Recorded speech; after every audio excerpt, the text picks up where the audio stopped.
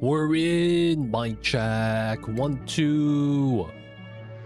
Legit City on the mic. We're back. We're in on Blasted Ceres, boys. Let's go. So this is the max difficulty Blasted Ceres run. So far, so good.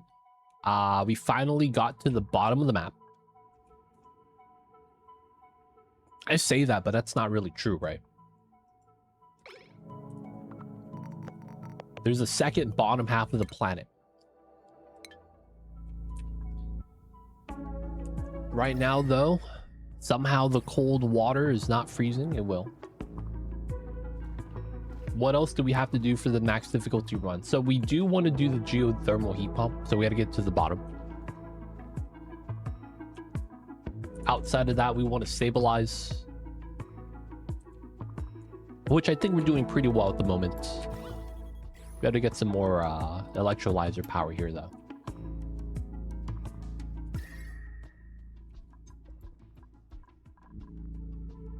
Temperature is not bad.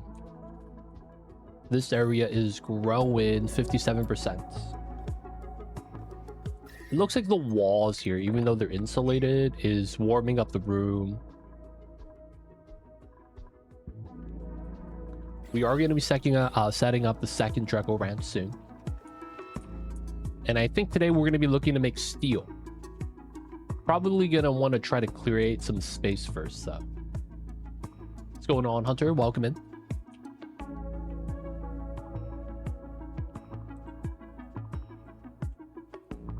We do probably want to make some space. Drecko's getting their sauna soon. Soon. There's no food inside yet. You know how the Dreckos are. They're going to want some food. I guess we're really not too bad with this. Let's try to get some sweeper tech. All right, so I do kind of want to warm up the map. Not sure how we want to really achieve that. I feel like one of the steps is that we're going to have to sweep everything.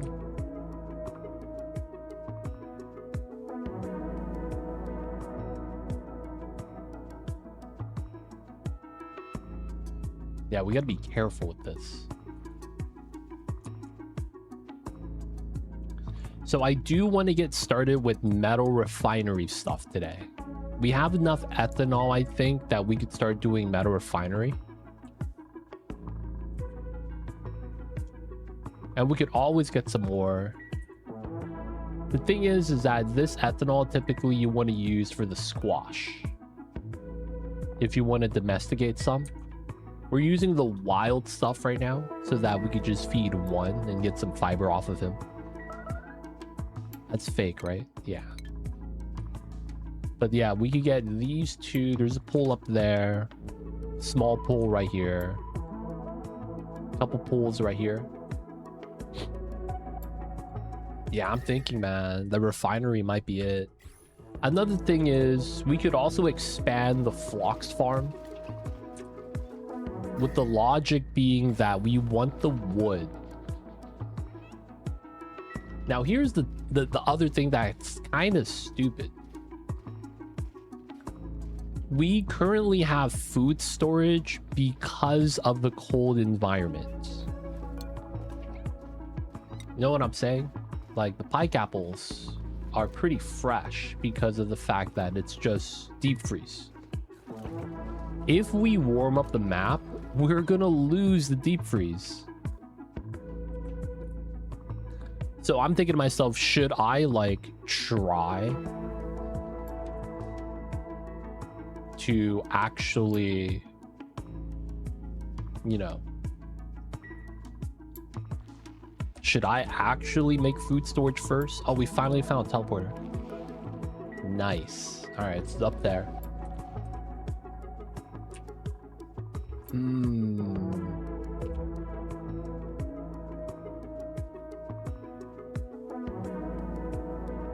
Could we do something jank?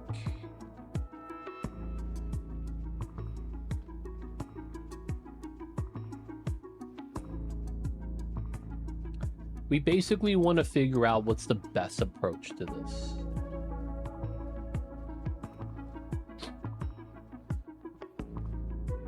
Growing phloxes. Oh, you know what will probably be the solution now that I think about it?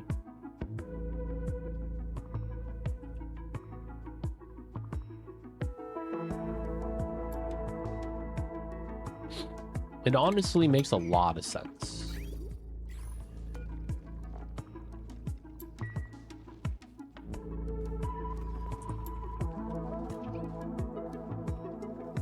Yeah, I think we do pemmican. I think what we might want to do today is make plastic.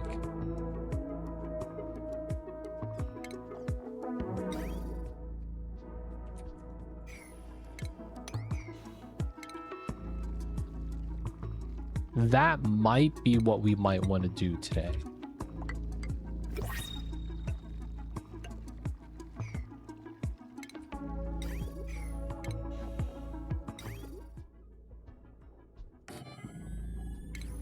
We might want to just grab the nectar.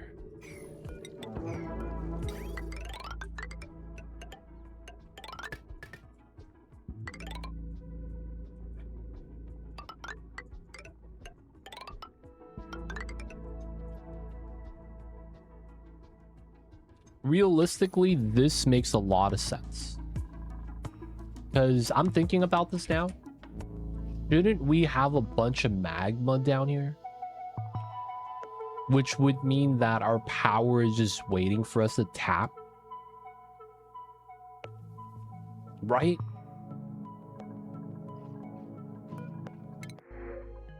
Zinc seems legit. I can trim the snows bomb myself at one later. That's, I think we do eventually have them do that. Have the bonbons on a single layer.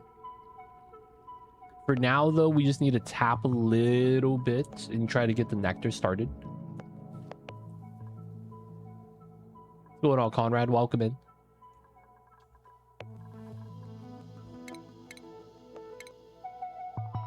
We want to polypress the nectar to make plastic. Then we make gaskets with a crafting station. And then we'll be able to get started with the turbines. Tap the magma, use that for power. And then that will be our initial power source. We could get away from the smart battery. That probably means I might want to get the battery tech. Oh, we already have that? No, we don't.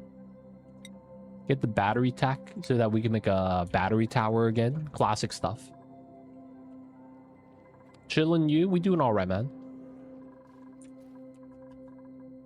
My OBS chat does not work, so I have to use this weird open up a new browser chat screen on top of my OBS. And then every time I change scenes, I have to pull back up the Windows browser. Something happened to my Twitch browser, dude. My chat doesn't really work as well.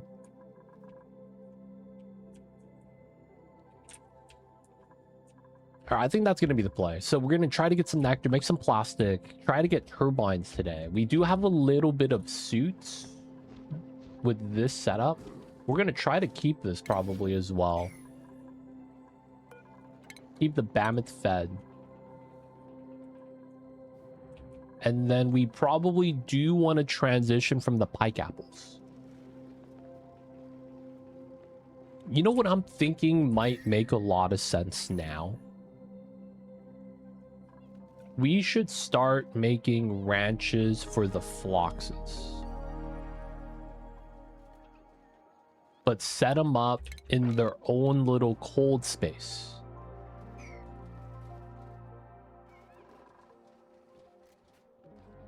I feel like that would make so much sense.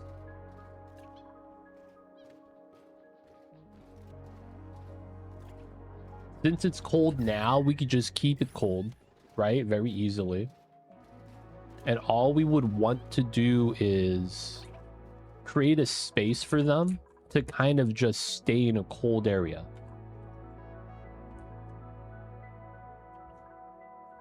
And the logic with that is simple. We need them for wood. Yeah, cold box. Because the plan is we're going to warm up the map.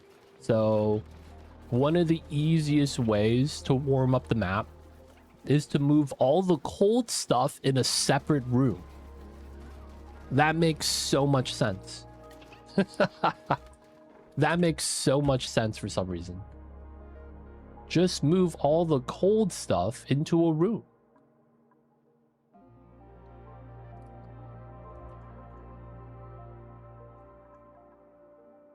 That just sounds like it makes a lot of sense.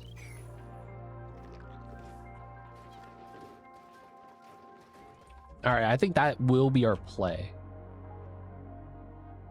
That will be our play.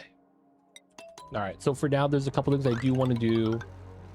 Now that I realize that wood is actually pretty nice decor, we're going to replace a lot of our mineral tiles with wood. That way we'll get the minerals back to spend on insulated tile space. I may also want to relocate where the alveol vera is. And we might want to go down to the bottom and seal it up from the bottom. This looks suspicious as hell, dude. Why is there... This looks mad suspicious. Something is holding up the snow, but there's no heat transfer.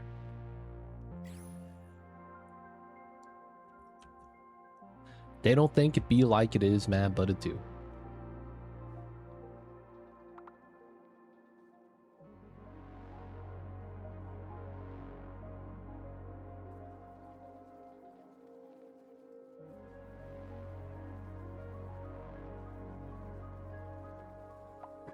Okay, yeah, random floating boulder. Probably what it is. Not touching the magma, hopefully.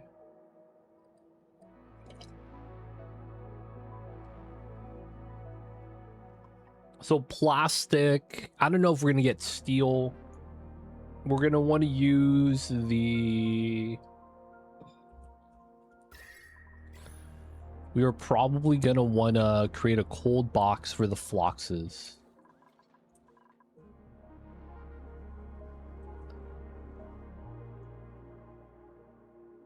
And then we probably do want to feed the seals. We're going to effectively have sulfur, right? From these just being open. That's going to be how we will get grub fruit for, or no, we're just feeding Sweetles. You have to make sure they don't die from the cold. Oxygen stacking up again. This is a great sign. Do I want to relocate my alveol veras into a box? I basically want to do a catch-all area like this, but then I want to make sure this area on this side doesn't, you know,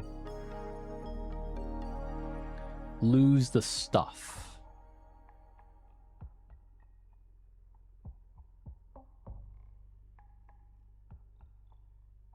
I'm not sure how I actually want to do this, because I do want to seal this up from abyssalite to abyssalite.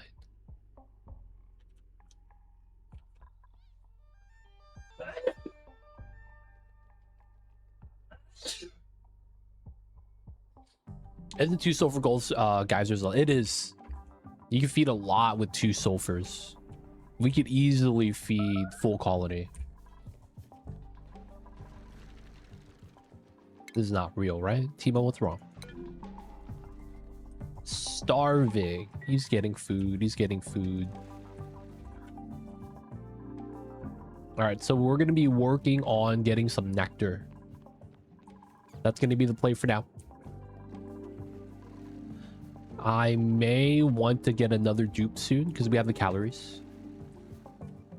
The petroleum is running, or the ethanol, because we're trying to get rad bolts right now, do some research. And then after we do that, I think we're going to build our battery tower on the side, on the left side. I feel like that makes a lot of sense. And then I do want to line this up and get our battery tower connected.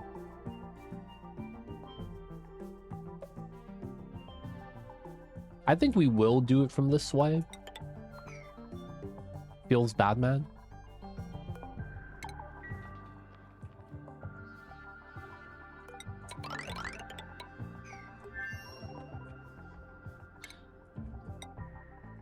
And then from here, proper spacing.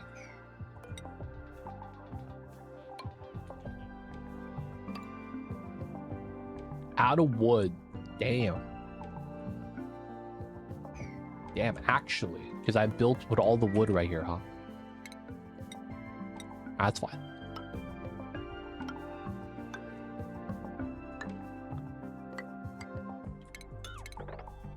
Four tiles, 4 tiles, 4 tiles, 4 tiles, 4 tiles, 4 tiles, and 4 tiles. Okay, so that's all good.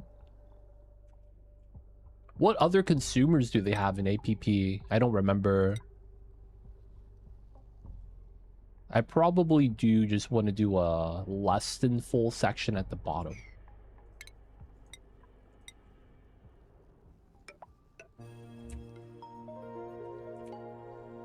We might just do flat floor.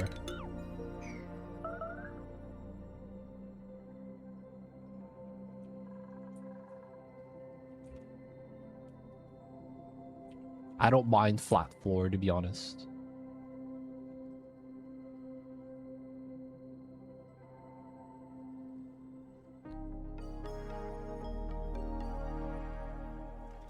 The guild goes.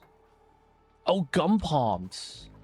Dude, we can't do any of those because it's like warm to hot in order for like those things to even operate. All right, caught that in time. Turn this off now. We're still telescope. I guess we can. We'll leave that there. Data banks 50. Let me get a bin for data banks. I forget that when meteor happens, the data banks fly all the way across the map. Oh, we have it right here. About 41? No, 51. And there's already 50 inside. Okay, that's not bad. We got some pit bags from the pod, but they not having a good time. So they're chilling by the heater. All right, we're going to put a proper floor at the bottom. We might put suits right here. I feel like that's not bad. Maybe even higher up. And then have the CO2 just fall down. Put a liquid lock at the bottom.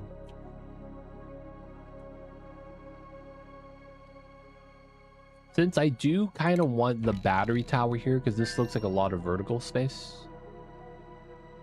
And it's on the side of the map. I might want to move the floxes here. Just stack up all the buildings together. So I probably want to put a gap here before we put the next set of floxes.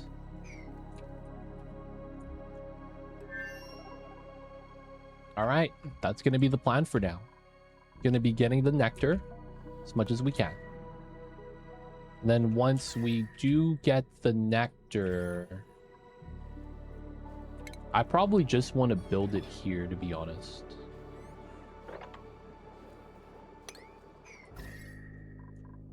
It is the vacuum up top. Let's do it here.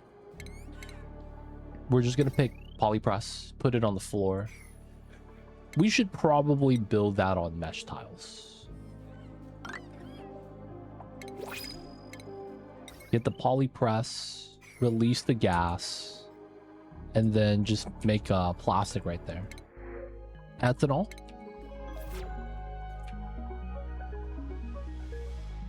If we do Sweetos, we can do gun palm, maybe. The problem is that if we're doing, I guess, long-term gaskets is not a bad idea. Because I'm thinking if we have enough plastic, it's not really needed. And it's like at that point, I might as well try to get something else. Like if I wanted lime, maybe we do Gilgos. Wait, do you get lime from Gilgos? Or is that only gold and no lime at all? Dude, you gotta stop dropping stuff, man. We're gonna build this and move all the stuff up. Only gold, that sucks. Oh yeah, we need boots for slippage. Man, I'm so happy that's a separate... That's a separate,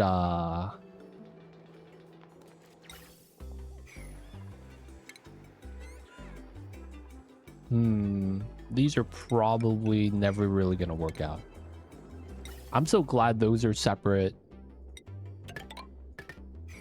Equipment slots does not compete. Can't be too mad about that. Oh, we got a little bit of nectar, boys.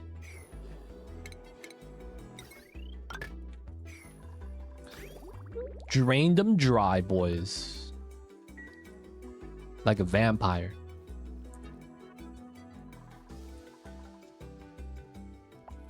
Okay, once we get down here. Floating rock. Let's go.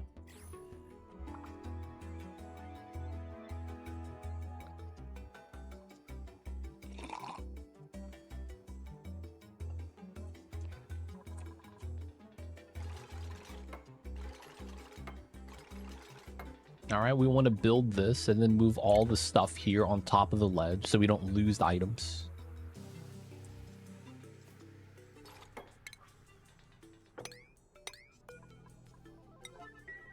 It's a weird strat. Somebody's got to do it. We're going to lose a little bit of ice here because we're going to have to build this out. So they're going to dig all this down probably.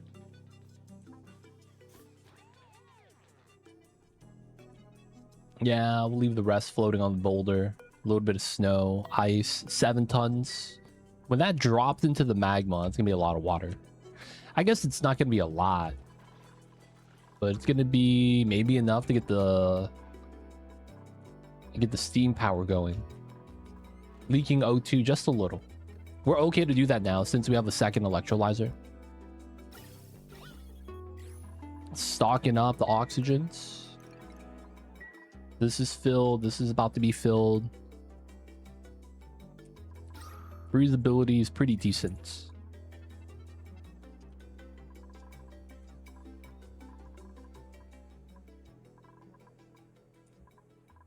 Cyberdyne, welcome in. I see you over there. Hello.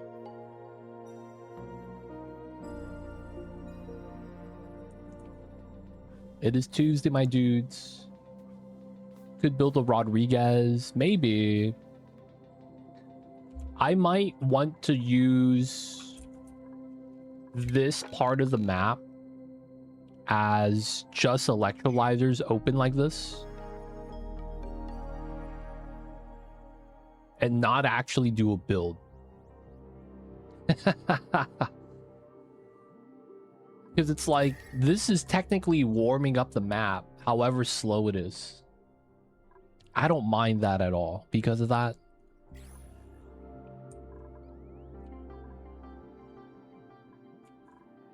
I might just leave this open like that. Keep the hydrogen generators near the top so it's not as bad.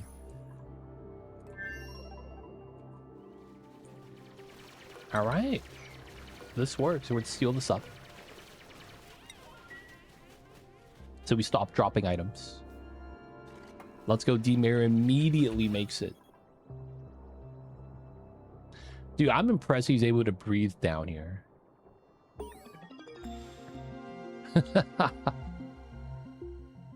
CO2 immediately becomes liquid.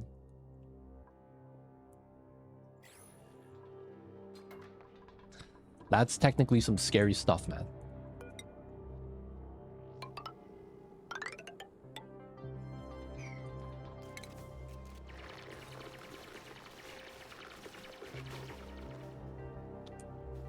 All right, we're gonna start our bottom perimeter.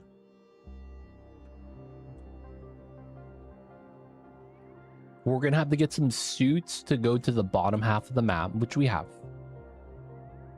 So that's gonna work out for us. Spacing wise, I believe these are no longer needed because it's 4-4. So we're gonna do these tiles here. Probably dig that to get across. The pea water ice keeps melting. That does not feel like a good sign. Oh, all the food. Fresh skewers. 80 Celsius. At least the food's hot, right? Can't really be too mad about that.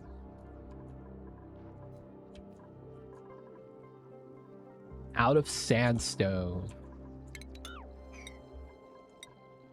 Wait, heck.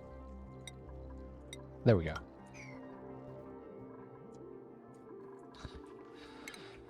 Okay, I don't know where we got all this obsidian.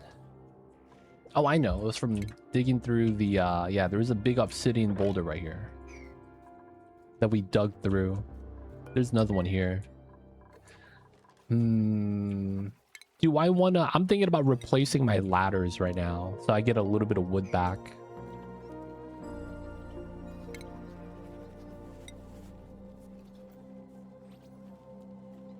But it's like, technically obsidian's better. It has the best melting point out of all the items I have right now.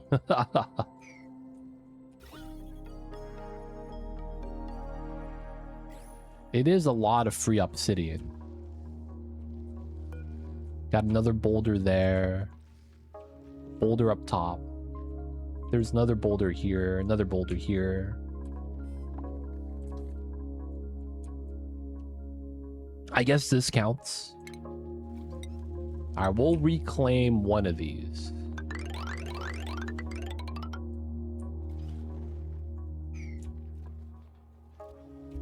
It's not too bad. Alright, this is not running excessively. We got our battery tech. We probably don't need the meteor blaster. Making visco gel supercoolant, emulsifier, soda oxalite. Oh yeah, the wood block. I wanted the core. That's right.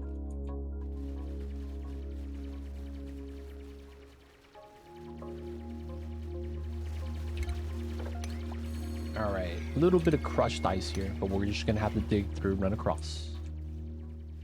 This part might suck. We're gonna lose this, but I think it's fine.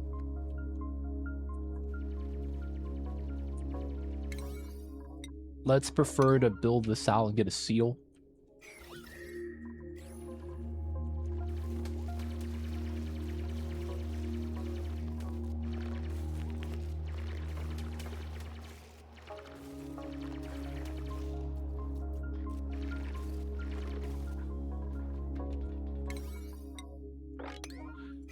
All right, so theoretically, this goes all the way across.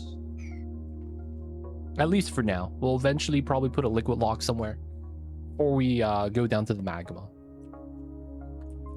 I just want to stop the leakage.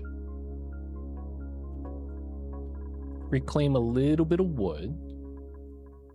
Little bit of nectar inside. What is the nectar to plastic conversion?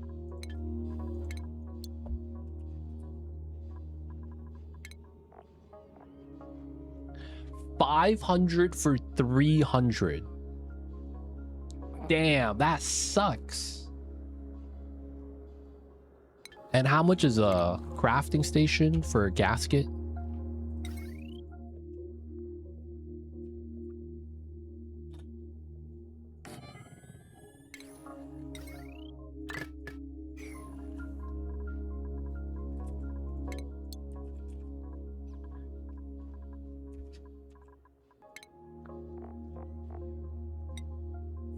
Okay, it's 50. Okay, that's not too bad. I get 6 gaskets. But I only get 20 kgs of nectar. Yo, man, this kind of sucks. Okay, none of these dupes are too good. I'm taking a dupe right now, but I want to take a decent dupe. Take the Mirth Leaf for now. What do we really need right now? We picked up at Hauler. We have 2 builders, farmer, maybe an operator. Temo's our highest skill despite not really being an operator.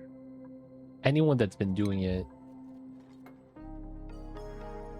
I want to make snow for the bonbons. Oh, man. I don't know who I want to give that cursed job to. That really do be a cursed time, though, I will say.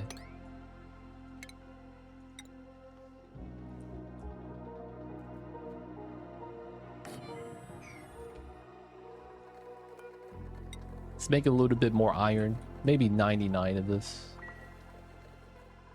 While we can do that at the meta refinery, I feel like... Yeah, I guess we could. Let's just do 25 then. We do need a little bit of refined metal.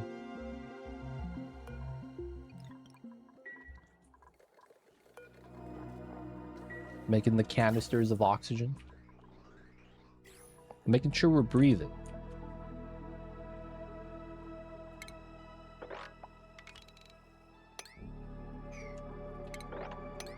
Alright, we do want to go through this way.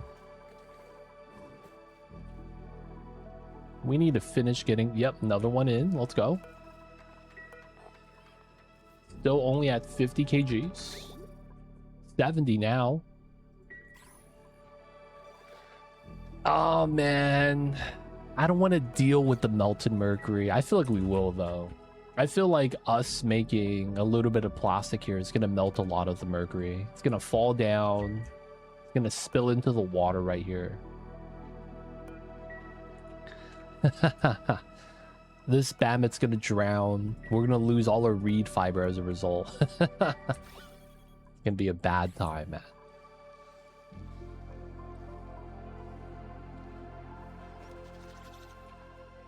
Make a dam. Yeah, that probably does work pretty well.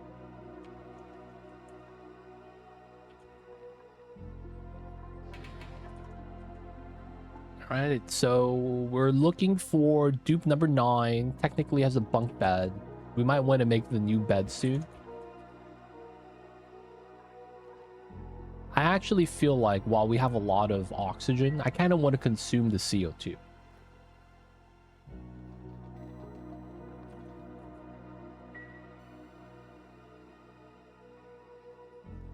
Should we make an Alveo Vera box? Keep it cold, have the ice inside, and then just pump in all the CO2. I guess the problem with that is if it's too cold, the CO2 liquefies. We probably eventually get away from the Alveo Veras, to be honest.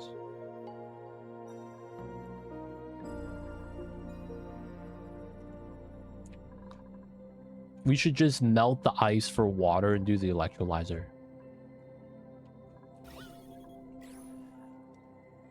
That means we'll eventually dig this down and put more electrolyzers in the way. We don't have a CO2 geyser, do we? Yeah, not yet. This is our list. We have 6 more that we haven't found.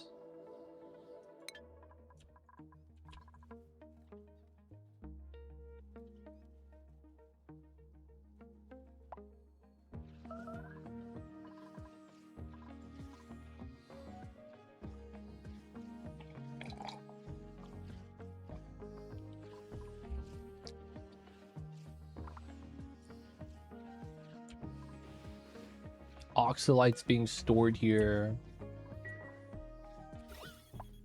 They're actually doing the jobs. Dude, 6 tons of oxalate. Very breathable. We are very breathable right now, man.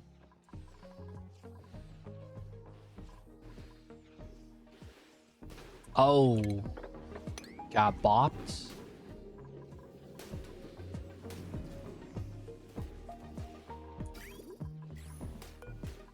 All right, the pipelines are good. We could kind of just leave them like this. We're up to 170. We technically don't really get that much plastic yet. All right, so we just kind of let them do their thing then. How long for this to 18 cycles? That's kind of long. That reminds me. Oh, they harvested this. And we didn't get any new seeds. Damn it, dude. We didn't get any new seeds. How unlucky. It'd be like that sometimes. Slowly but surely. Now that I think about it, if we're going to be doing warming up the map, we don't need as much phosphorite. So it's still probably good to have because we're down to 4 tons. We're going to probably want to dig this out, move the Alveo Vera. Because we do need them for now, even if we're not going to need them long term. I don't know if I need these gates actually. Let's go for some tech.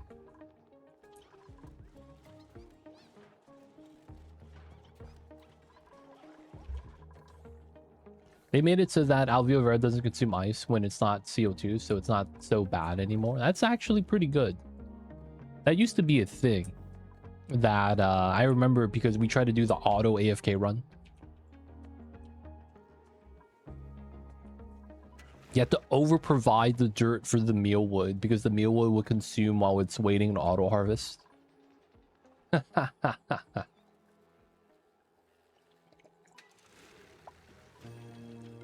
I remember that, man.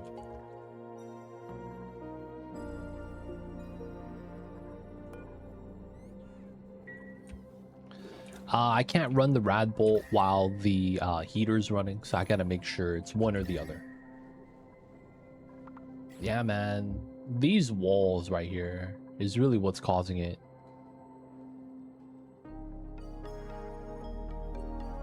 Because technically this is a vacuum. So the only way for the map to get cold inside here is from the tiles. Feels bad, man.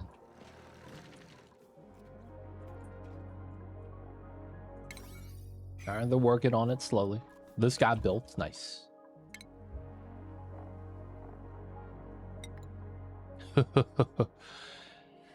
Dude, I wish I could build this battery module out of mercury.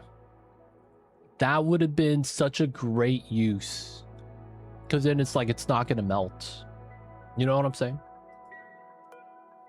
Could I change this to mercury, actually? You know what? Let's not change that. You know what's going to happen? They're going to grab the mercury. It's going to melt on the way. Cinnabar, no, Cinnabar is decent. Cinnabar melting point is actually not that bad. 500. Mercury melts at -30. So it's like mercury sucks. But since Cinnabar is kind of like lead in the melting point, it's not too bad. I could actually run that in the colony even when it's warmed up, right? So because of that, I'm like, yeah, it's not too bad. Oh no, bro.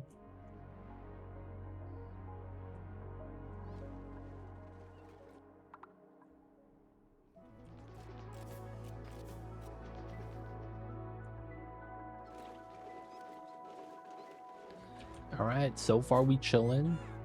Entomb telescope, it's fine. Area's complete. Let's get the canister filler here. Oh, the tree's in the way. We gotta bop that. 210. All right. Plug that in. I guess since the telescope isn't plugged in, we're gonna bop that. And then plug this in.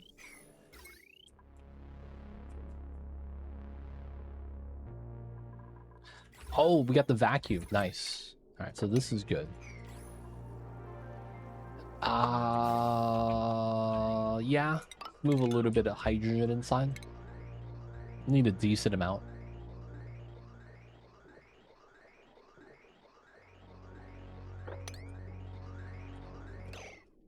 Yeah. It's plugged in. It's good.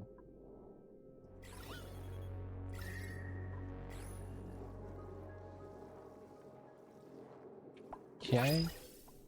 500. Let's let that settle in so we know how much gas per tile we added in. Ooh, mosquitoes. Everyone here is not that good.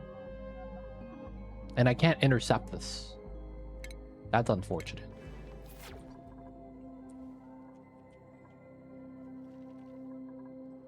I kind of want a battery for this.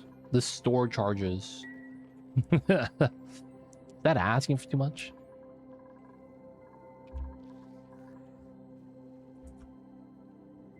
You would want to bring them just for them to die. My man hates mosquitoes, dude. He really does.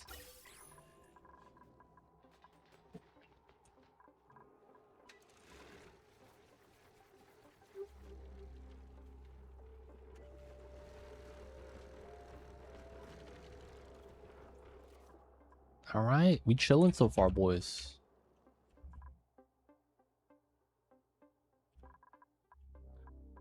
We're going to be making some plastic, get some gaskets. Once we get the seal down there, we're going to be moving a little bit of the alveolar vera. Hopefully, this will grow in time.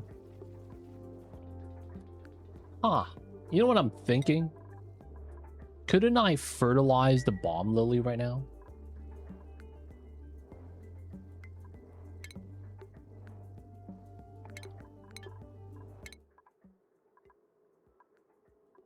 I could. What's the minimum size for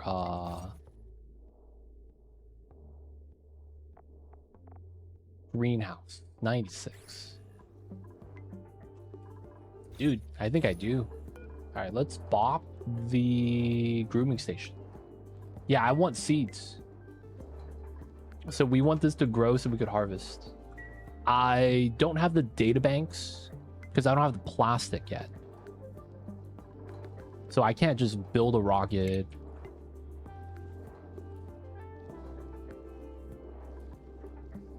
Yeah, but it's still like, still kind of slow.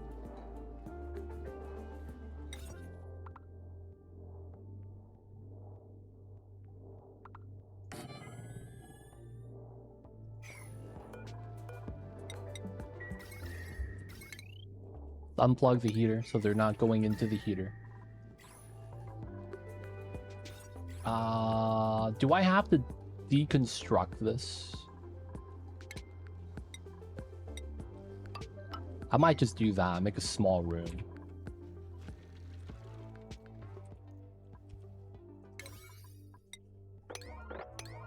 We're gonna use the fertilizer, boys, for the first time. It is going to be sus and keep on wheeling. Those are good enough. Maybe even Timo. For the first time, we're going to be using the farming station and utilizing fertilizer. Wait, do we have fertilizer? This doesn't exist? Hold up.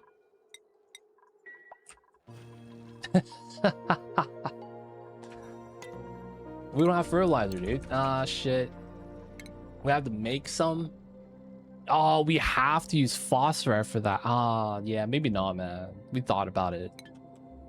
In theory, that made a lot of sense. But you know, man. They don't think it be like it is, but it do. Alright, we got the rad bolts. Unplug that. We're gonna start heating up this room.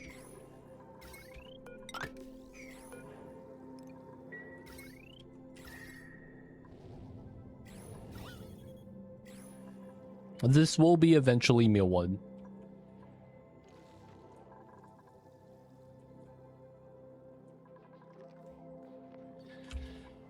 Farmer Boops. You know, I'm not gonna lie. That sounds like it would work pretty well.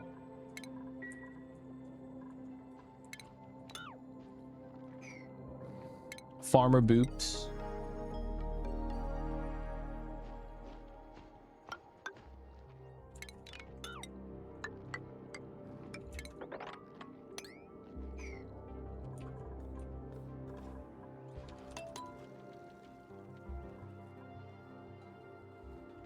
Tuesday Dupes. What's going on, Admiral Acmere? Welcome in.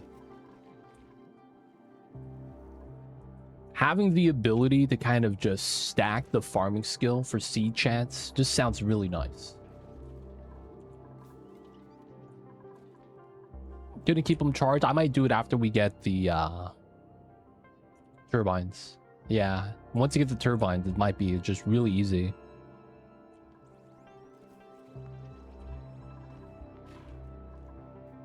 All right, this is in. We should have enough power. Let there be plastic.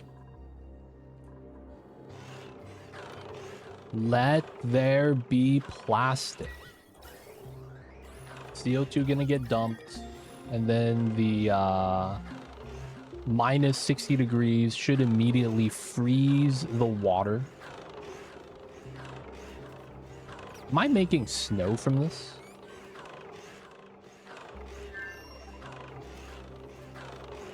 No, it's ice, right?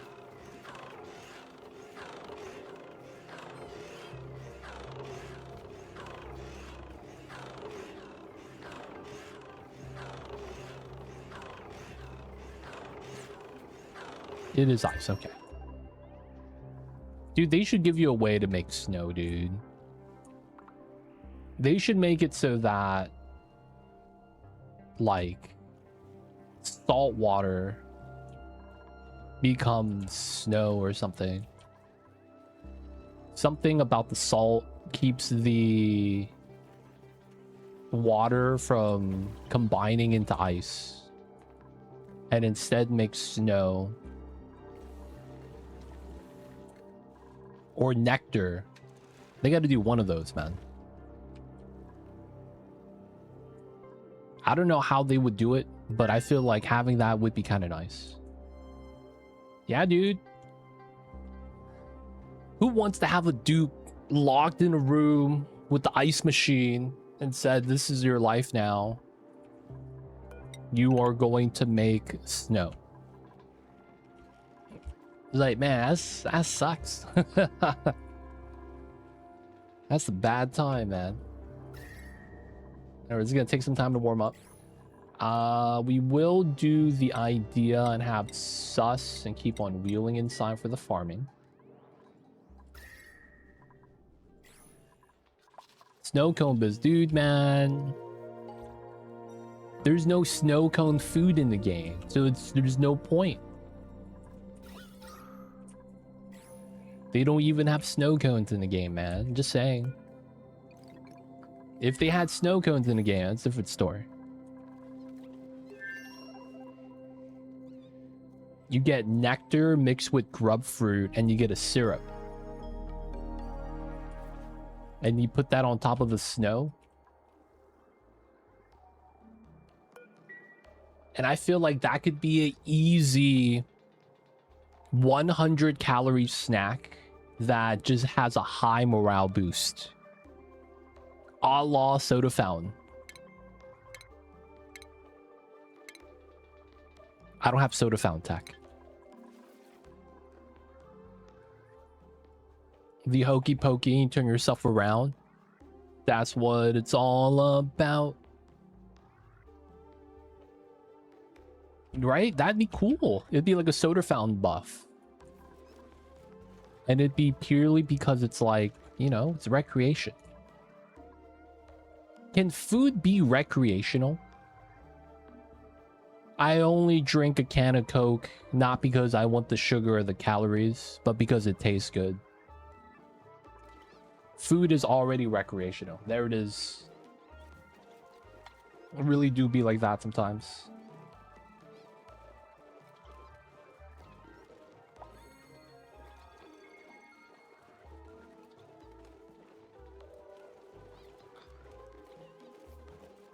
Give the same morale buffs. The sugar will do that, man. That's all you need sometimes. Just a little bit of sugar. 210 plastic. Gasket time. Make some gaskets.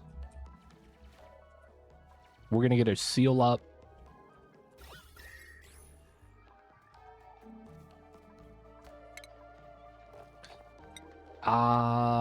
I don't know if this really makes sense to do now. Oh shit. Oh, the sulfur is melting the ice. Okay. I was like, what spill was that? And then it refreezes. Classic stuff. I guess I don't mind that.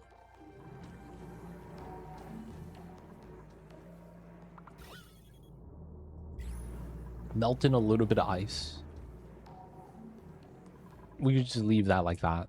At least we caught it. See, if that happened earlier, that might have caused a reaction with the melting. But we caught it, boys. Decent. Alright, so I do want to move the Alveo Veros down lower. I don't mind having this here. I might just do a separate group. Because it looks like a lot of the CO2 here is just solidifying.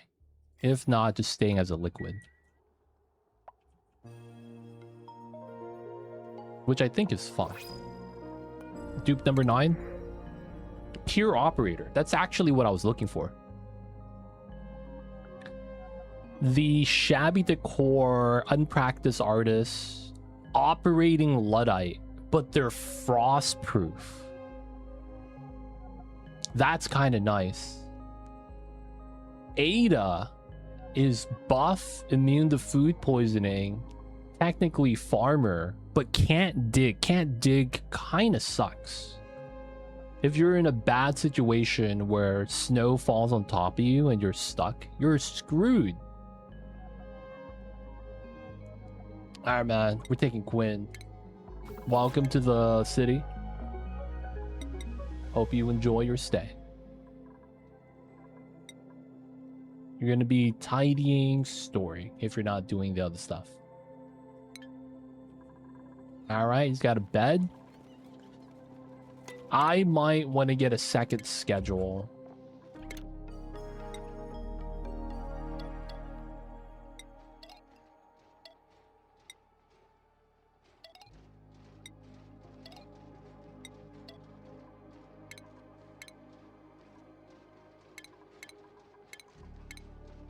We're randomly choosing people. I realize when they all eat at the same time, we have a group of people that don't get to eat at the meal table.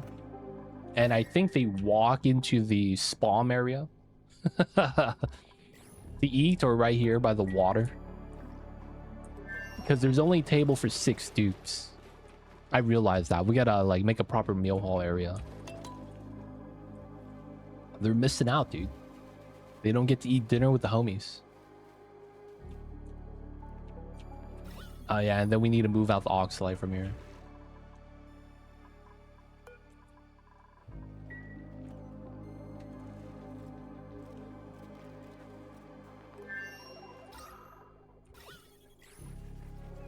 Let the CO2 spread. Alright, so the extra dupe is going to start removing calories. Pemmican. We do have tallow. This is made at the musher? It is, okay. I guess we need one of these.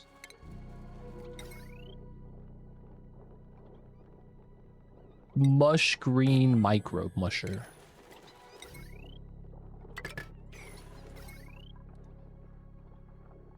Should be fine. That's a 240 watt. We're not rock crushing, so we should be fine.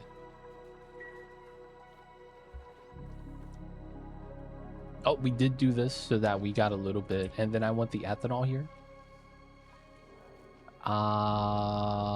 Where did I want the ethanol? I wanted the ethanol for something. I forgot what it was. What the heck? I needed a drop of ethanol. Oh yeah, right here.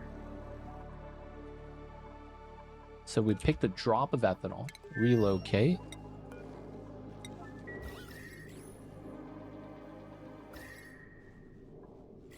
We're gonna move in some CO2 into this at some point. So this is how many tiles? 11. We want minimum 200. So that's what, 1200? Solid carbon dioxide. 500. Wait, that's grams, right? Okay, I just want to make sure. Kilograms. Kilograms. Kilograms. You got some grams of CO2 here, man. I might just have to just pump it in. God damn.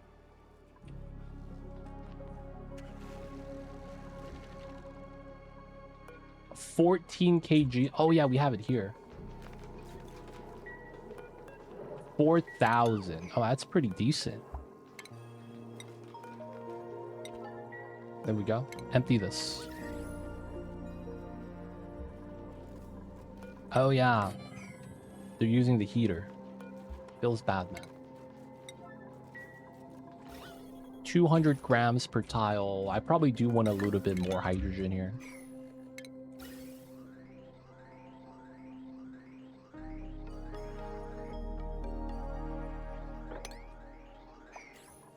CO2. We're gonna release some more hydrogen, so we try to get a single layer here. We don't need this gas pump anymore. And then I am gonna build a metal tile out of mercury. That's how we got the mercury pool there. Dude, just using the heater. 500. Oh, it melted immediately. Let's go. All right, we got our drop set up. Can't be mad about that. This is getting a little bit... Okay, we'll have to plug this in. 900 watts. So we're not doing rad bull and we're not telescoping. Still making plastic though.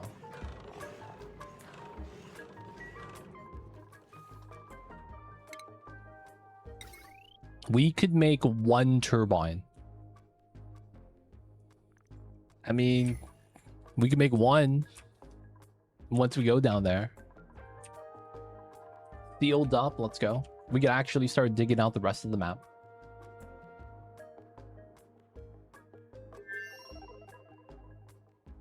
Okay, so how do we want... So we know that we want to dig out the snow. So we should technically try to line this up so the CO2 keeps in here. We could actually do that from underneath. At least up to like... Because I feel like this might float around. We're just trying to consume the CO2 if anything right now.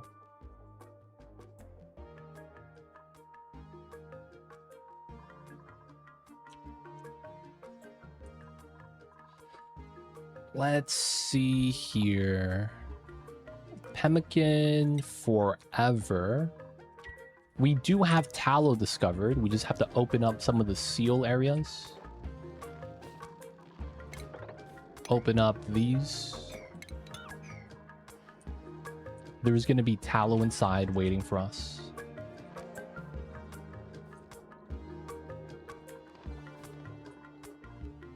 Right, so there's going to be free pemmican.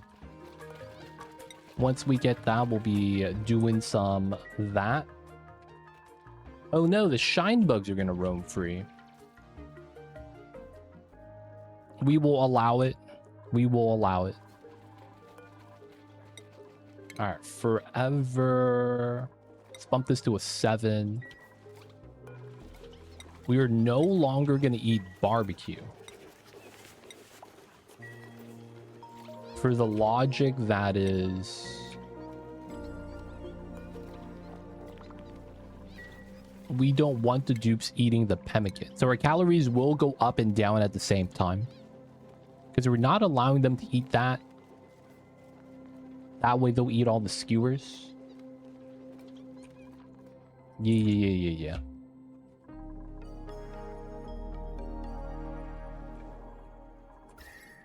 Alright, this looks pretty decent. We're just waiting for this to get to like 30-ish degrees. My man, coming in and warm up his hands. You gotta stop this.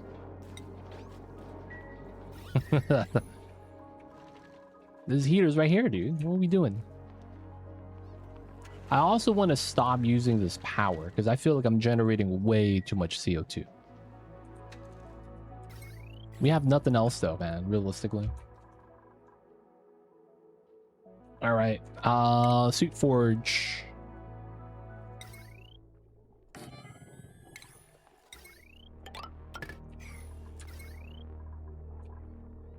We're not researching, so it should be fine. And we're not rock crushing.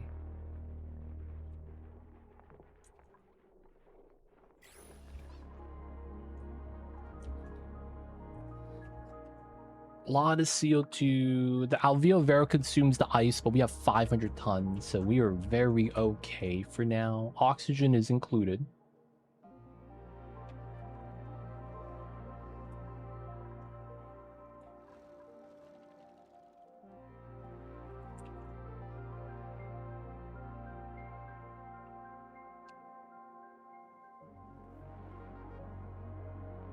I think I will make a weird setup. Feels like it just makes sense. We're gonna start trimming, boys.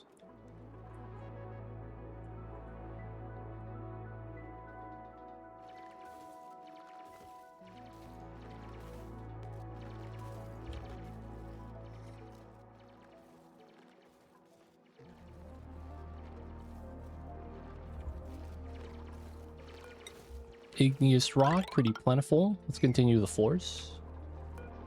We're not going to need these two tiles anymore. I feel like getting suits just for the setup that we want to do doesn't really make too much sense.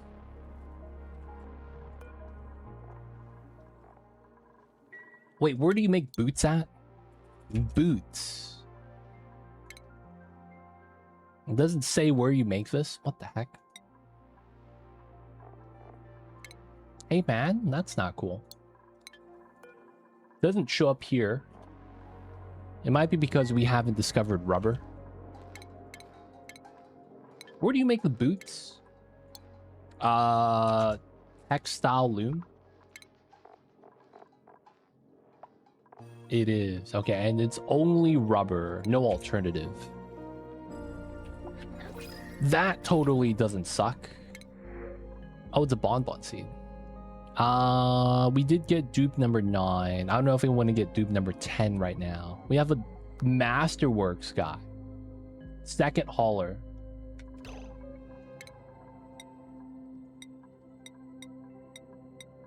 We do have someone that's going to do the art design. But you know what? Maybe they don't have to. Because they are doing digging skill. And they're already at 7 required. We take Cena. Because she comes with a nice decorating skill. She becomes a hauler. I don't have a bed for her.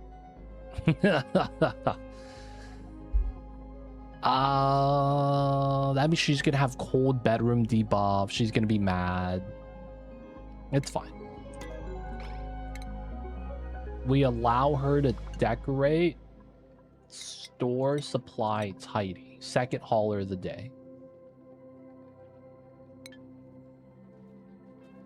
All right, no bed for her, unfortunately.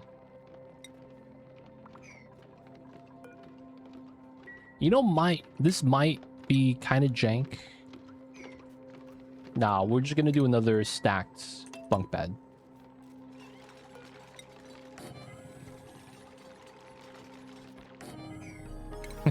Feels bad. Bunk beds are life, dude. Bunk beds are where it's at.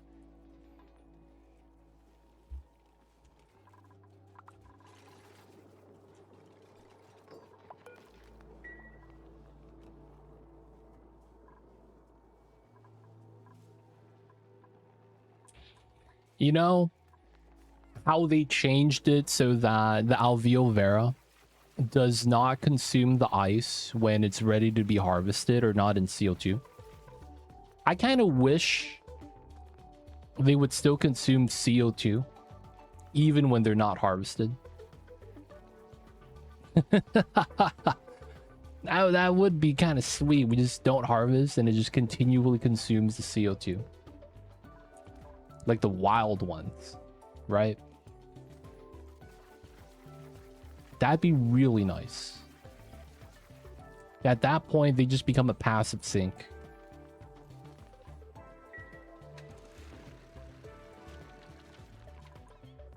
They're technically late game beds. Ladder bed, comfy bed, feels bad, dude. This one comes with a debuff, jostled bed, or whatever that's called. All right, so we know we're going to be making a new flocks area. I don't think there's much we could really do about that, so it's going to be time to make it.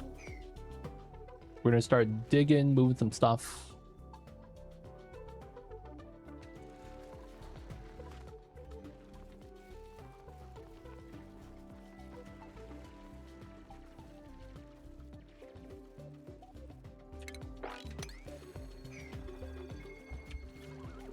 Oh, my man's slipping still.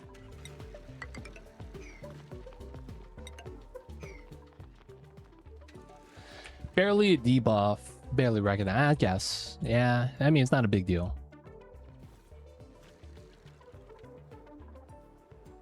Dude, 4 tons of polluted ice has settled on this tile. We've gone through a lot.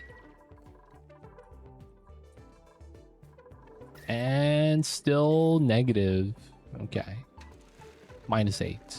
It's getting there. Yeah, man. Stress is low. The massage table came at a cost, though. We polluted the map. Guys. Air pollution quality or massage table? If you had to pick only one.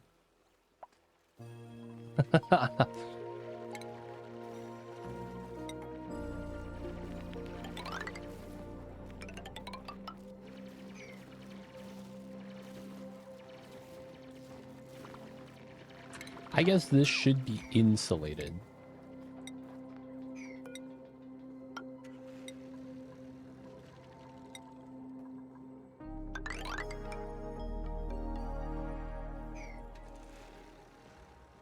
Because that's technically what the trade-off is. Better air quality, because less CO2. I guess the second solution is just solidify it.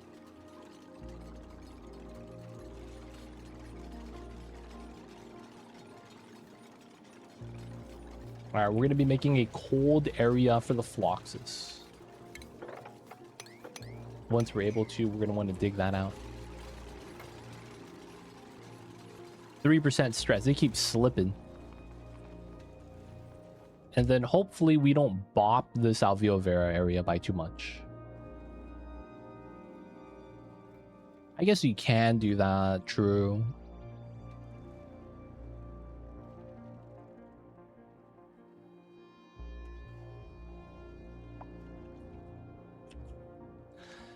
So we're going to have all this oxalite. That's not a big deal because we already have a lot.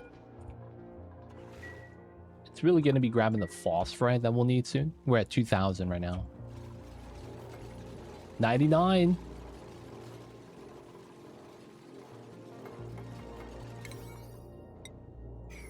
All right.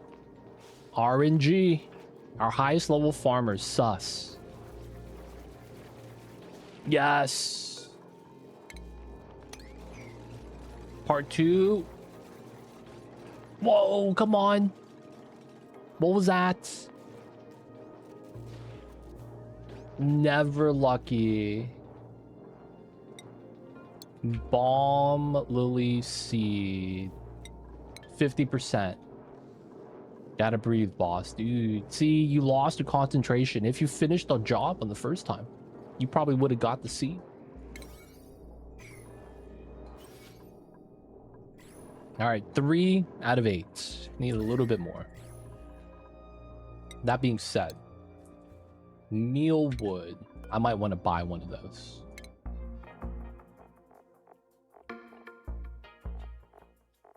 Mealwood seed.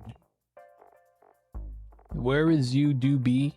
There it is. Okay, cool. We're gonna have to intercept some charges now, but I think that's fine. Oh yeah, I gotta make some suits. Let's make some of that. See chance of my farmers. Stus is 9 farming. I think he's like 20%.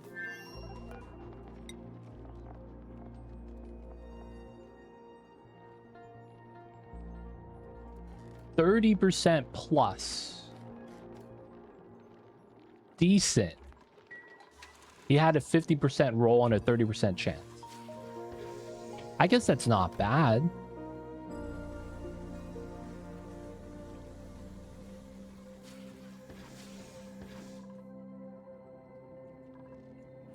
Oh, he actually broke out, huh?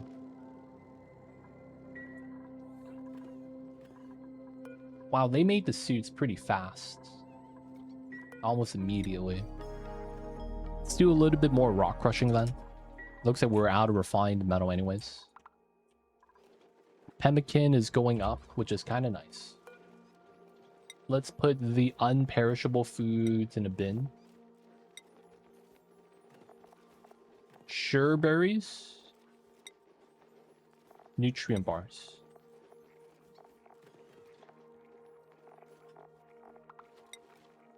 Pretty good.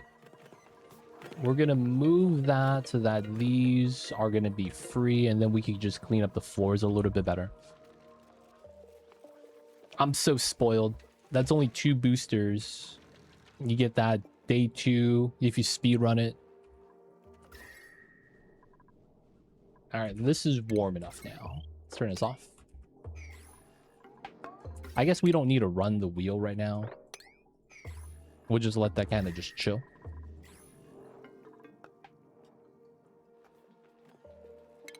Do we have a mechatronics guy? We don't, huh? D Mayor. That's your name they're calling, man. Oh, I don't have the metal yet. All right, we gotta wait for that. Let's keep the pumps pumping. Get the canisters of oxygen. It's not bad. Oh, this got built. Nice. All right, so we're going to continue this. Continue the builds. This is all ice and it's soft, so I shouldn't be worried about getting stuck.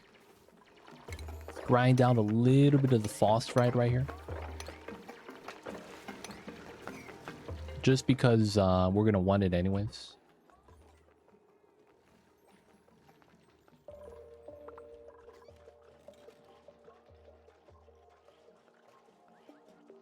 Now, another thing we could do is all of these ice biomes is free food. We could just go and grab all the grains right now and get like 1,000,000 calories of buns. Get the buns, man. Get the booty. Gotta get the treasure trove.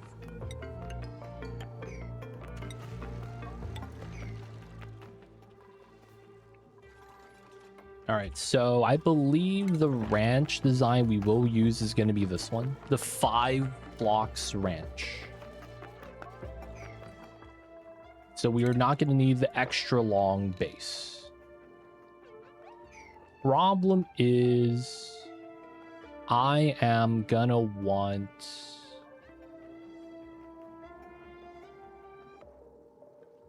Damn, that means I kind of do want to use suits for this.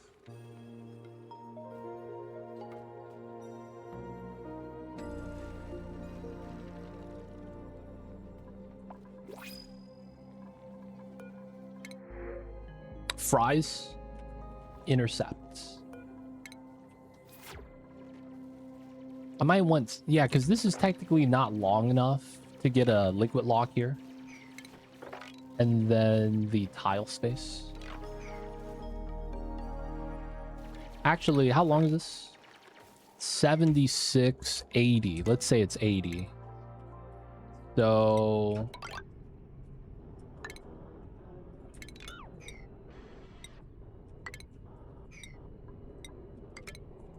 why does it keep doing this? There we go. 80. So that's the size we would have. So... that is the same thing as this. Cool.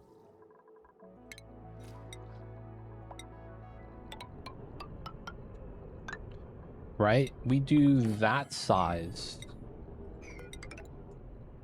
There's a wall right here. We do... how long was this for the setup here? 9 tiles, 10 tiles a door. So it's gonna be here, here. Yeah, 9. So this is now 20 tiles because it's 24 minus 4. This is 36, so 56. 60, 64, 66. Is that enough space for the flocks? 12, and we have 5. Yeah, that's actually enough. I wouldn't need suits. I believe that these could grow in CO2. Yeah, they can. So the dupes breathing in and out is okay. It would kind of suck. You know what we could do that's actually kind of stupid, but it would work? We could have alveol vera growing on the other side. So that it would just consume the CO2.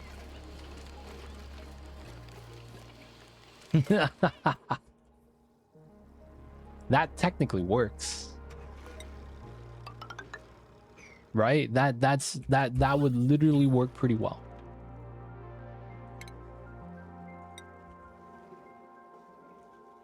All right, let's do a weird setup over here for now.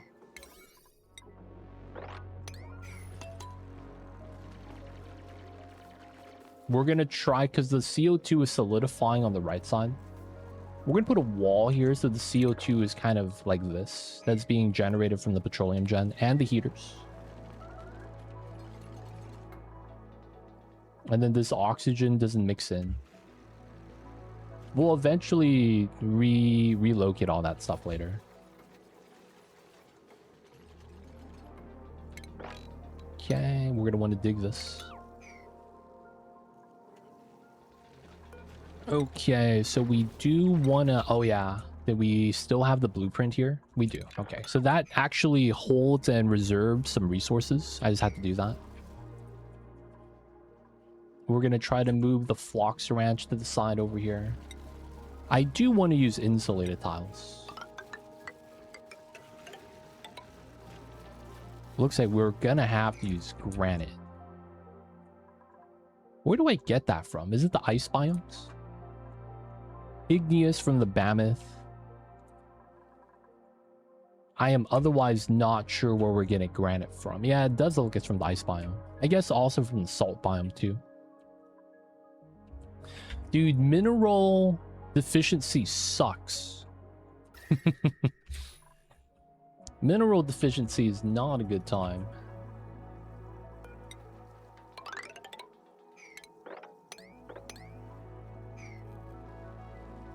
Yeah, all the CO2 is liquefying once we get down here. We're gonna have to move that back over at some point.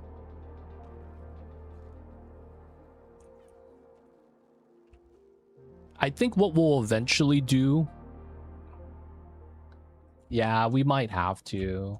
The thing is that it feels like it's so wasteful to use obsidian for like ladders. like this. Because it's like later on, I'm going to need it for the magma zone. We want to build pipes out of obsidian so they don't melt. You know what I'm saying? It feels like it's going to be so wasteful. I guess we do have a lot. Yeah, that's what we're doing. We're going to be scaling up the Phlox Ranch size right now.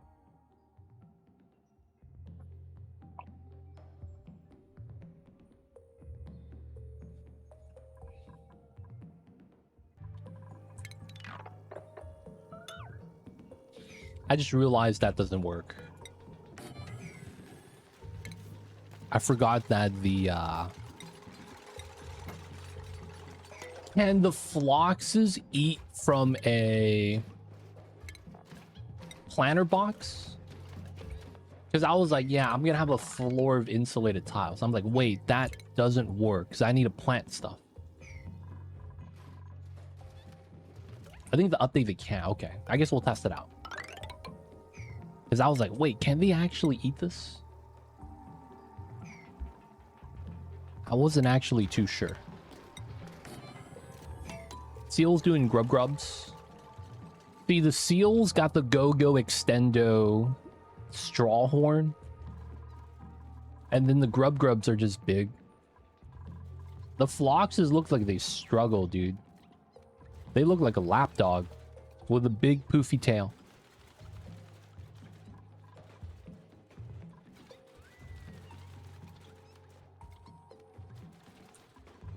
Really do be like that sometimes.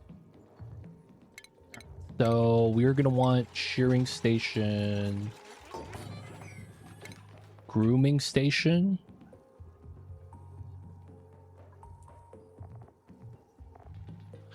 Huh. I'm realizing something though. They could jump up. Is that a bad thing?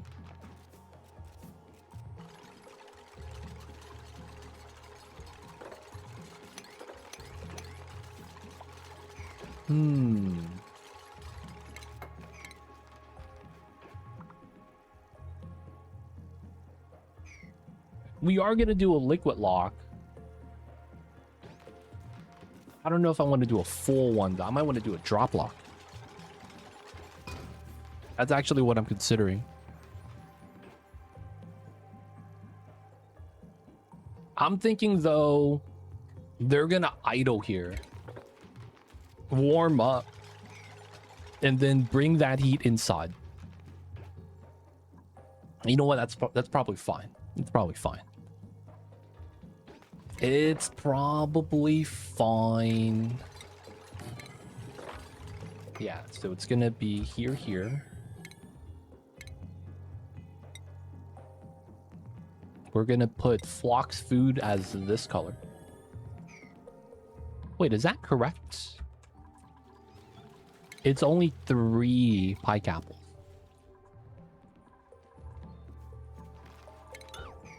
That's actually, wow. Get the drop off here. Is Alveo Vera 2 tiles? No, it's... Oh, damn.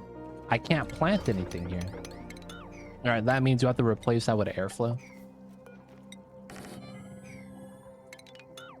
And then we'll have blue for the other ones.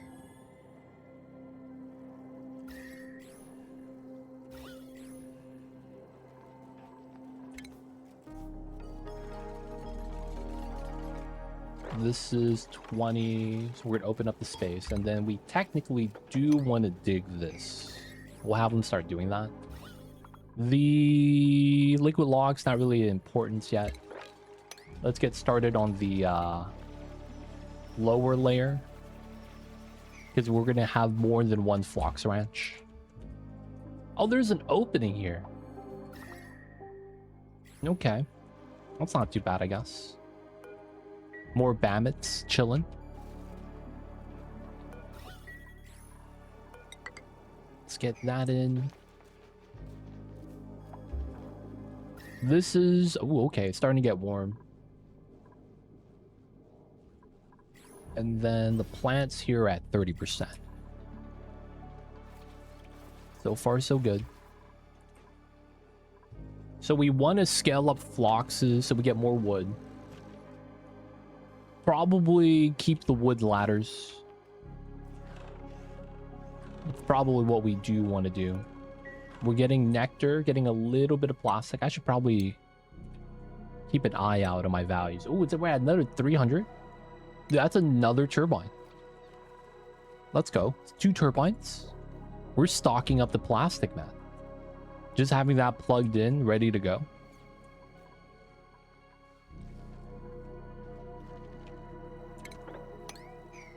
Not bad. Okay, that's going to be the other area we're going to want.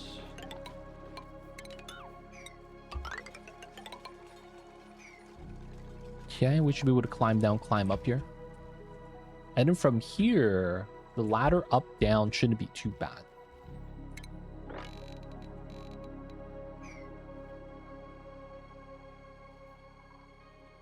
Yeah, it should be all right. This felt like it made a lot of sense. And we have a little bit of a CO2 trap now. Technically, we want to dig all that.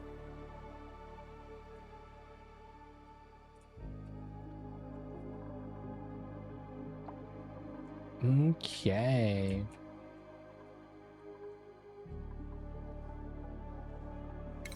I never looked at this geyser.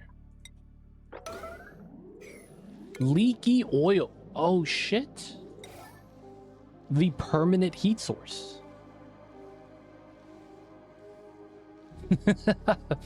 It's the permanent heat source. Leaky oil. 326 Celsius. That's kind of nice.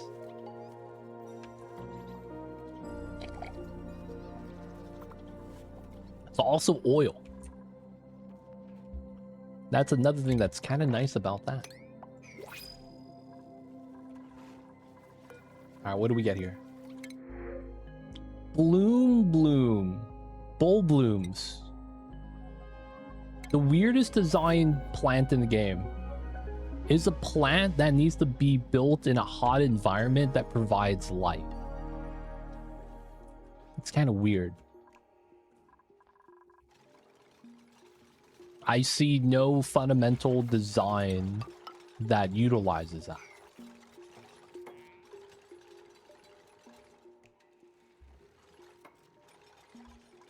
But you know what? It is what it is.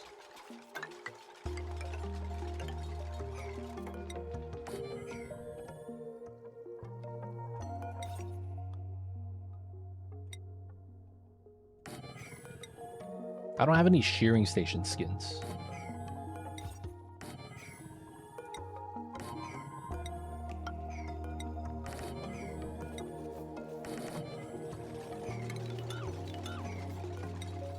We gotta use the clay. We're otherwise not gonna use it, I don't think. Kiln?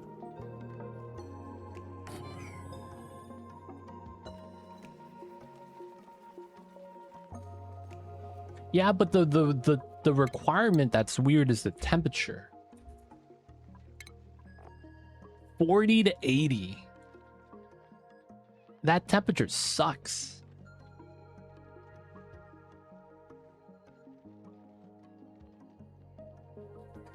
I see you though, Zaki. Welcome in.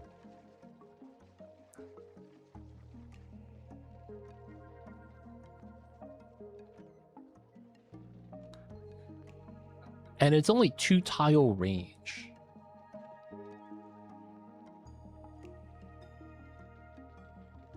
Makes me wonder, like, what was the design reason for this?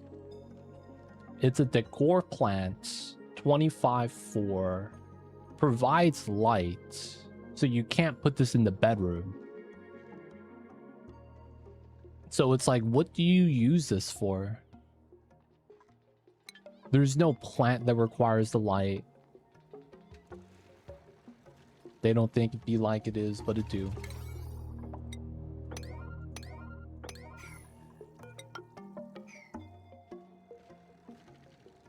I just look at that and I'm just kind of thinking to myself, I don't know why they have that designed like that.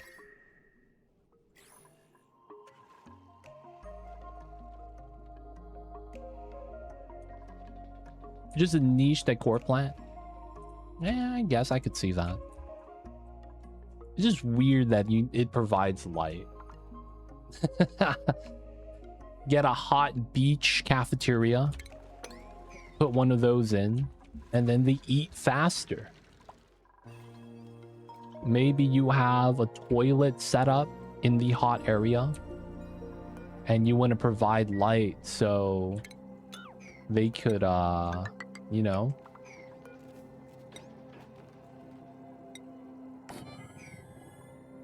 Poop in the light. Pooping in complete darkness sounds like a bad time. It really does.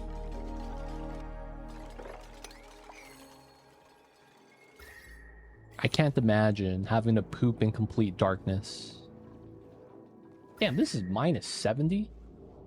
Oh, because it's directly touching the abyssal light. Oh, that sucks. That's going to keep this cold. Oh, that's going to keep my inside in a weird temperature range. Oh, that's going to suck. I might actually want to vacuum this. Or maybe even dig out the abyssal light here. Dude, pooping in the cold sucks, man. I will say.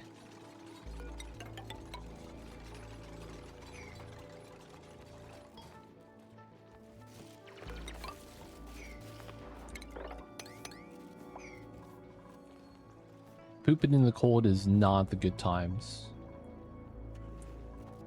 I think the worst thing about pooping in the dark is if there's mosquitoes. It's like a horror movie, dude. You just hear the buzzing and you're like, oh shit. Like, not right now, dude. And can't see the mosquitoes. You can't guard yourself. Not like this.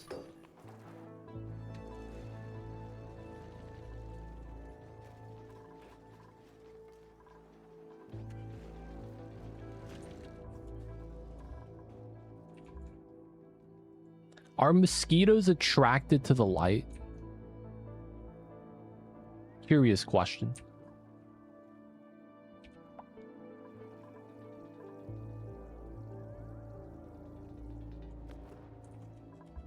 You know how moths just naturally be like, oh dude, it's the light, it's salvation. And they just start flying towards the light. Mosquitoes do the same thing.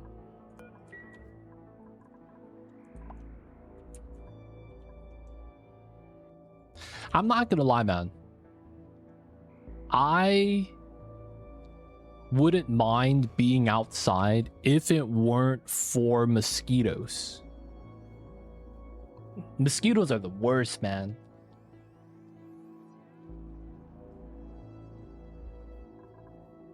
They really are. You're just chilling and you're like, oh man, there's a bunch of bug bites. That's why the bug lanterns use UV lights.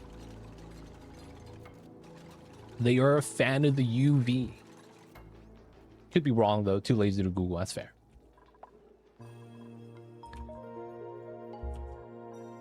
Being outside is not bad, except for the fact that there's always bugs. That was the one thing.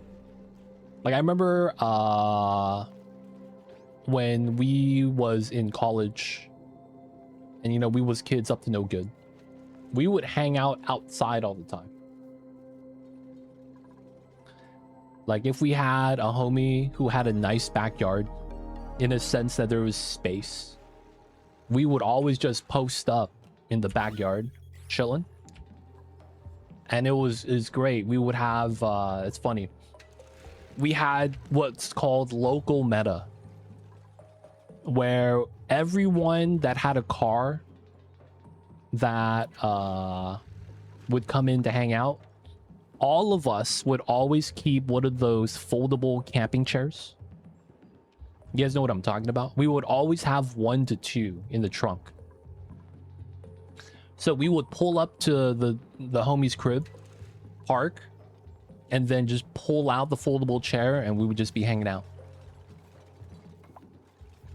And I'm not gonna lie, man, those chairs are clutch. They really are. Since they're all cloth, they're actually pretty comfy. And then we would just hang out in the backyard. Chill. We live in the hood, so like no one's gonna complain about playing music at night. Heck, my neighbors do that like even today. Keep on wheel and coming up with 5 streaming streaks. Shout out to you. Appreciate you, man. Yeah, dude. In high school, we did that too. We didn't have cars, so we would just pull up to one of the homies' crib. Some of us would bike there.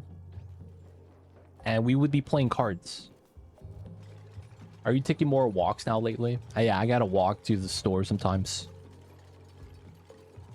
Sometimes I gotta get my foods from the local market.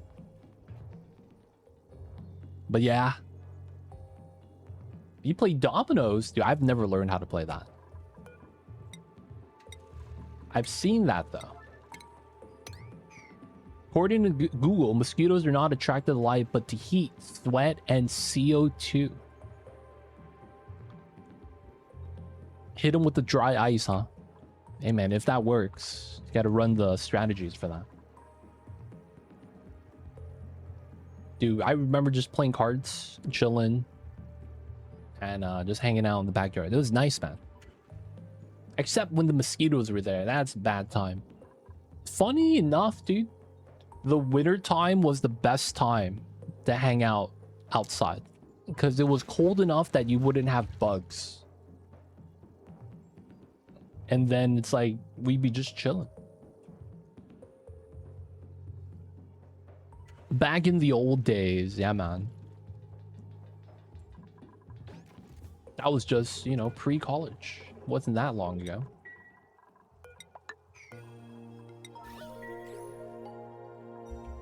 During college, pre-college.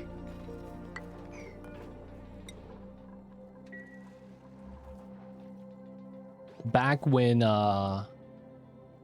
Ash Ketchum was not a Pokemon League champion. Back when Bleach was still airing.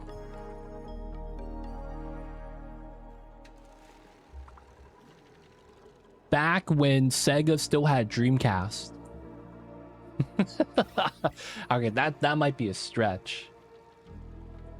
That right there might be a stretch.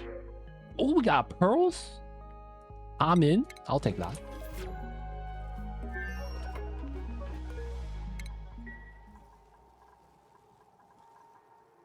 Back in my days, One Piece didn't exist yet. Dude, that's something that people would be like, no way. You were alive before One Piece was being written? Yeah, I bet you tell that to kids nowadays, they wouldn't believe you. Like, what? One Piece has been alive for like, I don't even know how long. Like, yeah, man. Back in my day, dude.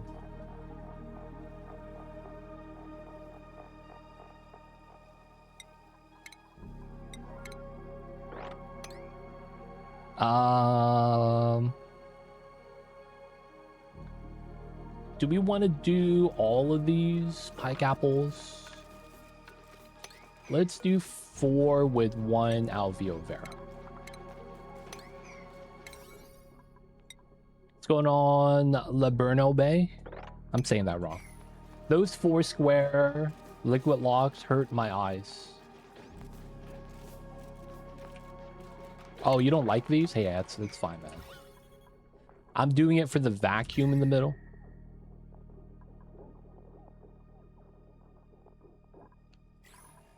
You could do it with the drop blocks. That's perfectly fine, but this is what we're going to be doing it for. But yeah, man.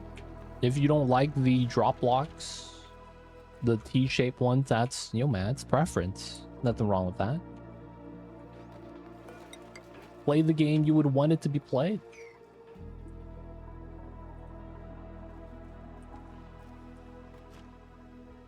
Oh yeah, we gotta disable auto harvest on these. Let these grow. And you know what we'll actually do here? This might seem weird. We are gonna put the sconce. Oh, I don't have sconce? Dude, no way. Oh no, it's right here. We're gonna have the sconce here.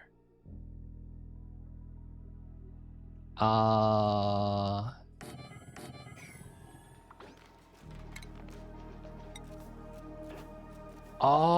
you know what I just realized? The phlox is gonna walk out, lay the egg, and we're not gonna be in sweep range. Oh, that's gonna be kind of annoying.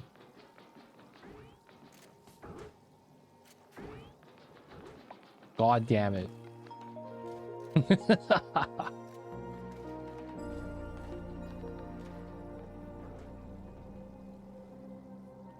These one square vacuums never work in my games. Gas gets in somehow. It's pretty weird. There's a lot of nuance to it. You do have to play a certain way. But I've been running this for 200 cycles. Vacuum, vacuum. These were just made. I've been having no problems. I don't think I've ever really had problems with the vacuum locks. Even this one has liquid carbon on top, but this is still a vacuum. It was only if you get a flatulent dupe, all hell breaks loose. And then that's a bad time. We don't talk about flatulent dupes. They are actually the worst. Dude, you know what happened, man? I was playing the Aquatic Planet Pack, and I was doing the printing pod objective, where we have to rescue Minnow. And man, did that suck. Because Minnow came in with a flatulent trait, and I was like, what? Bopped all my drop locks. Bopped my food storage. Because it kept farting in the food. And then I was like, all right, man. We have to sacrifice Minnow. So we had to purposely see whether or not Minnow was really the descendant of Aquaman. And we found out that she wasn't. Might have suffocated. It was a bad time. Alright. Looks like the sconce.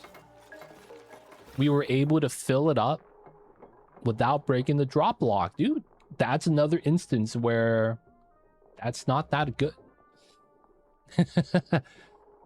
Technically, that's not a good thing.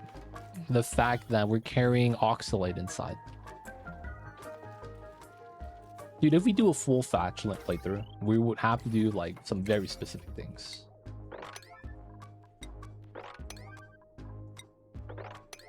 All right, these are at 27%. We could probably get this started. Copy paste. All right, so we want to see whether or not they could eat from the planter box. They should, right? There was an update for that. But I guess you never know. So this is going to be how we verify.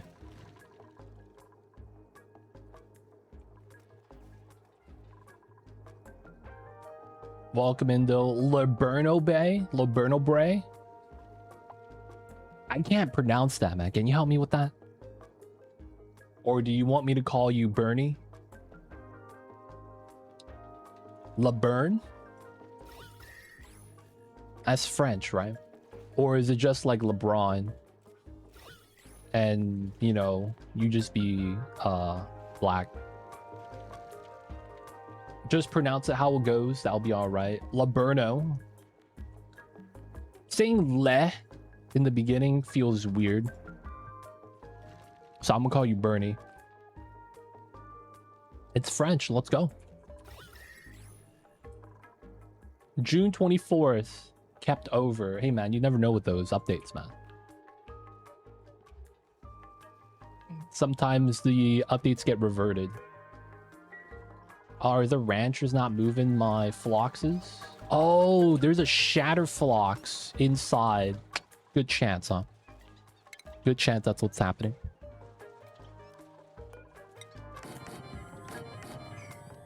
Let's see what shatter phlox drop off.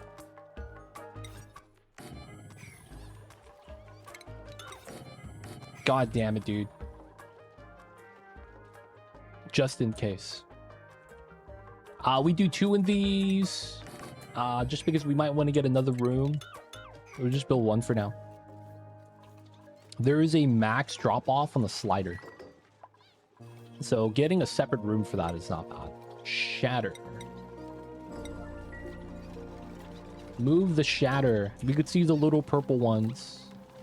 Maybe we should move them out, feed them. Maybe we should do one of these as a shatter flocks so that we get glass. That's not a bad idea.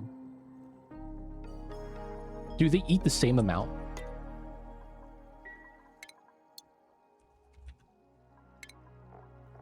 %, 20%.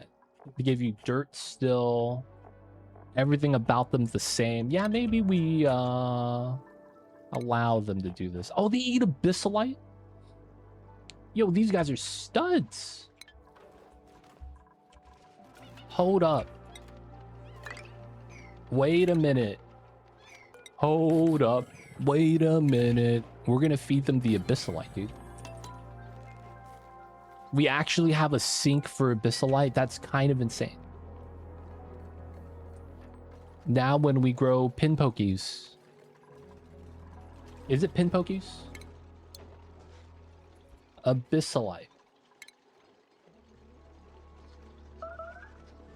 No, the tublias and these squids, they're going to poop out abyssalite. Yeah, we're not going to do those guys. We otherwise have no use for abyssalite. So I might as well start feeding it to them. And then we get glass. That works out.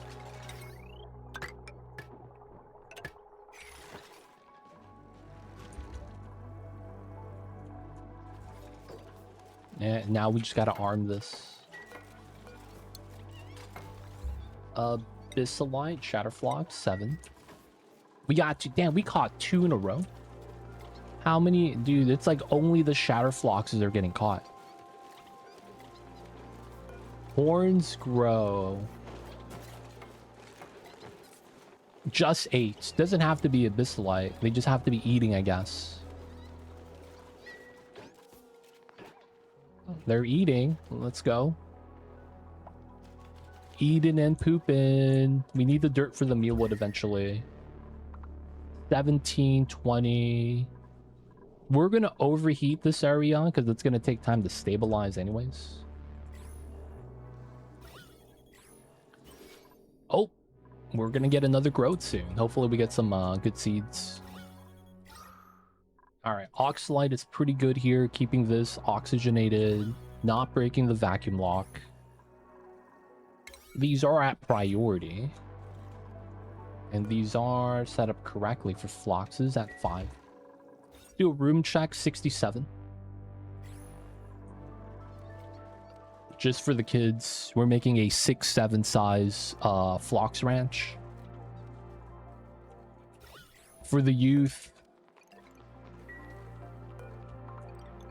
Whoa, is there hydrogen stacking up? 520. We might actually want to spend some of the power here then.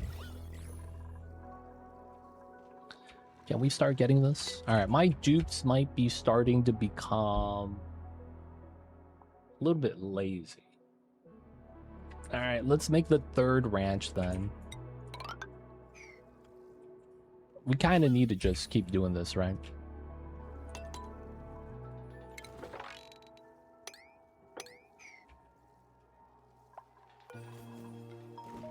We need 1 ladder so we don't get stuck.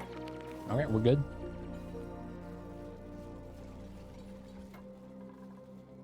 We got to keep the dupes working. I was thinking about making a sweep area and start dumping the items. Probably on this side.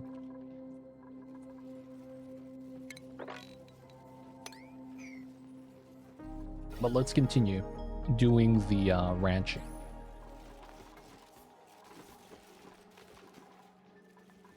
How come we're not delivering anything here though, man? Do we not have enough ranchers?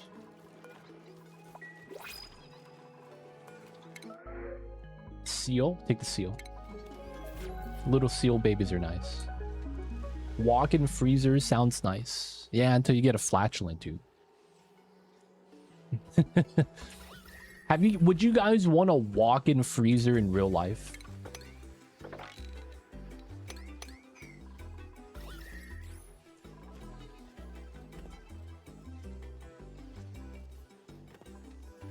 I feel like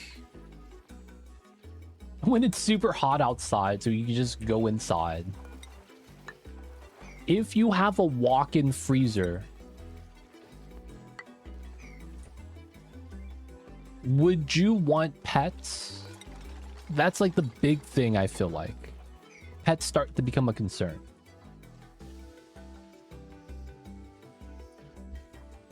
All right, I need some granite.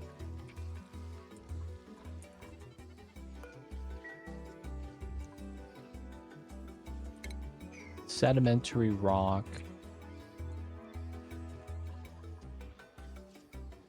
Yeah, I've seen that on YouTube channels where people would buy a wall-mounted AC and use that as a freezer, I guess. I don't know what you really want to call that.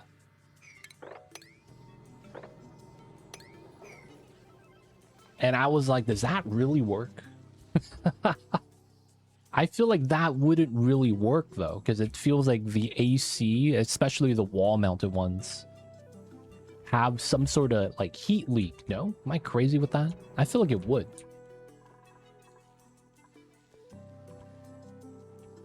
All right, I think we need to start digging out this area. Feels bad.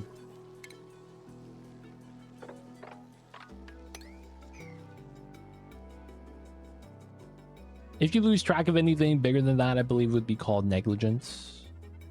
Not anything smaller than a bread box.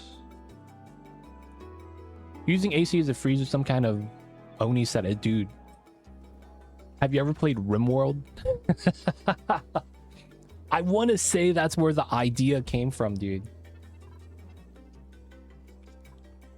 Like in RimWorld, your food storage is literally the AC.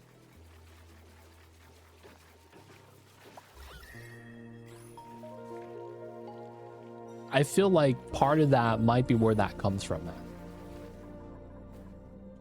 The newer ones are heat pumps. They do work pretty much like aqua tuners. The thing with that is, though, is aren't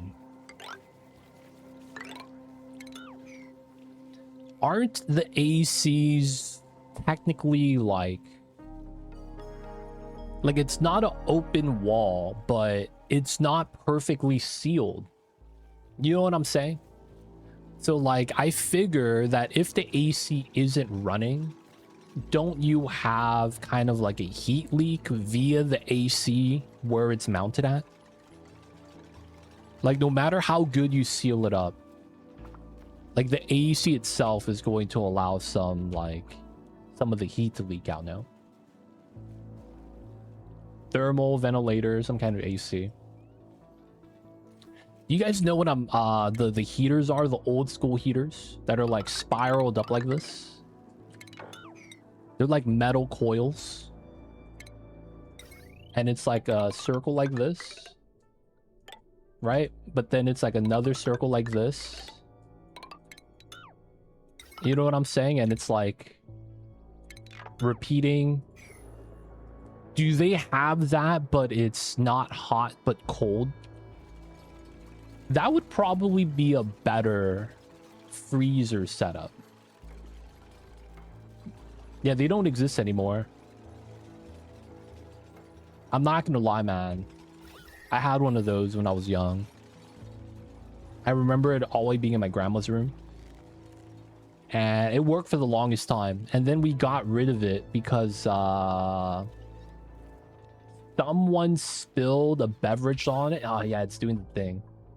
It's chilling in the liquid log. We'll let it chill though. Yeah, it never broke. But there was one time someone spilled a beverage on it and it cooked on the heater. So it started to have this weird smell. And I guess it cooked on so well that they couldn't clean it off, or maybe they just didn't want to clean it. And they eventually got rid of it. They don't think it be like it is, man, but it do. Really do be like that sometimes. Yeah, man, don't spill beverages on a heater, dude. That's basically the lesson. Calories are still up. And we took 2 extra dupes. And now technically we're expanding the farm even more.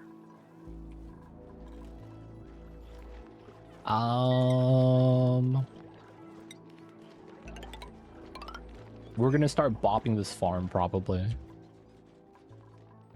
Instead of using dirt for tiles.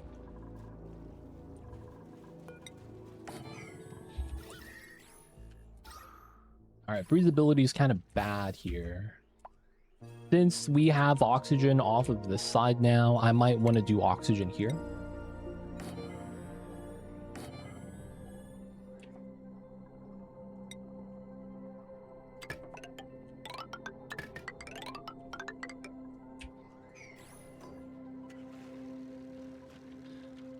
So you're more of a ranching player, right?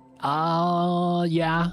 Ranching is just, on paper, so much more efficient. Alright, we have 2 dupes. You want to be Cena? Yeah, of course, we got you. Raindrop, welcome in.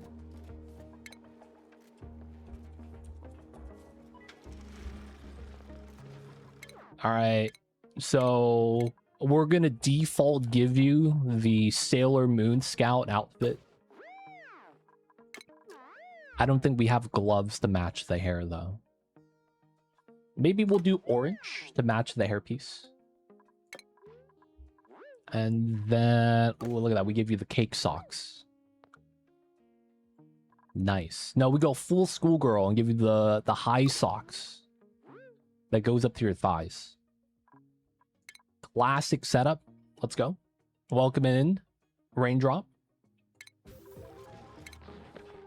Ooh, it's cold, fam. I don't know how the ladies do this, but one of the more common sights I see that maybe it's a thing in California. It could be cold outside, and girls are still wearing like skirts and booty shorts. But then it's like they're always complaining, it's cold. I'm like, girl, what you wearing? You look like you dress for the summertime, man. Like, I get it, you got Uggs on, but you can't be wearing that to go outdoors, man. That's crazy. This is basically the exact example, dude. It'd be like that sometimes. Gotta go to the heater. Yeah, warm himself up. There we go. Look at that. She did her hair too. She went to the salon. She got gloves on, so she didn't pay to get her nails done. Feels bad. Otherwise, though, she, you know, we gotta look good. She's feeling a little warm right now. She got a girl dinner. Dude, man, not gonna lie.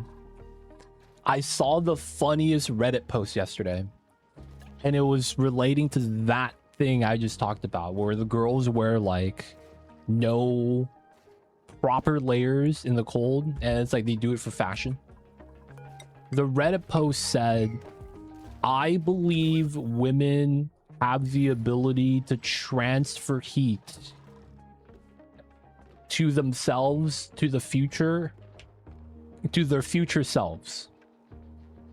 And he goes, I don't know why every time when I'm in bed with my girlfriend, she will hog the blanket and push me off the bed in her sleep. Every time. And all the Reddit posts agreed with them. Yep, it's true. Yep, it's true. Yep, happens to me all the time.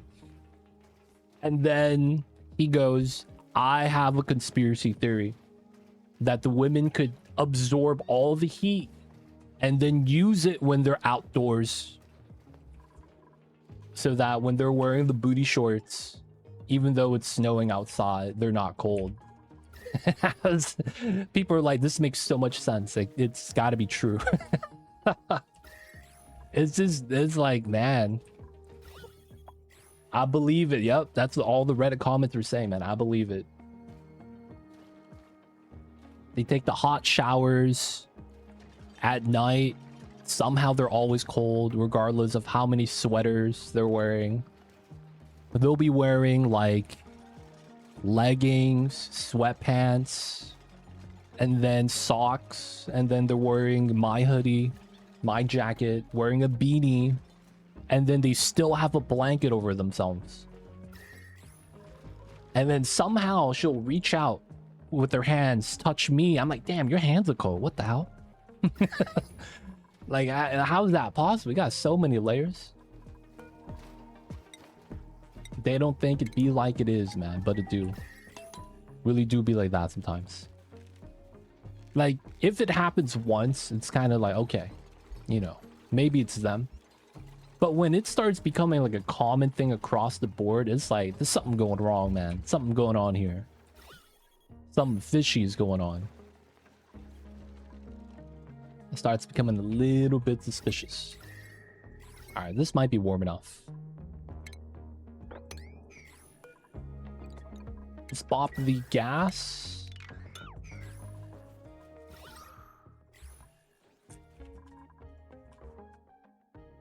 Not bad. We were making the plastic. Nectar is going good. We're going to be getting another Phlox Ranch. Start getting this set up.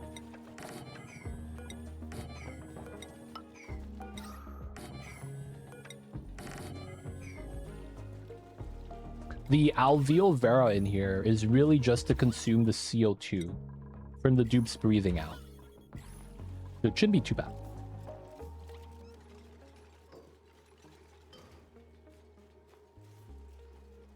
Oh, there we go. You know, that's another thing. Women take really hot baths.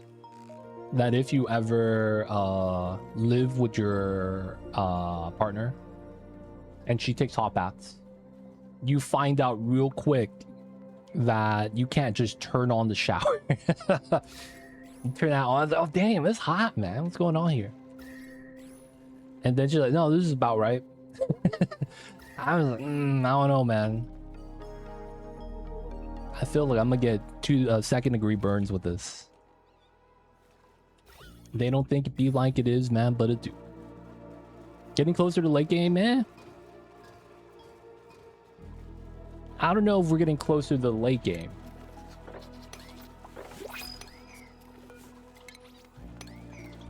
We did get gaskets today. That's pretty good. So we get turbines. But, oh yeah, we made the kiln. I gotta make carbon. I'm gonna use the wood. Damn. I just realized we're gonna have to start burning the wood. But that's why we're making the... Ooh, rubber boots!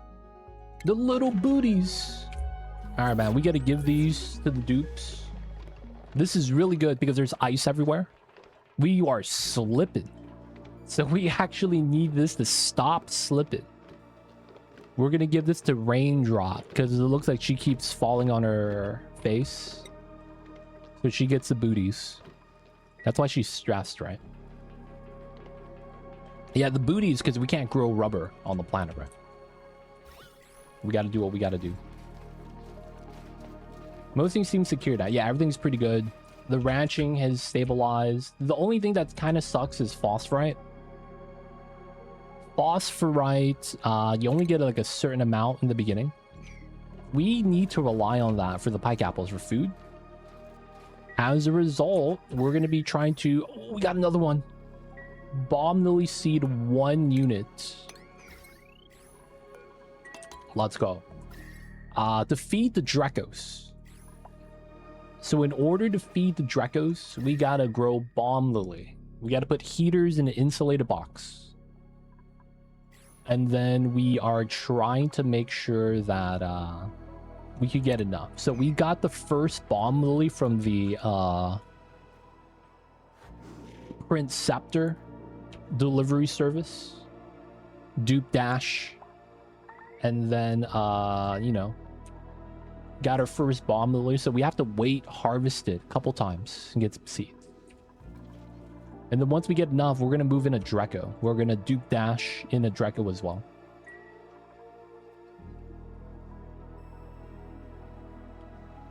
I'm doing my base in Core Keeper. Nice. I heard Core Keeper is kind of a grind. If energy is good, you'll be sustainable already, right? I don't. I am currently running off of the petroleum gen right here.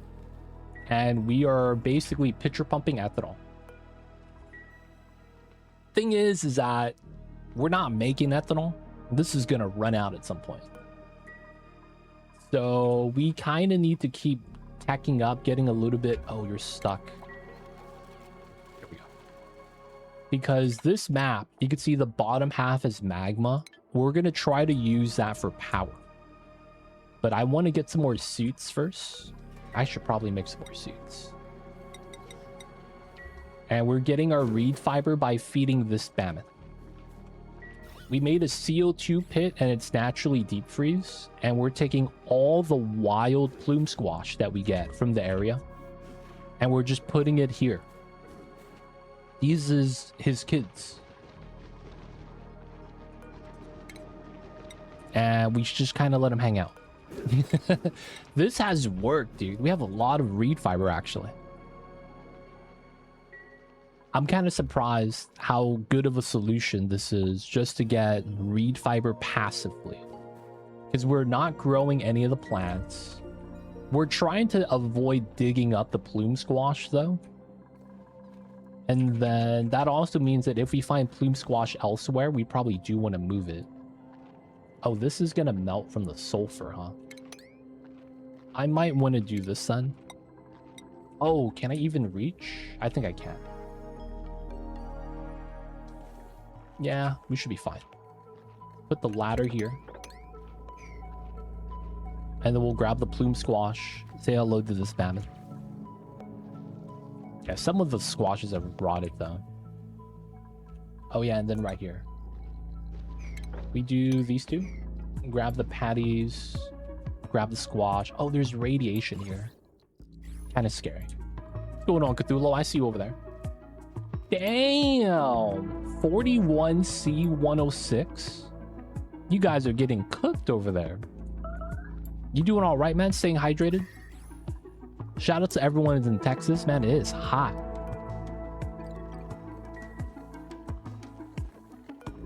It's a little hot. I heard that one of the things you could do that's actually pretty legit, don't quote me on this though, is if you eat hot sauce during the hot periods of time, it actually cools you down. I went out, picked up dinner and got cooked. Oh, was there a kid saw you in the street that you teach and he was like, yo, Cthulhu, yo mama dresses you funny? And you know, his other friends are like, damn, like it was a super hot fire sketch.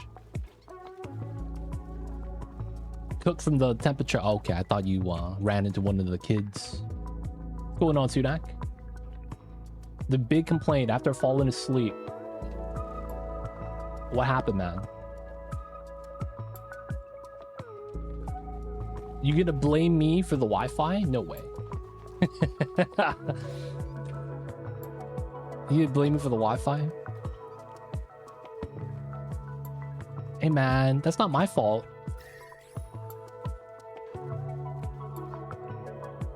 Used up all my network. Hey man, they don't think it be like it is, but it do. Sometimes, man, that just means the network is not strong enough to handle my streams, I guess. How we doing? We doing all right? We got gaskets. So we can start making turbines. We sealed up the bottom properly. We're going to be getting ready to do geothermal. We have a second electro up, so that means we have a lot of oxygen. We're going to be starting to do suits and then probably get bomb lily set up soon. We still need this to grow. The second room is kind of warm for the mealwood, but it's not ready yet. Still got some stuff we want to do inside. And then we're going to be doing more flock stabilization. Steam turbine, whole game sequence in itself, it is, man. Getting steam turbine is big in this game. It really is. I don't know how much of an impact it's going to be on all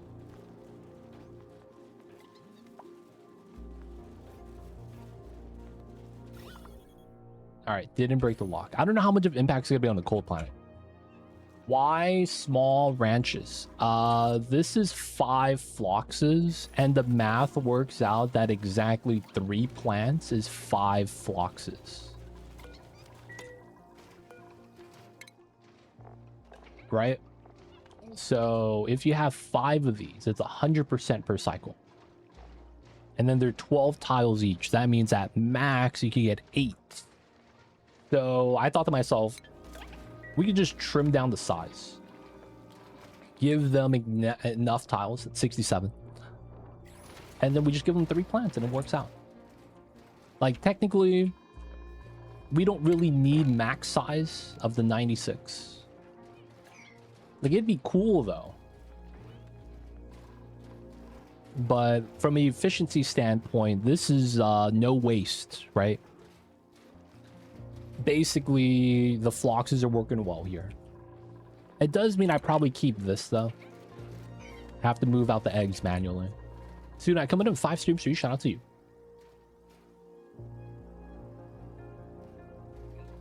But yeah. LeBurn, you were asking about ranching earlier. Dude, honestly, ranching, I feel like, is something you need to transition to. Oh, you do wild planting. That's fair. That's fair. Because my thing with farming is that while it's a good way for quick food, the problem with it is that it's not sustainable. A lot of the stuff you need for it, it's resource you would use for other stuff. Like, a lot of the plants might need water. So as a result, you know, need to kind of sacrifice your water. Instead of making oxygen, you make, you know, bristle blossoms, right? And that's kind of tough because, you know, the name of the game is oxygen not included. So you kind of a lot of times want to keep the water for that. No, Mr. Brain, I see you over there. If you guys don't know Mr. Brain, he died in our first attempt. This is our second attempt. Have I died yet? You're not even in the game? No, you are. You are having a great time, dude. Look at him. He's cooking. Let him cook. He got the sweater on and everything. Picking up the pike apples. He's cooking, man. I'm meep this time. Yeah, you win, you win. Use in here, use in here. But yeah, wild planting. I forgot about that. That is a thing. Wild planting is just very space intensive, but it is really good. The cook is probably the... maybe... I would say there's a category for that type of stuff. Like ranching, cooking.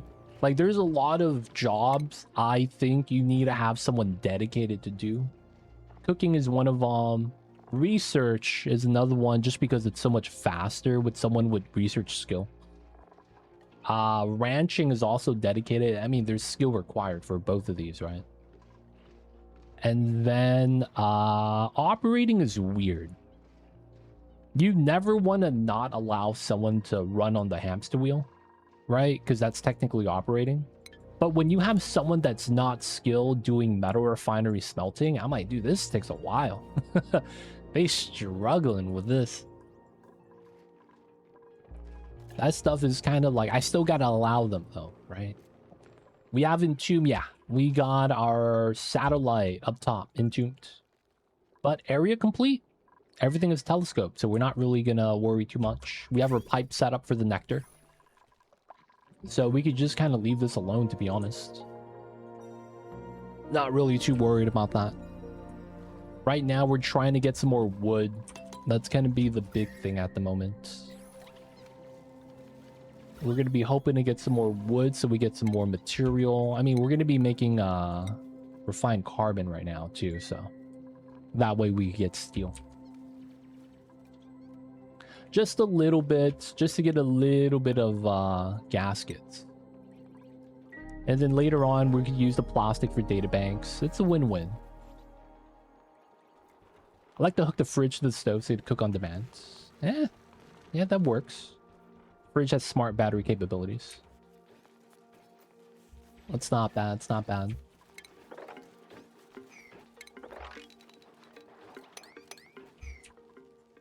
This is a vacuum. I guess we'll just crack it open. Nothing really too bad about that. Get the copper. Oh, I need to grab the thing. And it's warming up. These insulated tiles are doing their best they can, but they don't actually keep anything that insulated.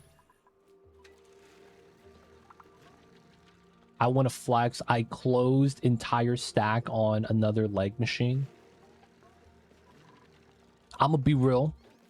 I understand some of those words, but when you put them in a sentence like that, I don't know if I know what I'm reading. I'll be real, man. I might need some translations. Subtitles, maybe.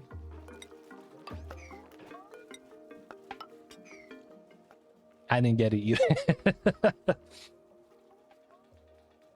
Yo, man. We get a second attempt, maybe.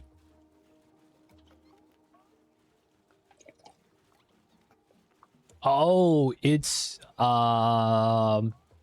you did a workout. You did the workout. Yes. You did the leg press machine.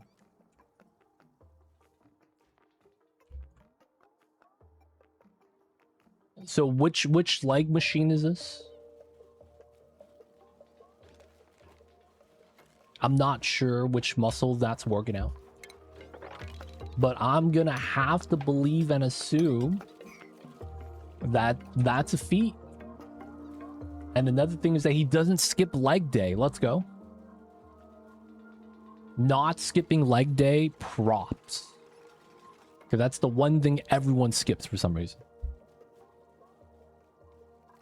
Though I do know why. If you guys ever worked out your legs, it's a struggle. Like, it is a struggle, man. If you guys have ever worked out the leg machine or work out the legs, your legs become jelly. It becomes this thing where it's like, man. Dude, it is, man. Dude, that's how I got my name, Too Legit City. I went to work out my legs for the first time when I was in college. And, you know, this was when I was mad skinny and never worked out before. So we did squats, leg press, you know, leg workout, stuff like that. And dude, where is this ice coming from? And what had happened was that I went to work out with my friend who was a football player in high school. So he would teach me the ropes, showing me good form, how to work it out. And you know, you gotta learn.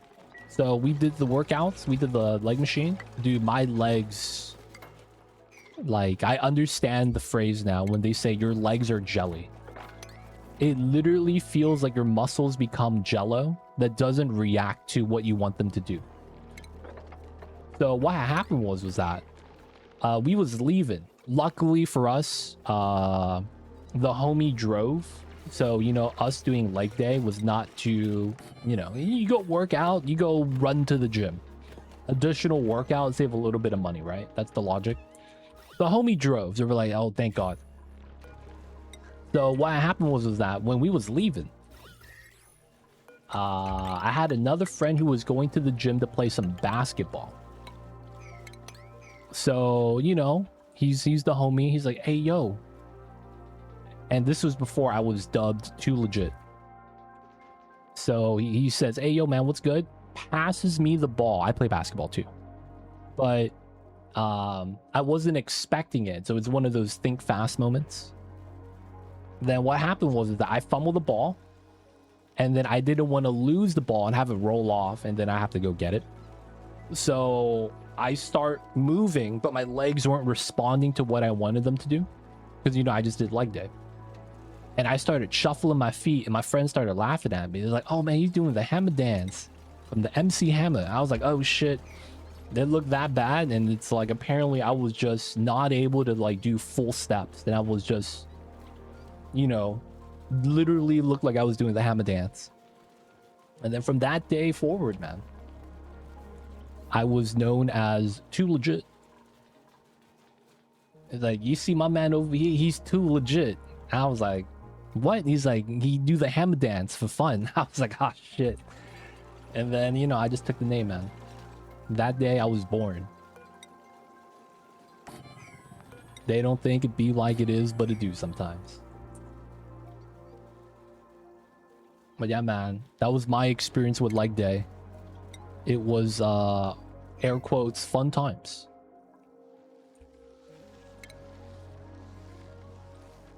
Let's grab that. I need a little bit of granite right now. Too legit slot. Yep. Heavyweight and intensity. Probably what we look for in bodybuilding. Legs, max that out. I hate arm days. I squat up to 300 kgs. Issue is my weight balance, not weight. Oh, the proportions. This guy is all legs, looking like a bike rider.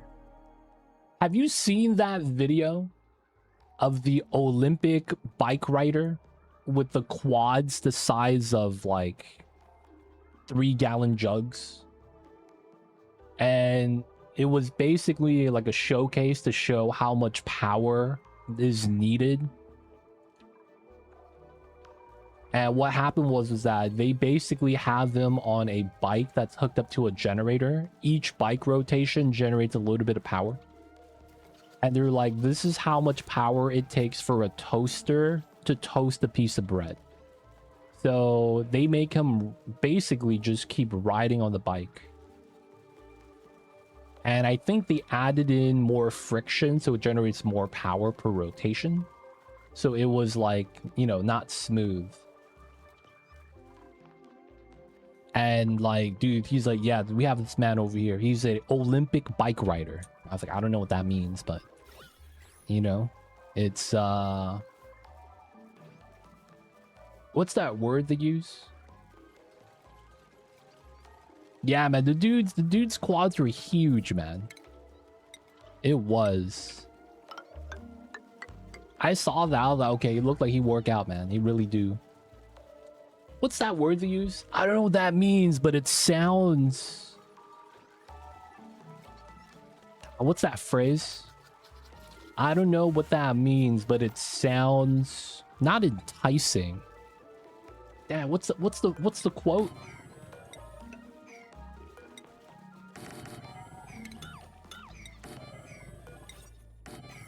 Damn it, what's that quote? Ah, dude, I feel like I know it, but I can't think of the word that they actually use.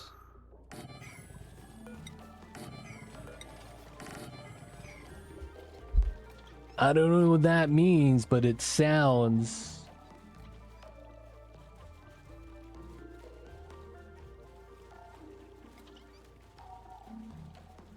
I'm Google this, man. It's on tip of my tongue, dude. I don't know what that means, but it sounds provocative. There we go. I don't know what that means, but it sounds provocative. So let's go with that. There we go. There we go.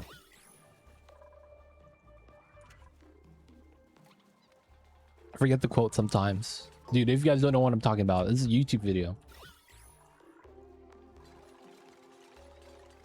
Cab raises 180 kgs. We got my man flexing. Makes no damn sense, but it compels me though. Sounds provocative. That's good enough. Alright, no gas in the lock. Gonna get our 4th flocks. I'm probably gonna remove this ranch because we're basically replacing it with a couple more. There is 20 tiles of pike apples there. There is going to be 16 here. So we're going to be reducing the amount of food we get, but we're going to be getting more meat from the floxes. And then I think that should be decent. Okay, you guys should not be... Oh, you're one of the farmers. I guess that's fair. Getting cold again.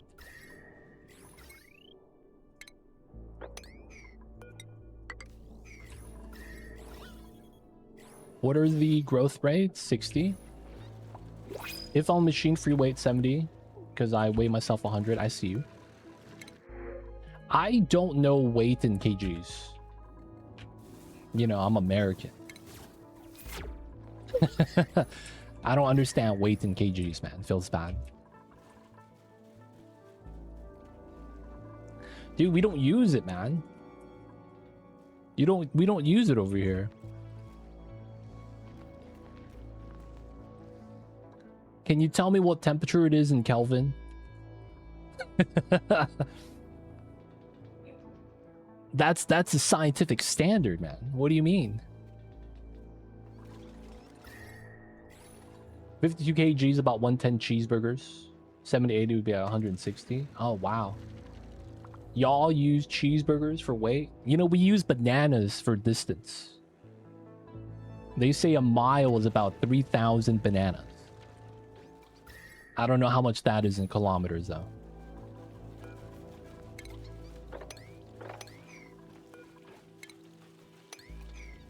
Kelvin from Celsius is plus 273. Wow, dude. At the Raric knows his stuff. That's impressive, man. Not too often do the people actually know.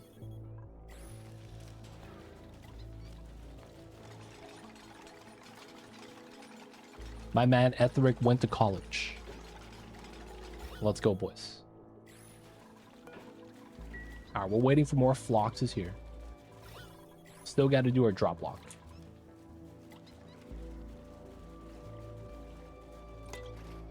Most common value for American statistics is cheeseburger minutes squared Super Bowl.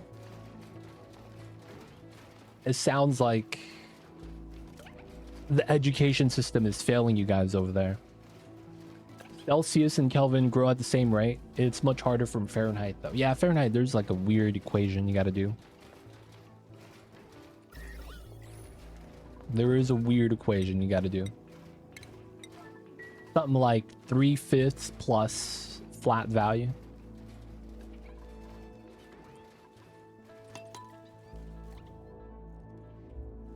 Sounds, dude, flawed, dude. I used to think that the people that were talking about America that are not American actually have visited America before, but apparently that's not the case, man. And it's like they're just hating, right? It's kind of like how people say that food in the UK is just peas and sausages and fish and chips. It's like, yo, man, if you've ever been over here, man, and you actually interacted with the stuff, it makes sense, man. Believe. It does, it does.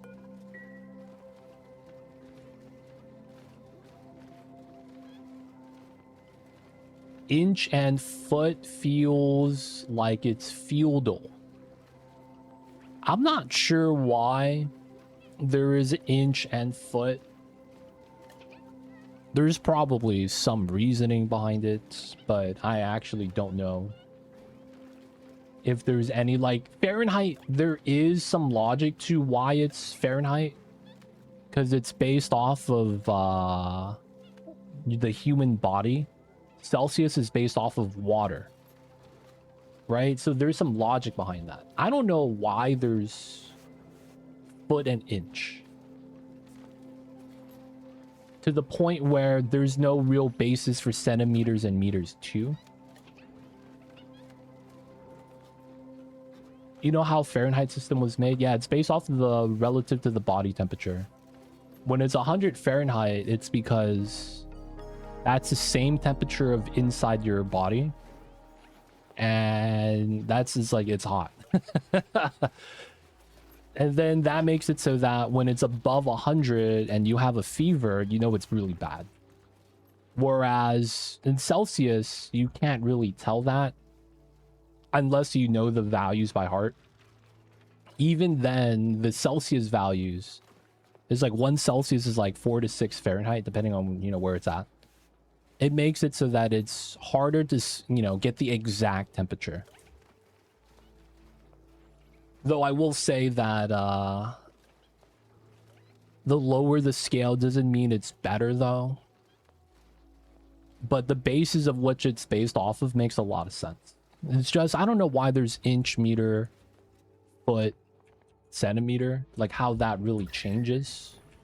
Or what if it's based on, like, was there any logic behind it?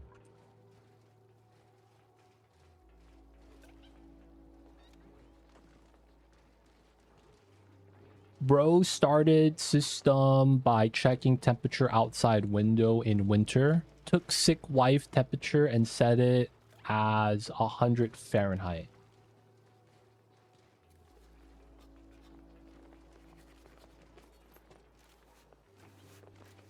Metric system 37C is sick. I used to use Fahrenheit, but I changed to Celsius after living in Japan for 6 months. It's so much easier on me. Yeah. I see arguments for Celsius and Fahrenheit. I'm not really, like, I don't really care for the difference. I just, you know, learn both. Like, I'm at the point where it's like, I don't get why people argue about it. I would rather just want to learn the reasoning why it is, and then just learn both. It's not that hard. And it's like, fretting over that is honestly a waste of time. Yeah, I can't convert, but I know how it is relative to the value.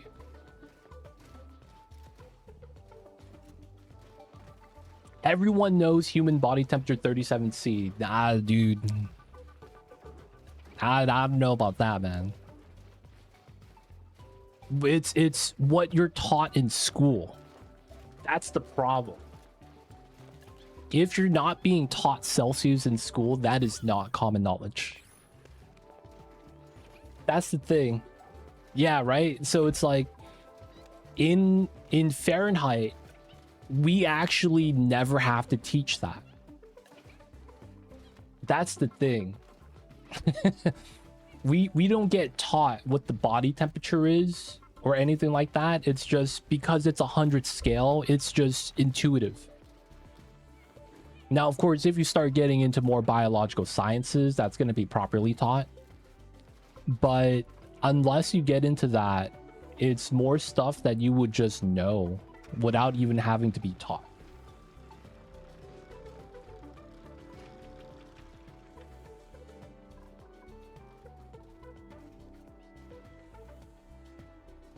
Inch is somehow reasonable conversions. 1 to 274.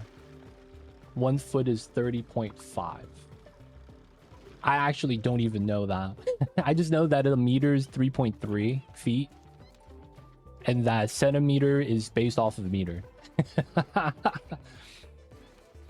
Meters was abstract metric. Someone decided that a meter was that long and it stayed that way. Now we use path light travels at 1x of a second, where x is value. Choosing close it and choose meter. I see. Schools don't teach that, moms do. I appreciate Impure for baking. Yeah, we're on the max difficulty Blasted Ceres run. Somehow that got auto-modded. That's funny.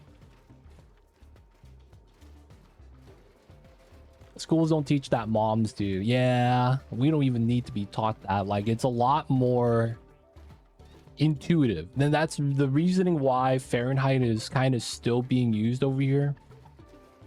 It's like when you see that it's getting close to 100 degrees, it's very easy to see how hot or cold it's going to be, right?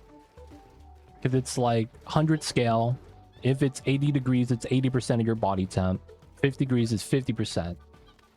And then it's just very natural at that point. Now, of course, you know, just because it's more intuitive doesn't mean it's better, but it does make it easier to kind of pick up.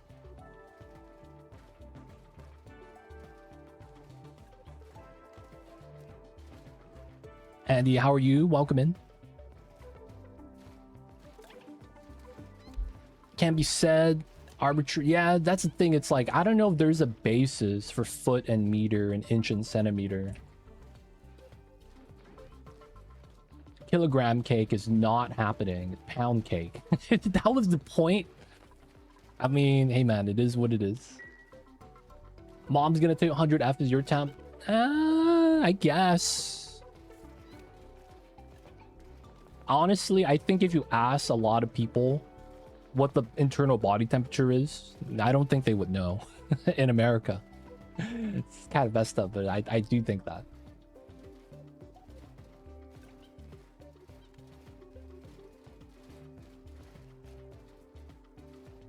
Kilogram cake wouldn't be unwelcomed.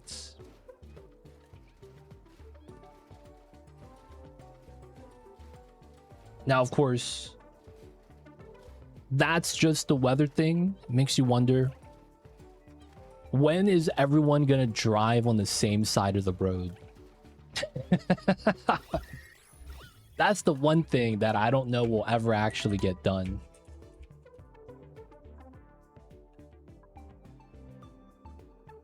I feel like I couldn't, like, a lot of driving is habits. Looking left, looking right when you're making a certain turn, things like that. I feel like I wouldn't be able to drive on the other side of the road. It would be UK, Japan, and I think maybe New Zealand. I might be wrong with that.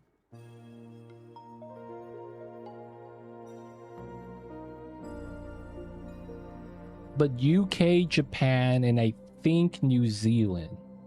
I might be wrong with the New Zealand part. And then if it's not New Zealand, I think there is a third country. I just don't remember what it is. Imperial measurements are medieval hacks. I'm gonna be real, man. When people say metric and imperial, I don't know what they're referring to. I don't. I just know the actual units of measure.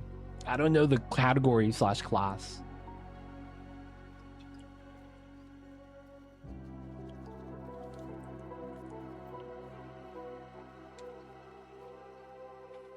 So when people say, oh, that's metric, I'm like, so is that in meters or is that in foot?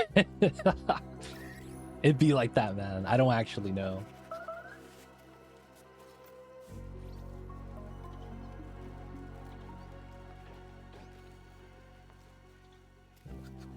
inch is like width of a thumb.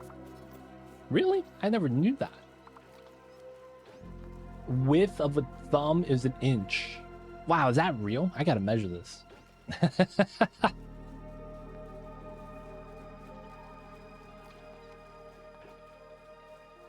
It's about an inch. I didn't know that. I mean, you know, you got different hand sizes. Sunak got the small hands, dude.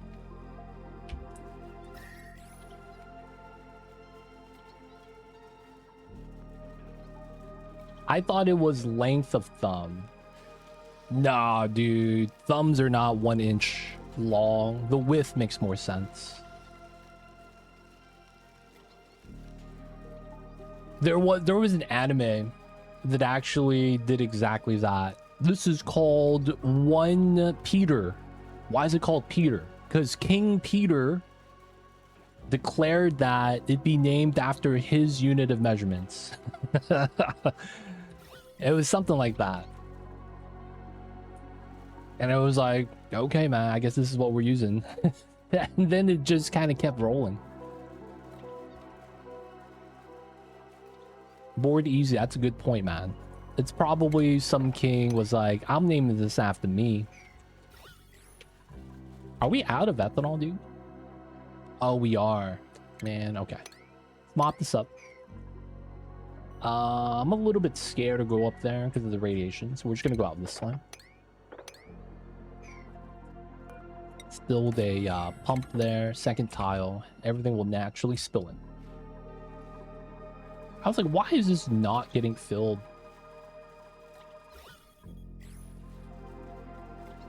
We're playing Oni. Hey man, we're hanging out. We're doing a max difficulty run, but we're having no problems at all. So if you guys have any questions, feel free to ask. I'll be happy to help. Calories are still pretty good. Pumpkin's going up, skewers are going down. Not really too mad. We need to get some more bomb lily seeds, and then we'll get Dreckos. I'm out of phosphorite.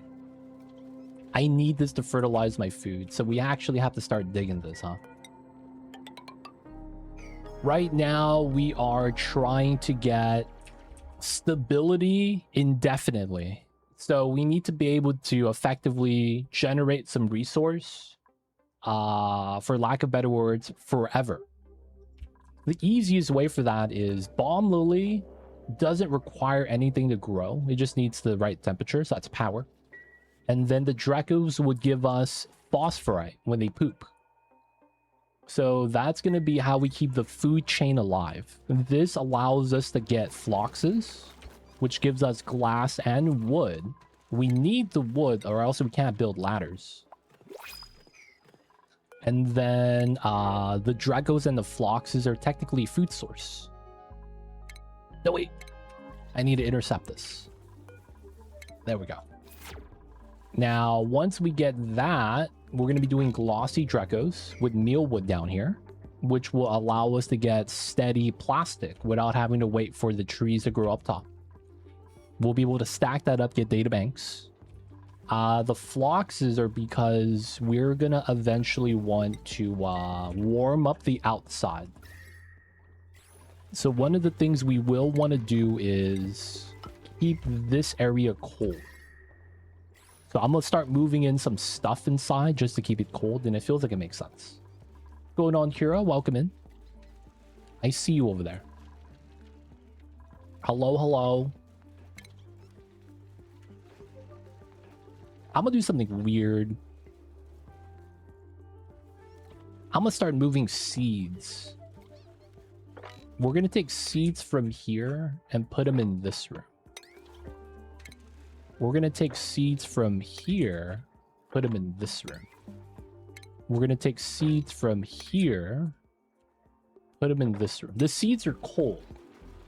So we're doing that to kind of maintain the temperature.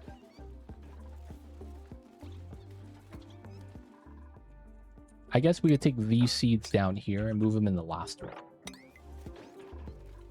Oh my god. There is a thing in this game where if you get 2 different gas bubbles here and you build a tile, the ethanol gets deleted. Aw, dude, that's so rude. I deleted the ethanol. God damn it, dude.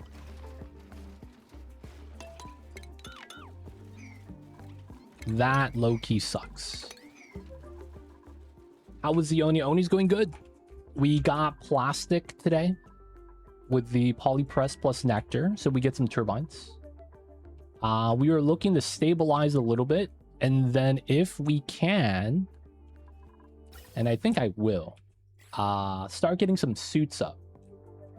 The suits will allow us to do some interactions with the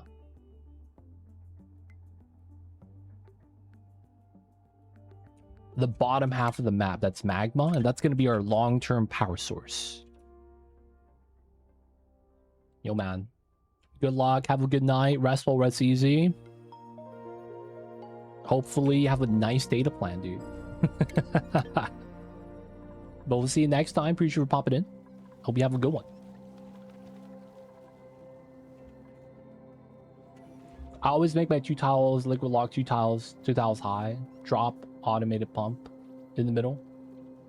Never fail. That was just bad RNG on my part. I believed a little too much. I do need a little bit more. Except with the bringing 200C regular, that's a classic. Hot items coming in. That's how they get you, man.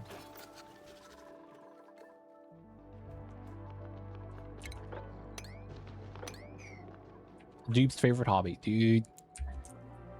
I wish there was a way to like choose how much they would like temperature check that, man. That stuff sucks sometimes. They come in with the super hot regolith, put that in this liquid sieve, and you're like, damn, my sieve is working overtime or something because it's hot. And it's like, no, it's just because they just brought in hot regolith. It's like, oh, okay, that's annoying, dude. What the heck? Or they bring in hot mealwood dirt, and then your mealwood farm is bopped. That's another classic. They took the dirt from the compost. That's actually why I stopped using the compost in this game. Even though I'm using outhouses. They would take the hot compost dirt, feed it to my mealwood, and then my mealwood stops growing. That stuff was mad annoying, man. Alright, we're gonna get a harvest soon. If we get 4 seeds, the Drecko gets born today. If we get 4 seeds, the Drecko gets born today, boys. I guess we could also just bring in the Drecko, because we have enough. Alright. Thus, with the... We're going to give him the farming skill here. We're going to not allow keep on wheeling. My man, recovering from the cold. Okay, that's fine. Agriculture 11, 36% chance. If he only gives me 1 seed, I'm going to be kind of mad. 36% chance 4 times.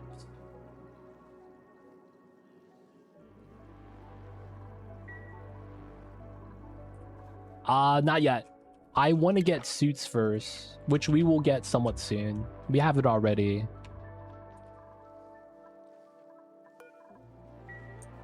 But we're going to be going down from here. Soon. I just got to make a suit checkpoint for all that good stuff.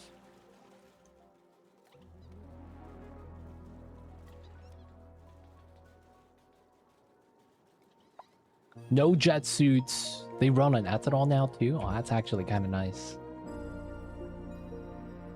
Dude, imagine they go down to the bottom and they can't fly back up. That'd be a bad time. Moment of truth. Let's go sus. Oh, fail blog.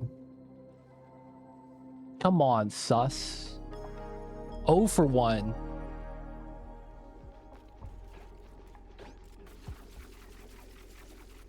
No, for 2.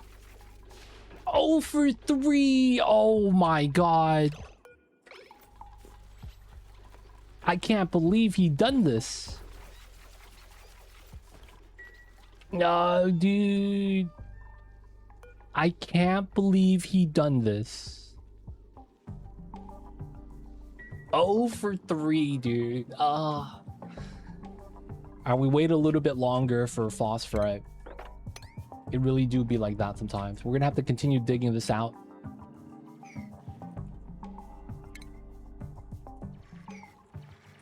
I need to start my phosphorite, man.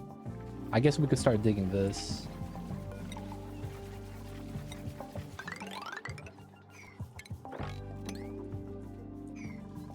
They don't think it be like it is, man. All right, we have another one in a cycle, I guess. 92. All right, while that's working, dude, I wish I could give them a balloon on command. I don't believe my stress is low enough. Have a good one, LeBurn. Wrestle was easy. We'll see you next time. Be good, stay safe out there, man. Stay cool. It's hot outside, dude. Heat stroke is not something to mess around with, man. Real talk.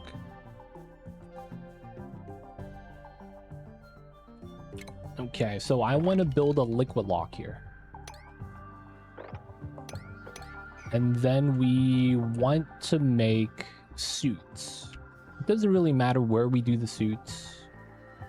We just need a liquid lock before we leave, because we could accumulate CO2 at the bottom. It's not a big deal.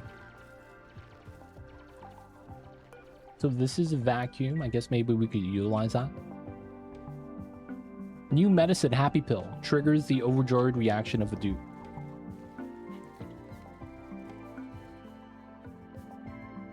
Dude. I'm not gonna lie.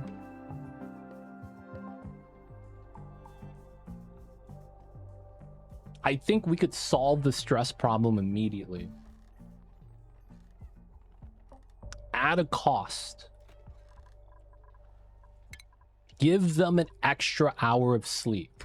Because while sleeping, the stress is minus 20%.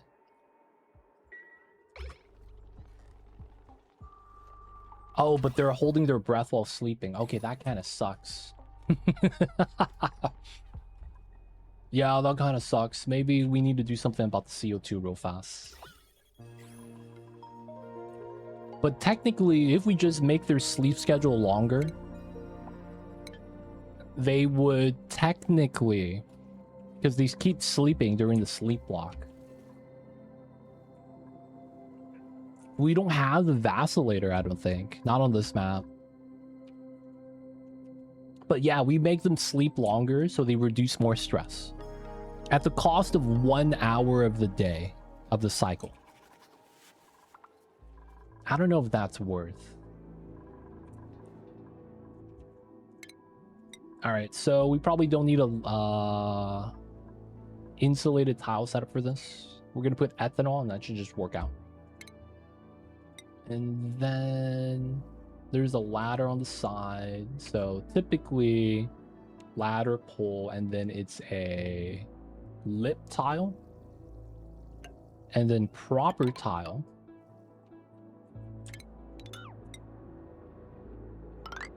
And then from here, let's do a 3 tile setup. And then we do a lip tile here as well. We'll do as much as we can here, and then we could dig from the top if we need to. And this is going to be our liquid lock to go down this way. And then we're going to want to set up some suits. Let's get the liquid lock done first. Ooh, we got fish, baby. I wanted to grow these because they feed off of phosphorite. But the problem is, well, we don't have phosphorite up yet. They're going to die way too fast. But you know what? It's food, I guess. It's so sad. They spawn in shining bright like a diamond, and then they immediately dim out. Feels bad, man. Gonna build that. We're gonna get some suits. We have this O2 line that will probably be used for the suits. Part of me doesn't want to have the suits on the bottom floor. Part of me wants to have them here.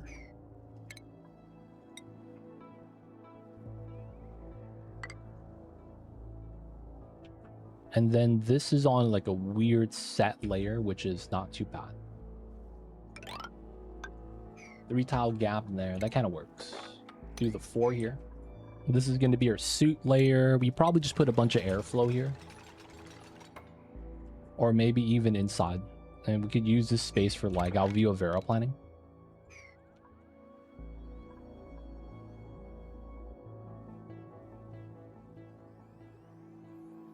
Yeah, I think that works pretty well. All right, the other thing we would want to do is start putting ladders up this way to get our battery set up. But we don't need that yet.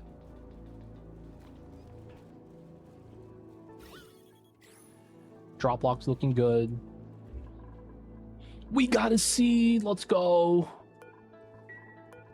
I mean, at least one feels bad. At least one. We need 3 more. Hopefully by the next harvest we'll get it. Alright, let's grab the phosphorite from here. Keep slipping, dude. Feels bad.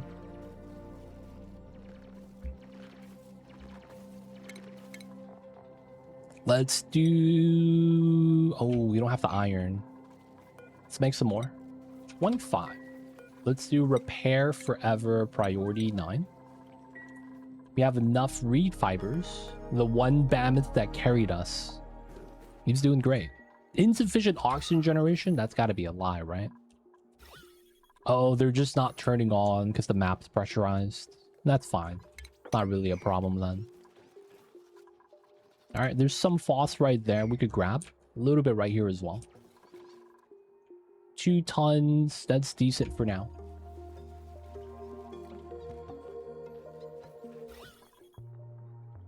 The alveo vera's getting bought, which is good.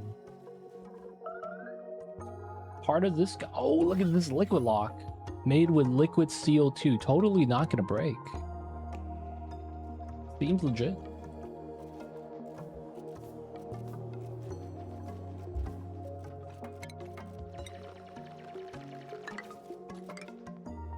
If it works, man.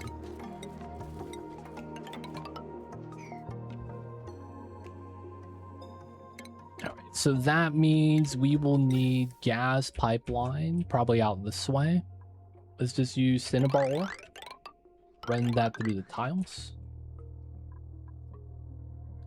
This is no decor penalty. Wait, really? It's 0. Oh, wow. So I literally just have this here. Checkpoint here for 1 space, and then these are all going to be suit potentials. We're probably not going to use all of them.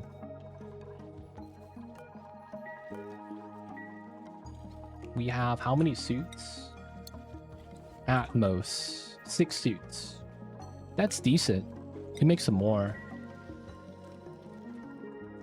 For now, this is going to be fine. I just realized there's 7 people here. Someone is not being able to sit at the table during lunch. Feels bad.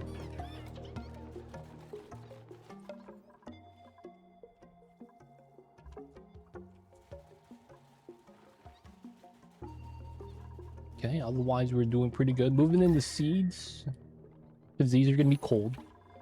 I feel like that kind of makes sense. We'll move some other stuff later. We have one. We have one.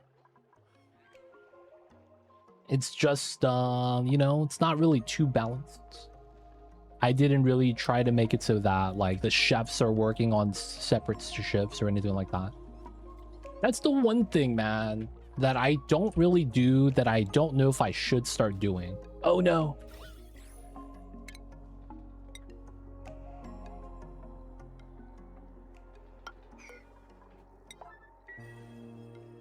Yeah, they should be fine on the tables now. That's one thing I don't actually actively do in this game that I've always thought about. Should I actually do this? Is when you have like, I kind of just willy-nilly just kind of let them do what they do. I never actually go in and like make sure I have a builder, a researcher. You know what I'm saying? Like, I don't actually try to make sure that I have a balanced job setup. I feel like I should, but at the same time, I'm not actually sure. Because it's like, there's an off chance I have all of my ranchers on my same schedule. And then that's like, on second shift, no one's ranching.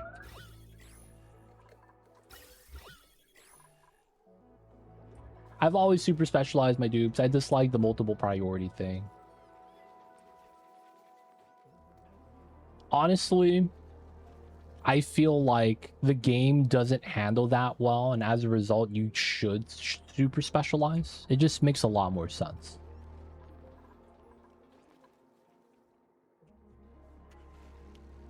It really does. All right, now that the heaters aren't on, I guess we're not generating as much CO2. It's not bad. Oh, this is getting close. Let me select all standard. Let's move everything out. And then we'll have to put in some ethanol here. Gas line is ready. All right, suit docks. 1, 2, 3, 4, 5, 6. We get 6 for now. Oh, we're gonna need power for this. I'm gonna do the jank setup. We're gonna run the wheel, boys. They don't think it be like it is, but it do. When in doubt, hamster wheel.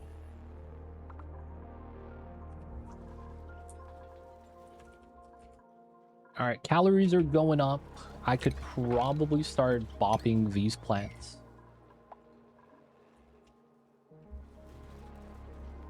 We have a lot of meat. Are we making pemmican? I think we are. And now that we're doing more flocks ranching, we're gonna get a lot more meat. To the point where I might actually have to start ranching the seals for more tallow. Maybe. Maybe. Doesn't seem like we really need to yet, though.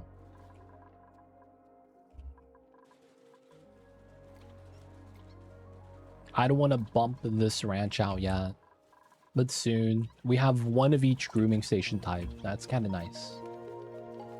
I need some shearing station skins. Do those exist? Guys, it's time. 7 blueprints. Always lucky. I'm gonna get a shearing station skin. Ah, shit. Green leggings. Oh, I have this. I have both of those. I am not sure. The ruffled ones at the bottom.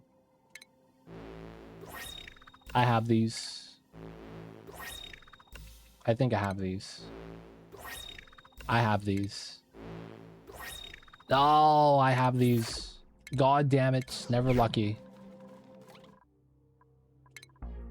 Is there actually shearing station?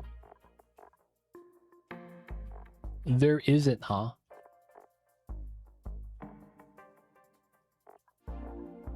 This is the only agriculturals.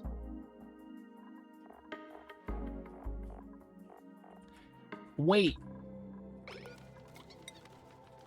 How come it's not here? Oh, that's the aquatic grooming station.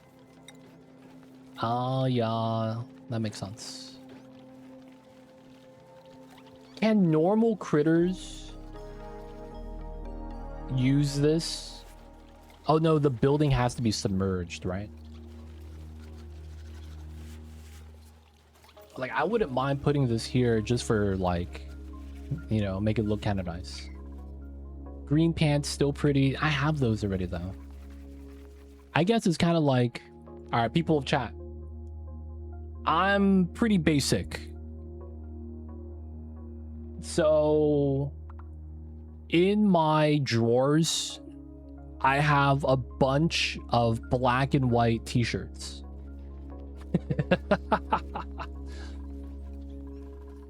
Am I the only one that's like that? Like, I have like a set, not a set outfit, but basically it's like I'm rocking a black or white tee at any point of the week.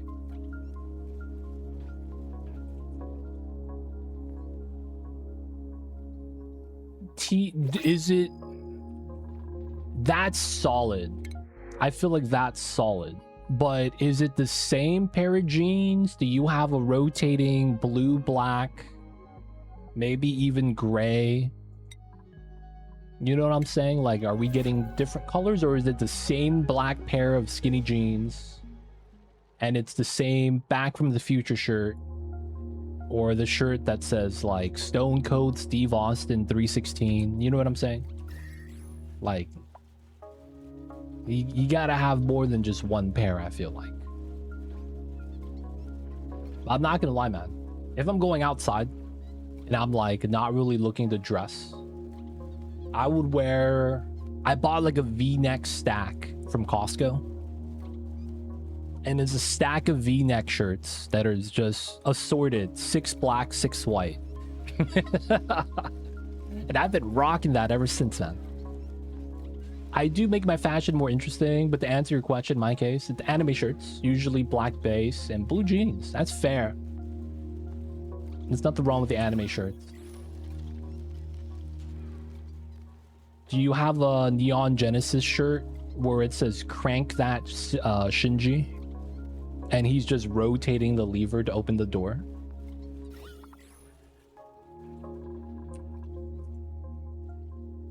You gotta get one of those, man. And then you gotta start playing Soulja Boy on the phone while walking down the street. Only way to do it. I enjoy designing outfits for my characters. I'm not gonna lie. We do that too. Stunak is doing his best.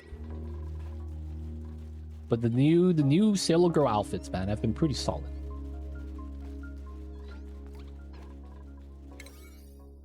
Alright, we're just waiting for Floxes. Wait, this is 9 out of 20. I guess we need to bump up the priority here.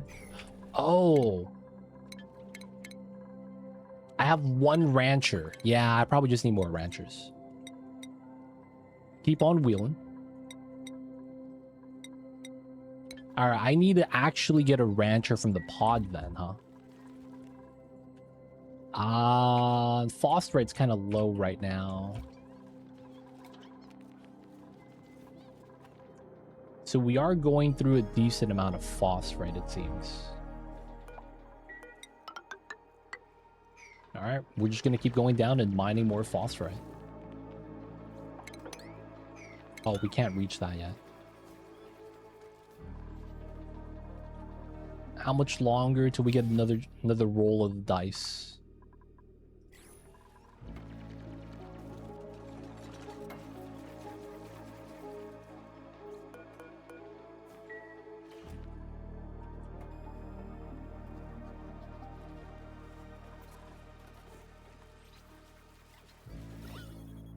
Okay, so there is phosphorite inside that we're going to want to empty out. There's no empty button for the farm tile, so we're just going to have to deconstruct these. So the problem with this, though, too, is that it's going to break the ranch. I guess that's not a big deal.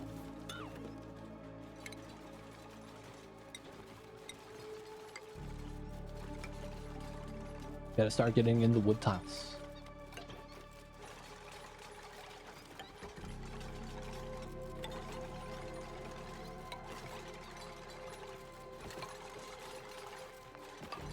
Phosphorite should be going back up.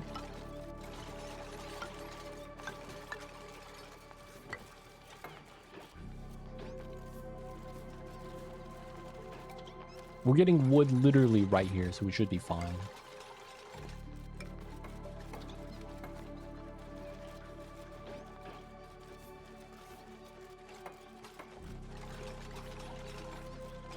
Nice, nice.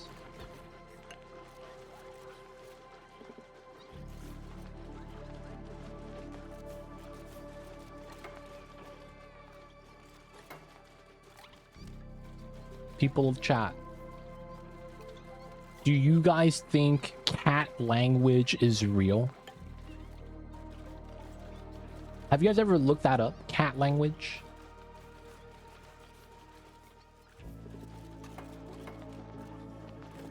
That when they look at you and slow blink, it's a sign of love. Y'all believe that stuff?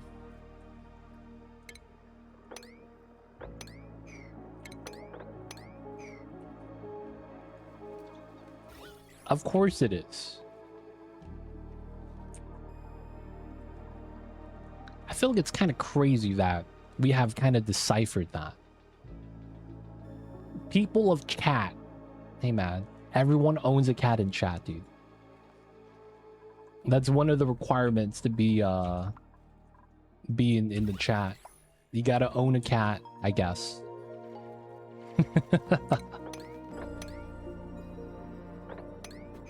All of us are cat owners, dude.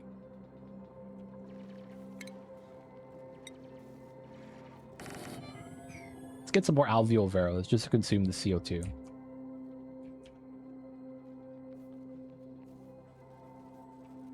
My current shirt I'm rocking is JoJo's Part 1 to 8 protagonist. Oh, nice. JoJo shirts. Let's go.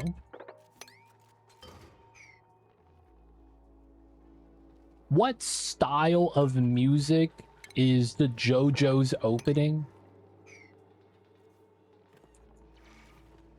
I'm not gonna lie, the JoJo music is always bangers. But I don't know what type of music. Is that jazz?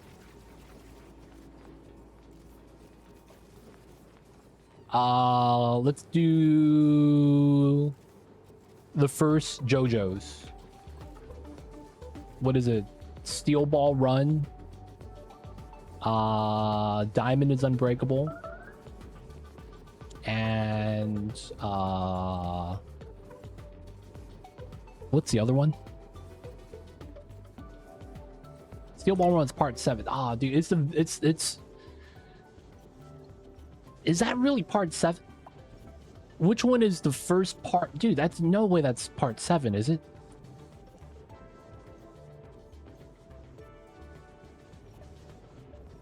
Are the parts released in order, or was it like Star Wars? Phantom Blood. Oh yeah, that's a vampire. Yeah. That's true. Vampire Dio. Where he was in the casket. And he was supposedly dead, but he wasn't. What's Part 2?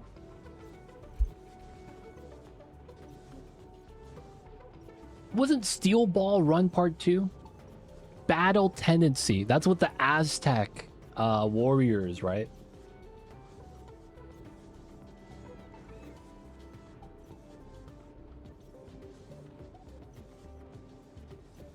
Wasn't that Steel Ball Run? They had like a chariot battle, no?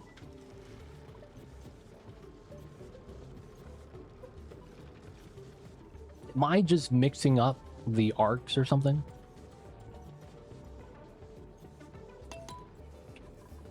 Jazz pop. Jazz pop. Seems legit. Seems legit. Jazz pop. Phantom Blood, Battle Tendency, Stardust Crusaders, Diamond is Unbreakable, Golden Wind, Stone Ocean. Wait, Steel Ball Run is after Stone Ocean? Wait, really? I thought Steel Ball Run was a lot more in the beginning. Okay.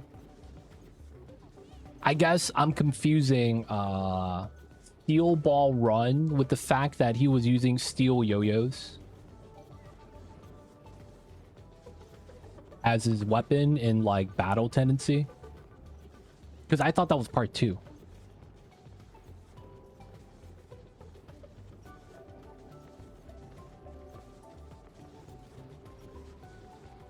Stone Ocean, explain events important for Steel Ball Run, JoJo Lion, and JoJo Lands. I did not know there was JoJo Lion and JoJo Lands. I did not know that was a thing. That's impressive. Wait. Steel Ball Run is not the one where he has the steel yo-yos, right? As his weapon. JoJo 9, Part 9, JoJo Land's currently being written. Oh, that's not an anime yet then.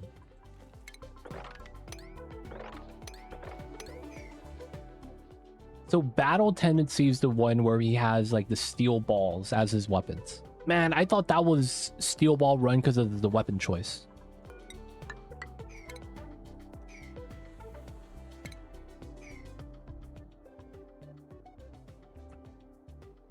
Yeah, the clacker weapons.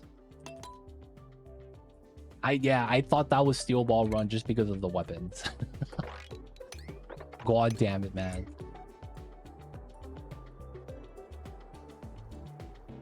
Yeah, the Hamon. Yeah, with the clackers. Yep, that's exactly what it was.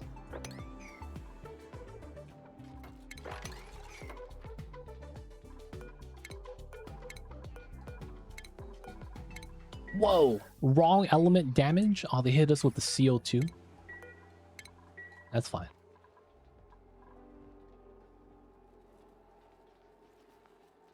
Universe reset. Gotta rewatch part 6 and 1 and download up to easier. Okay. The only thing I remember from Steel Ocean was the meme. There has only been one exact moment where JoJo actually screams in horror, and it was when Jolena was in danger. I think that was in Stone Ocean. And it was like, I remember that becoming a big deal. It was like, you know what? This is like the only time he has actually ever got like scared screaming. What's going on, D-Mayor? Welcome in. Nail gun could be considered. Yo, I do not remember the nail guns, man. Parts of 1 to 6 all the same blind story. 7 and 9 are separate in a way. Okay. That, yeah, that sounds about right. Sounds about right. What's going on, D-Mayor? Welcome in. Happy Tuesday, dude. We got all the liquid CO2 in the world right here. We're making a dry ice factory.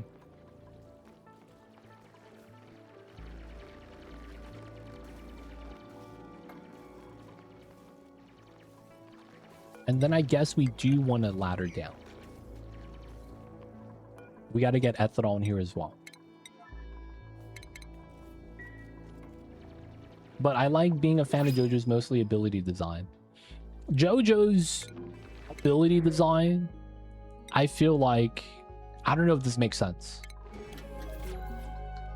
is kind of like how, I feel like the best way to describe it is with card games. And it feels like JoJo's ability design, and other animes are like this as well. Like Nen from Hunter x Hunter. It feels like it's Magic the Gathering. Where it's anything goes within a certain rule set. Whereas a lot of shows kind of limit themselves, and it feels more like you're just playing like Hearthstone. And it's very much just like black and white. I could control fire, like in One Piece. I could turn into a human, but I'm a reindeer. I could control lightning, stuff like that. Whereas it's like the other one that's like, oh, I could control the immediate space around me, and I have full control over this domain, but I'm still human, so that if you shoot a gun like 10 miles away and I don't see it, I get bopped. Type of deal. And it's like, oh, okay, he got a very specific setup right now. And it's like a lot of times I feel like I put it into those different tiers. You have the Magic the Gathering tier, which is anything goes rule set, and then you have the other games. Araki, the writer, loves making like really weird specific things work for that character, like how he enjoys bringing real science or strange events as abilities. I produce rainbows out of my control that transform people into slugs on contact. Wait, what the heck?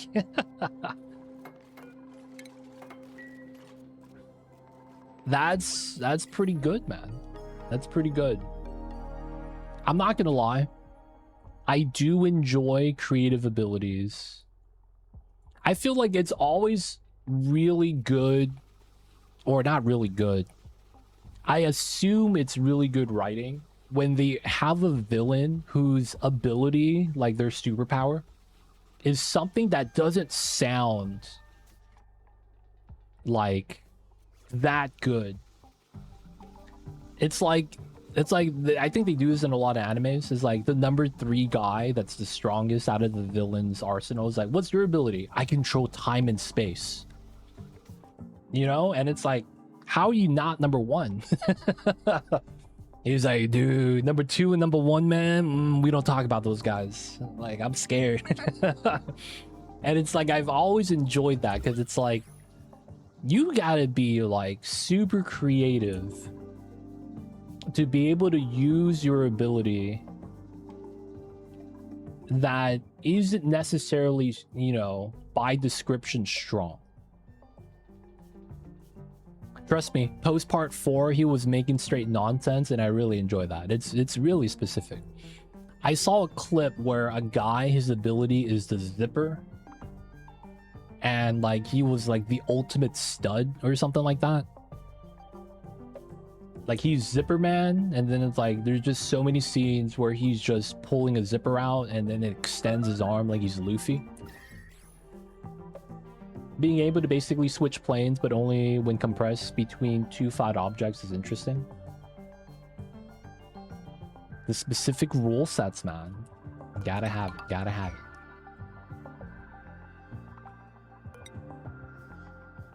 I think we were gonna want this here. We gotta prevent the items from being in here. And then I probably want to move the rest of this stuff out.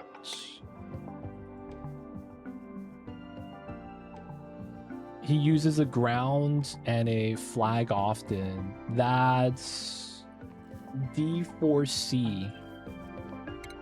We playing Baldur's Gate? We got a D4 die for critical chance.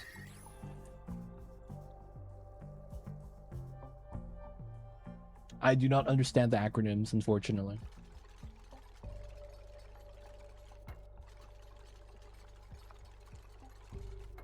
I think I've seen the first 3 arcs of JoJo's. I did not finish Diamond is Unbreakable. Unfortunately. I probably should. Oh, give me 1 sec, guys.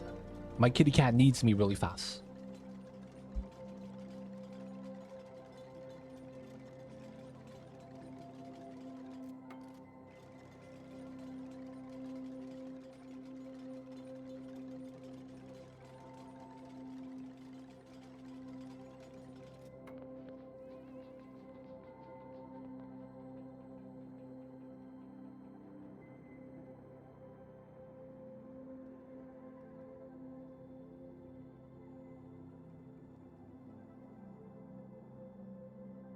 We back.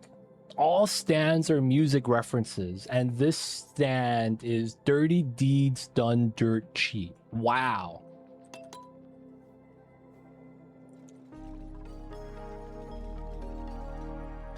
Maybe I should watch JoJo, man. catch up to it and start watching some of the other stuff. Because I do like how they write an ability to make it really strong. Part 4 is when you start using music as references.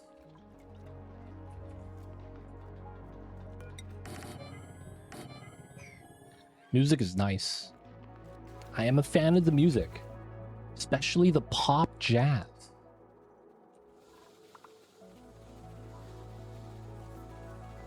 Aw, dude. Are we getting CO2 in here? I should probably start filtering this or something.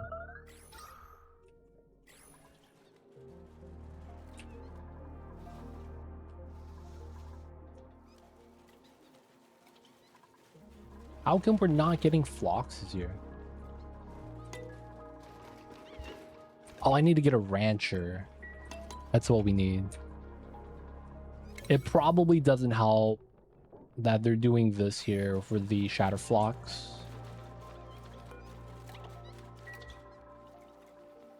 I do enjoy the progression of the stands from specific target cards to Egyptian stuff, and then they gave them start referencing music. Not gonna lie, man. That stuff is really cool when there is like a basis for the abilities. I feel like it's very common for people to do like, oh yeah, the, you know, very generic elements. You can control water, fire, wind, and all that good stuff. I feel like it's just very, like, I've seen it done already to the point where it's like, it doesn't excite me anymore. Stands also went from punchy ghost to a handmade sticker that duplicates objects that when removed makes the objects smash back into themselves.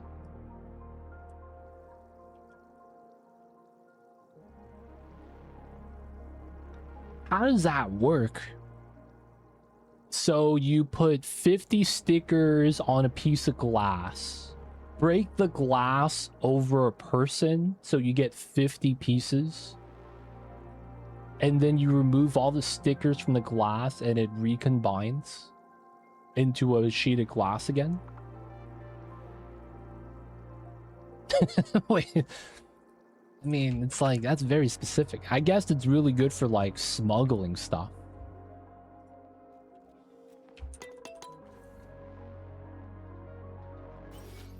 Really do be like that at times. You make a copy that's identical to the object with the sticker, and then when you remove it, the copy tries to recombine with the OG object, which damages it.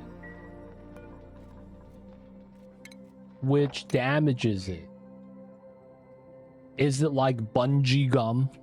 It has both the properties of gum and rubber, where it's like it just elastic slams back into itself. I did have to look at the wiki to understand some of the shenanigans they pulled off. I feel like it'd be like that, man. It's like, how is this a thing? It's like, oh yeah, that's just his ability, man. Yeah, Hunter x Hunter system, man. I appreciate the shows with the complicated systems like that.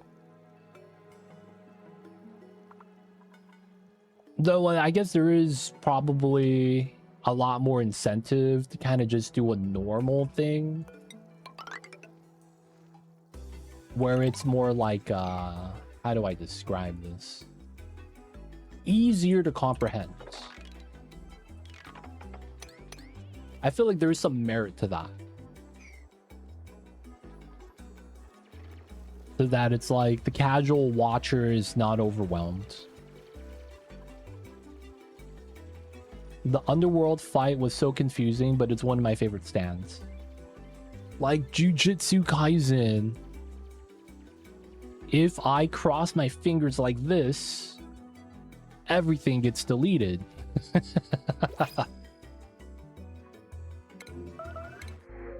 Oh, dude, bloaters.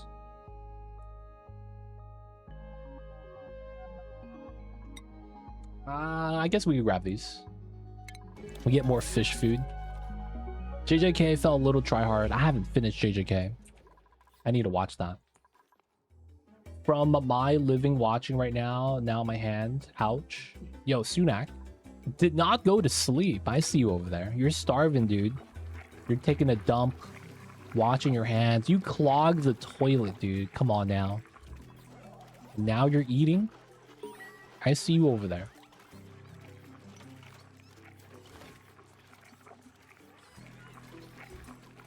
Because it's a sequel series, more relaxed on the fights, focuses on politics more. The world building classic. Oh, you just woke up again. I see you over there. Dude, I feel like world building is good, but bad at the same time. Because it's like, because they have the world written in a way and you have the events occur so that you kind of understand how the world works in that universe. But the problem is that a lot of times it feels like it's limiting. In a sense that it's like, because you have to take your time to write this kind of makes it so that you can't do this, can't do that. And then that writing in of itself sometimes is detrimental to the the series. I like the idea way too much, fighting for me. HXH kind of slowly pushed forward, which helped. Dude, I didn't know how they were gonna write after, like, the one thing I feel like Hunter x Hunter does that's kind of not normal is changing the main character. I initially thought it was all about Gon, right? Because you kind of start with them, and then he meets the other dudes, Leorio, yeah, Kurapika, and Mamba. I hear you, babies. Yes, you're awake. Yeah, Kurapika is now the main character. I feel like you don't really have shows that do that. That you literally write off one of the main characters. And then because the other guy that would assume main character title is the main character's best friend, they both retire together in that regard. And then you have the third guy become the main character. Gon completed his character arc. He found his dad. He did. It was just, man, that dynamic between Gon and god damn it, I forget his name. Dude, I can't believe I forgot his name. What's his name? Killua, there we go. Was like fan favorite by far, man. Dude, the Leorio scenes are hilarious. I feel like he's gonna be like Chopper, where it's like, it's gonna be kind of hype when you see him, but at the same time, they're never really gonna do anything about him. Dude, that stuff is hilarious, man. His ability was when he did that punch to Gon's dad, it was so funny. The only problem is that, you know, he's not buff. He's not an enhancer, man.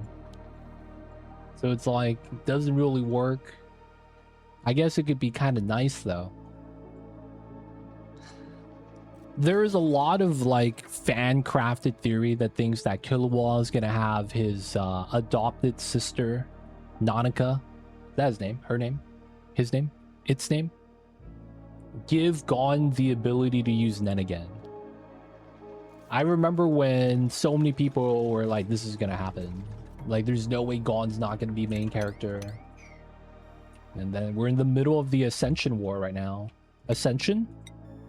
Is that really the word for that? Yeah, we need some ranchers, man. We really do.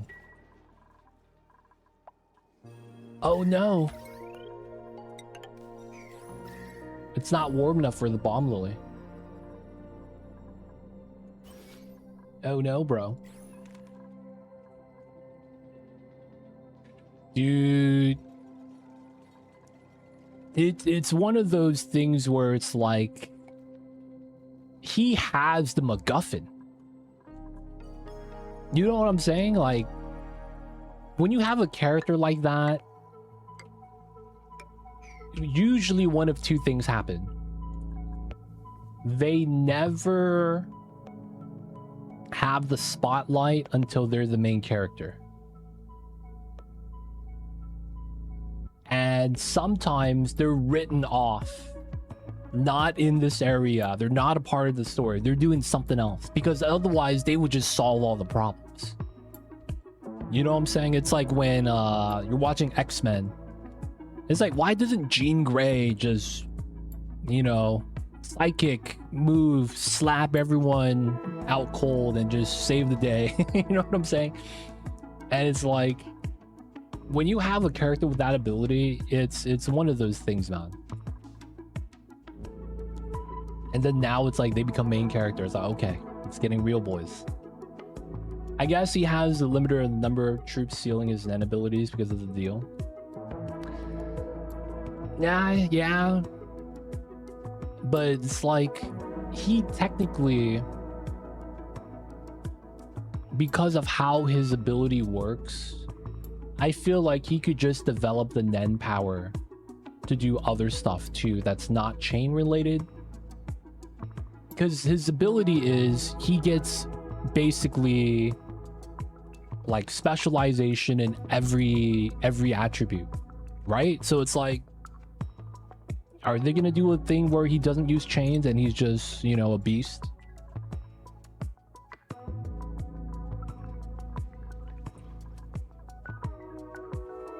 All right, time to open this up, boys. Hopefully nobody falls down. We got our first flocks. Let's go. Waiting for this to warm up. That's why I have to be careful when writing. My own experience, making sure it's specifically limited each character. That's the thing, though.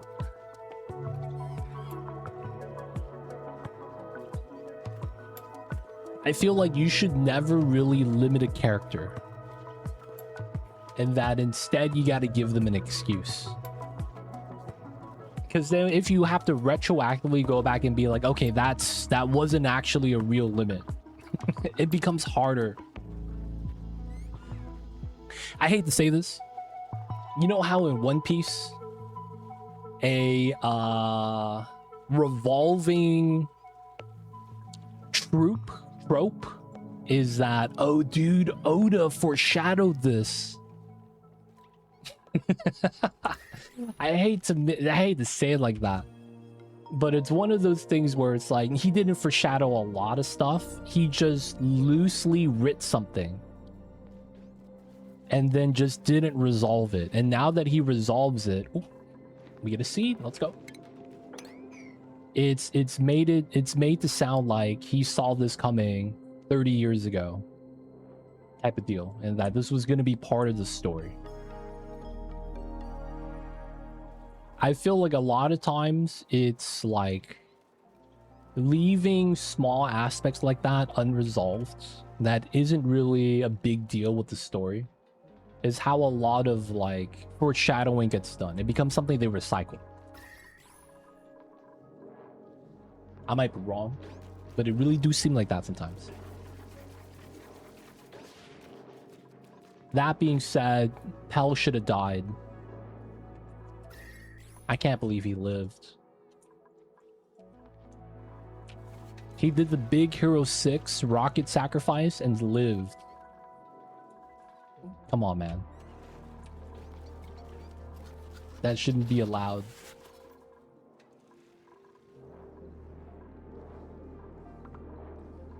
No seeds, 2 more.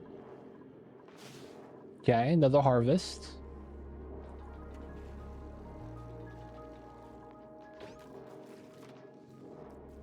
Let's go sus. Oh, come on. Alright, we get 2 more chances. Writing is one of those things, though, that's like, when you're just watching someone someone's story, it's harder to appreciate if you don't understand a lot of the little things they're doing. And instead, you're just kind of like riding the roller coaster that is the story. To that point, it's like certain types of stories, like shonen versus slice of life. The shonen is always going to be a little bit better just because it's exciting. I don't have a rancher here. I want a rancher though. Frostproof, but it's like I don't want any of this, to be honest. Always have a why to question with effects when making a power. That's fair, man. Not gonna lie. That is pretty fair.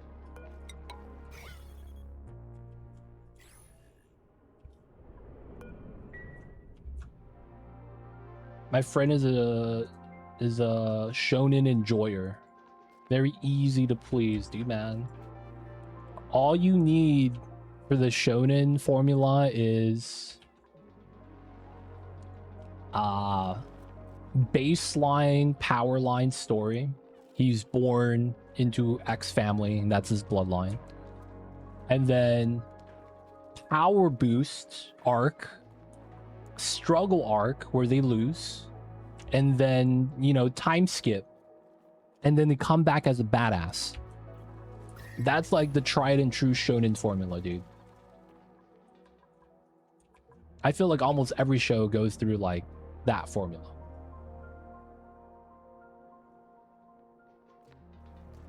Yeah, it's funny.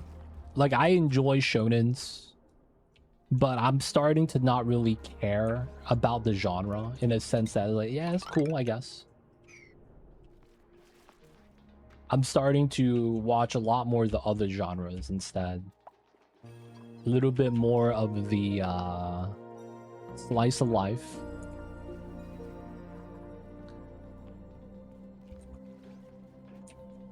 I lose interest when the power ramp is too high or not paced enough to make sense. That's fair.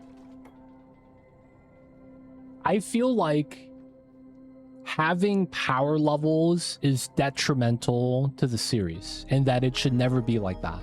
I appreciate more of a rock, paper, scissors type style.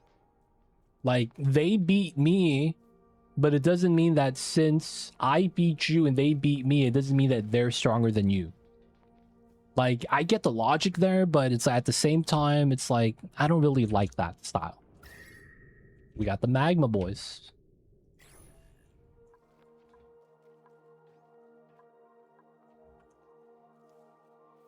I feel like power levels is bad.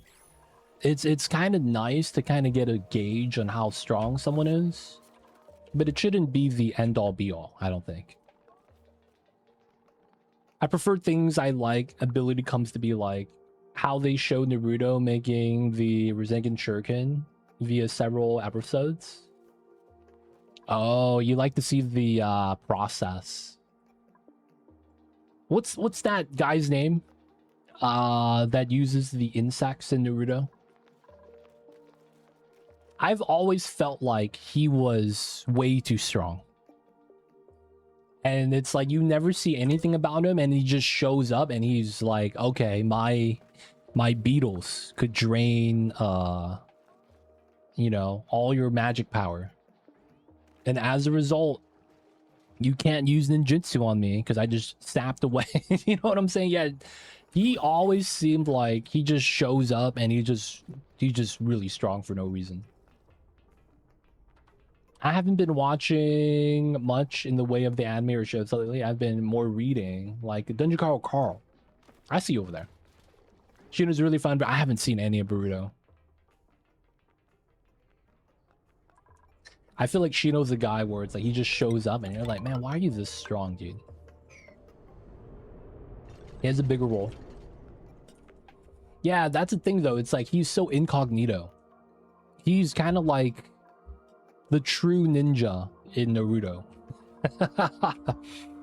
In a sense that it's like you never really know what's going on with them.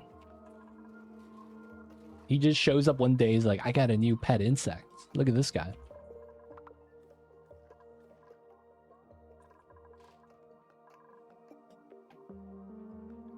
Naruto is... I thought when they started making that it was literally cash grab.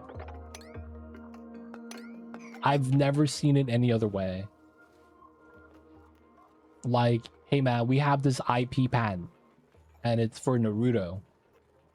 And it's like, well, yeah, we just finished writing the story. What are we gonna do? We can't just do filler. And it's like, hey man, we should oh, we got 2 seeds. Let's go.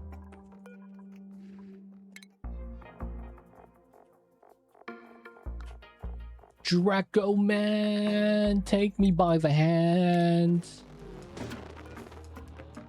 Let's go, boys.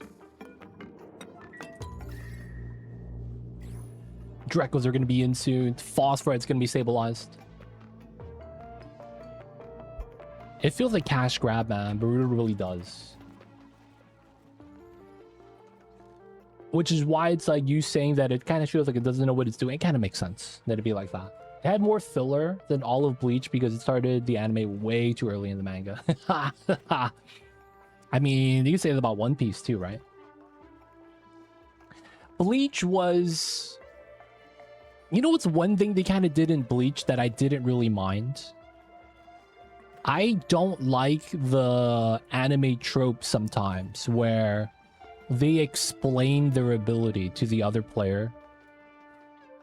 You know what I'm saying? It's like, you see that? I could control all objects within 10 meters of me. Kind of a deal. I've always hated that. It's like, dude, why are you telling them how to beat you?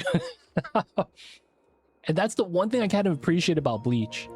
They would actually have characters that will specifically lie about certain things while making it seem like they're telling the truth. What was that guy? What was that guy, dude? Oh god, what's his name? That was Aizen's second hand that was trying to kill Aizen. No, not Aizen, the other guy. There was the other guy who was like Jin. There we go. Where he was in the fight, he was like, my ability is I could extend my sword, and it's not a sword, it's a spear. And then it's like, that's not actually his ability.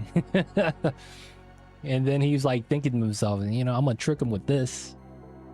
And then his ability was the fact that he could not only do the extension, but he could also retract instantaneously. And it's like, there was something too, I remember something, I was like, oh man, he's like the first character I've seen where he doesn't fully explain it to his advantage. One Piece is a good series, and I agree that 2A paces it too drawn out. Wano should not be 500 plus episodes. Dude, I used to think Dressrosa was way too long. I used to think that, and then, you know, the new arcs came out. I'm like, okay, you know what, man? That's just the new pacing they're at right now. Boys. We have found it, boys. We have found it. Sweet, sweet magma. Alright, now we need to kind of think about how we want to do this. How much gaskets do we have? Ooh, I can make at least 8 here.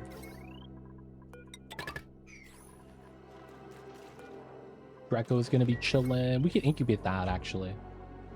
Yeah, I think I will. Let's put an airflow tile here. And then let's build an incubator here.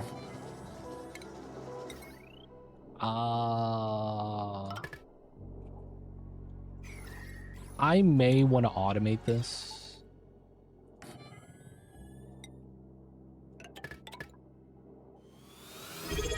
There we go. Daybreak, thank you so much for the prime, using it on me. Welcome to the city. Hope you enjoy your stay. Enjoy the emote as ad-free viewing. Don't forget that legit sub badge. But do appreciate you. Thank you for using the prime and using it on me. Welcome in, welcome in. I've been reading a lot of the literature RPG books lately. TV just hasn't given me anything to really lock into. Yeah, it really do be like that, man. That's actually why I've been thinking about looking at shows that have already aired that were like really good, but for whatever reason never continued. Like a popular one I've heard a lot of people recommend was, dude, you gotta watch Firefly. I was like, what the hell is Firefly? You know what I'm saying? And it's like, there's just a lot of shows I've never actually watched because of like, I haven't seen The Wire. I haven't actually watched all of Lost and things like that. There's a lot of shows. I haven't seen Better Call Saul, even though I enjoyed Breaking Bad a lot. There's a lot of those shows that I really just need to like go backwards and kind of just catch up on. I found a local library with pretty good stuff on their catalogs. Dude, when I was little, I used to go to the library with my sister, and she would rent movies on the VHS and TV shows. She used to do that a lot, and she would take me because it's like, oh yeah, gotta go to the library. And it's like, as a young kid, I didn't really understand why. Now it's like, oh, they were just consuming content. It makes so much sense now.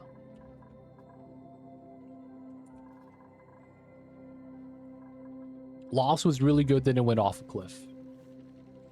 Feels bad. I hate it when shows are like that. That's actually why I stopped watching Dexter, dude. Dexter was good until it wasn't. I haven't completed Game of Thrones for the same reasoning. Like a lot of the shows, it's like it started off good and then something happened. They don't think it be like it is though, but it do. I might get stuck here, bro. Alright, we're low on minerals. I guess we just use wood. We have a decent amount. I still gotta make a refined carbon though. Walking Dead. I couldn't get past the first pilot series, the 6 episodes. It just felt boring. I couldn't get into Walking Dead. Though I did hear about how it's like, what's his name? Glenn died, and then it's like from there on, like the show was just really bad. That's all I remember hearing. People were talking about, dude, they killed Glenn, and then it was just, dude, show sucks.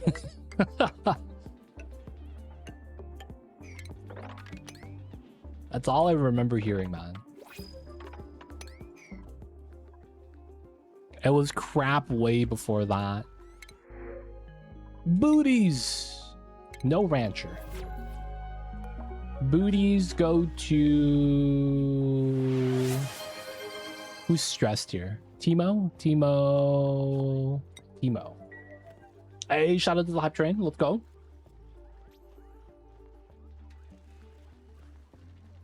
Cannibal Camp.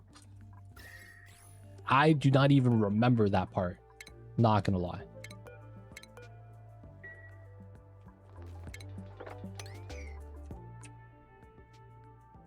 Dude, I love the new magma texture. It looks so good.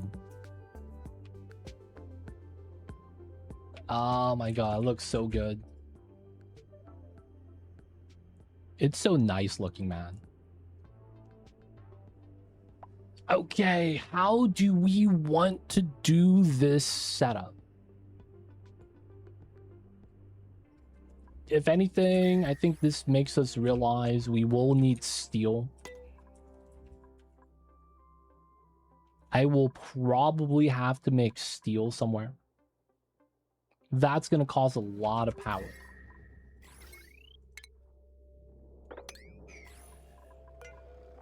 I need to allow the people inside to build this. Anyone hearing Dr. Evil from Austin Powers? Red Hot Magma right now. The only thing I remember from Austin Powers was $1 million. That's for whatever reason that voice line has always stuck with me for no reason whatsoever. Whoa, $1 million. That's a classic voice line I hear when I hear Austin Powers, Dr. Evil.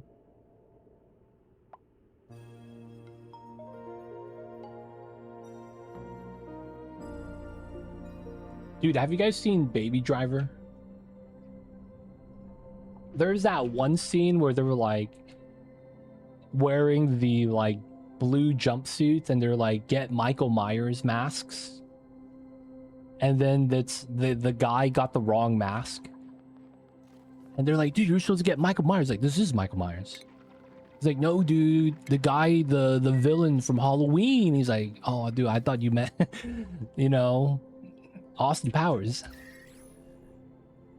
And then they put the mask on anyways and just went on with the heist. Dude, that's another movie series I need to watch. The Ocean series. The star-studded cast, but it's like, I kind of like the idea of how they're pulling off like a bank robbery.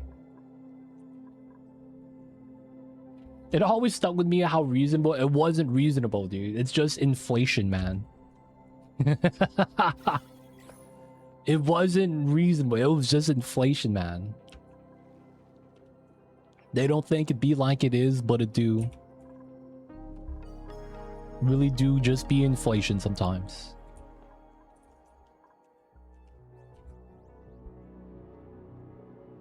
Do I actually need steel? I'm thinking about this.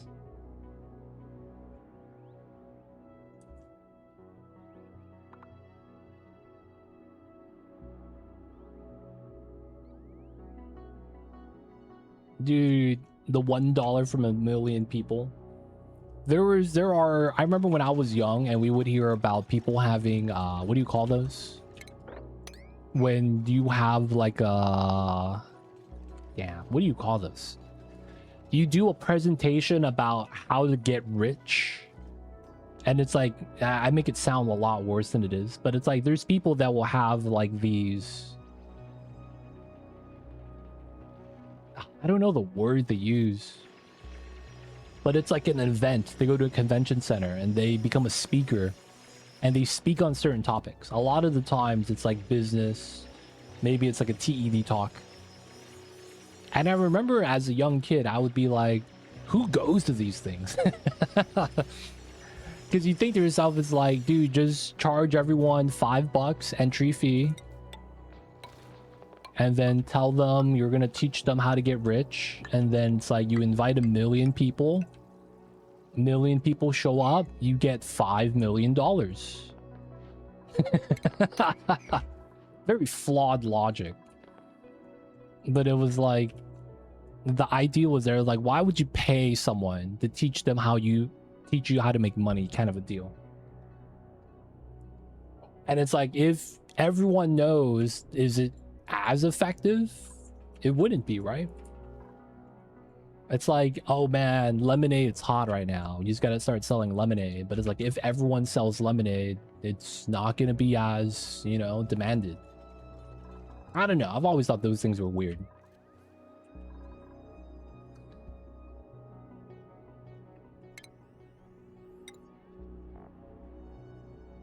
Oh, wait a second.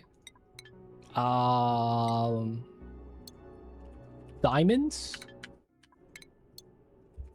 I have pin pockets. I have pin pockets. Could I grow these?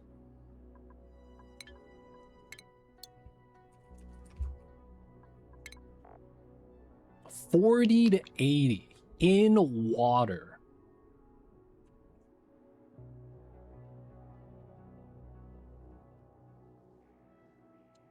Couldn't I do a diamond ranch?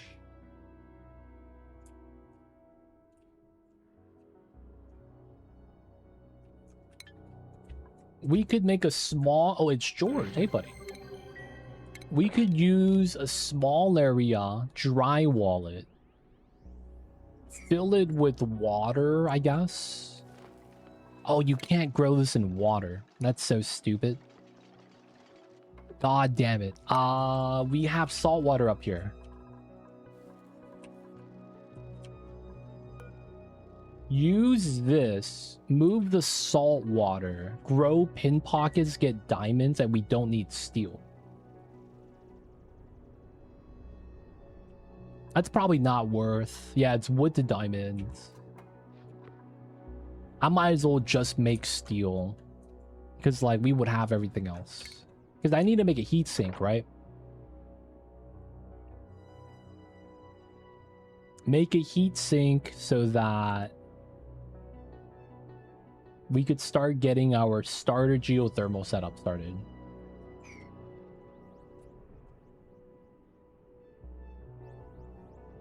Another thing is I don't have enough vision for this.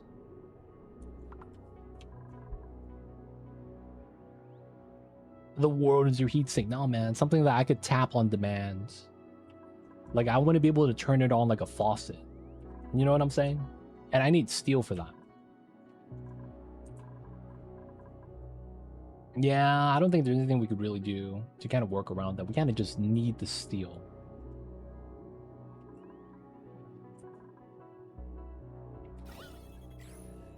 We have the iron. Do we have lime? Guess we have eggshells.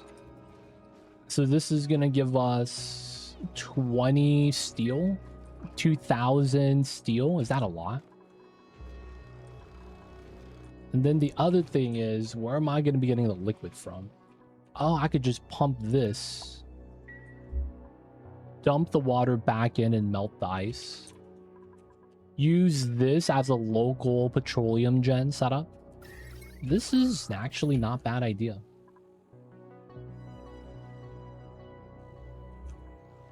Yeah. All right, so let's get some wood.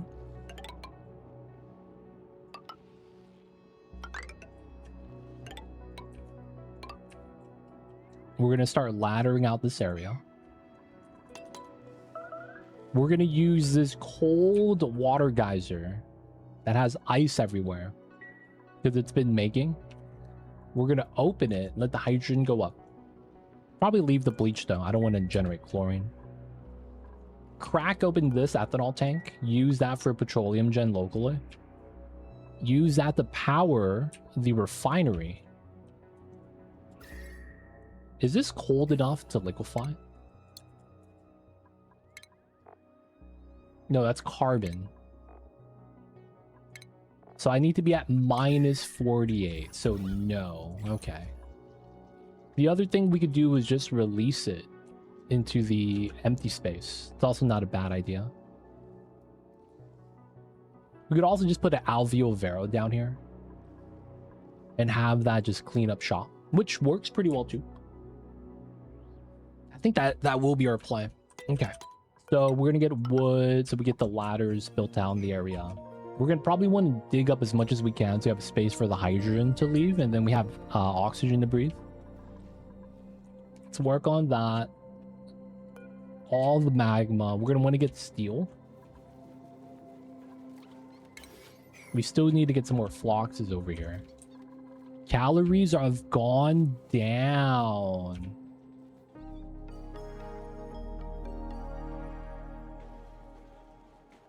Calories have gone down. We no longer have enough pike apples.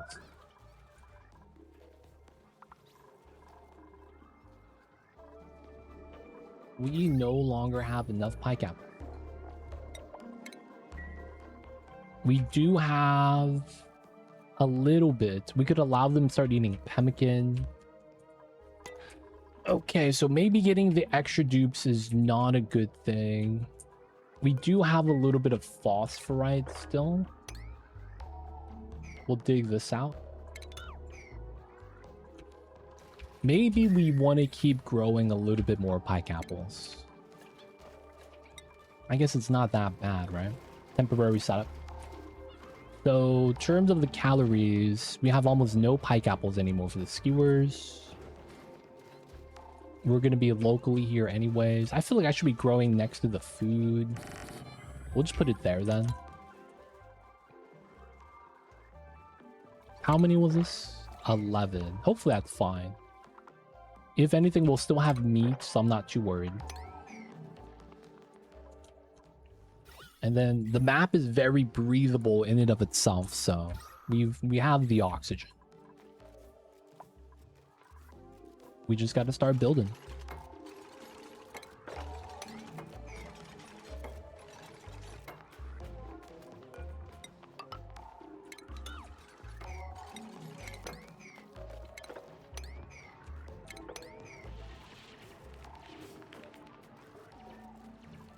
Okay, so we're going to want to get down to here, start pumping. We're going to use this ladder to basically be able to dig out everything in this area. Start trimming. Starvation, it's got to be a lie, right? Maybe it's not. Maybe it's not a lie. Do a copy paste here. Phosphorite. Gonna mine out these two. What tag is this? Agriculture. Agriculture is not here. What the heck? Organic. Cultivatable soil. This all we got? Oh, there's some in here. Oh, dude, the mercury biome has phosphorite. Oh, dude, I didn't know this. I didn't know this. No, dude, free phosphorite for the taking. All right, we're grabbing some of this real fast. I didn't know that was phosphorite for some reason. All right, we're taking some of that. We have some other biomes there too, like over here. Sucrose, more bammets. I think these are only near the surface, so if we want to get more, it's going to be this way.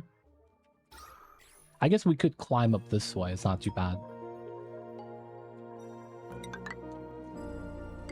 Get that built, get that built. We could build all that. Technically, this should be all within reach.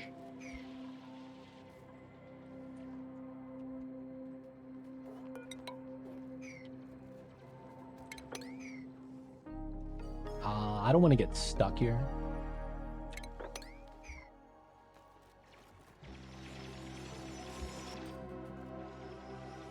Alright, let's try to get steel. Let it go to work. We have suits for this. We can be safe outside over the magma. Loxes are going to have a little bit more phosphorite, so we get this in. Somehow they're not actually getting inside.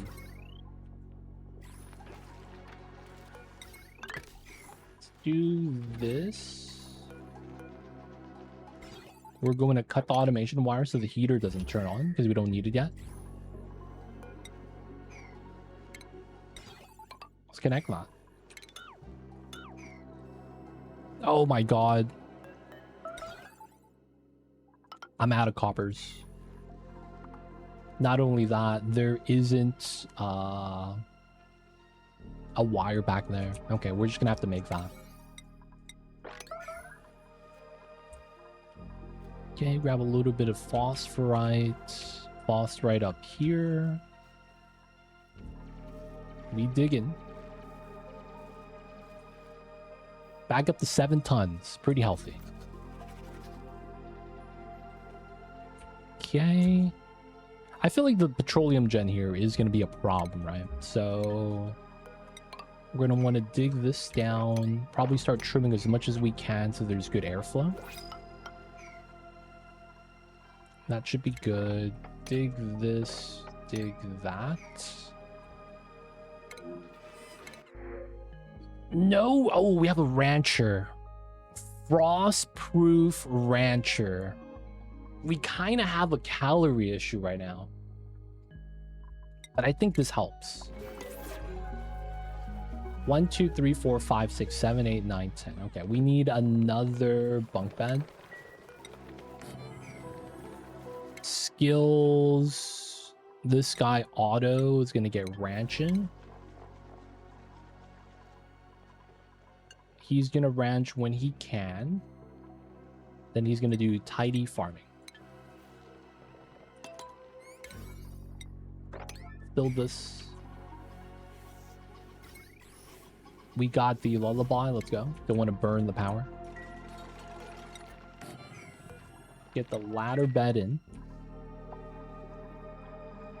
Unpermitted food type. Okay. Looks like we will have to allow them to eat pemmican for a while.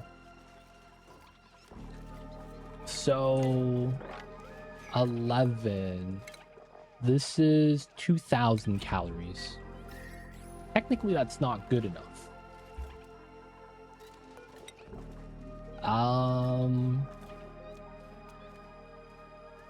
I guess for now, we'll get another layer in. Because we did add another dupe, so we need at least another 11. And I don't know if making that 11 up top was enough, so we'll just double up. Feels bad, man. We removed the farms to put the farms back.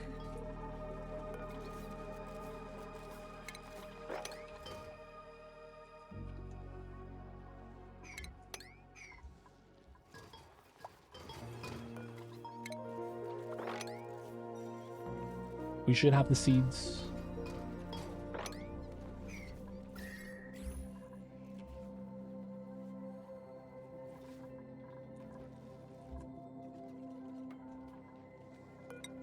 Good stuff, good stuff.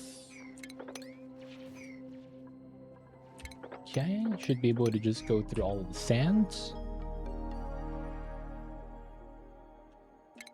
Probably do want to start digging this.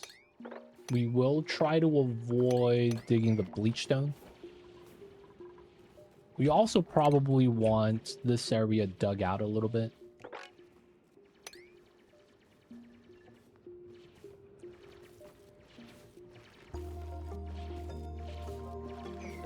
And then we're going to want to go inside from the top. This is gone. This is gone. Might as well bop that. Leave the bleach stones.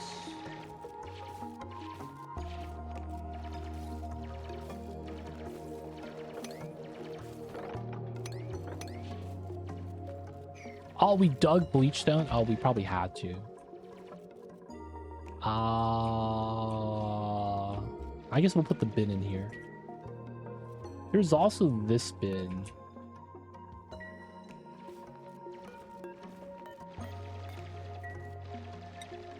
Bleach stone. Sweep 9. So they could just sweep that out. There we go.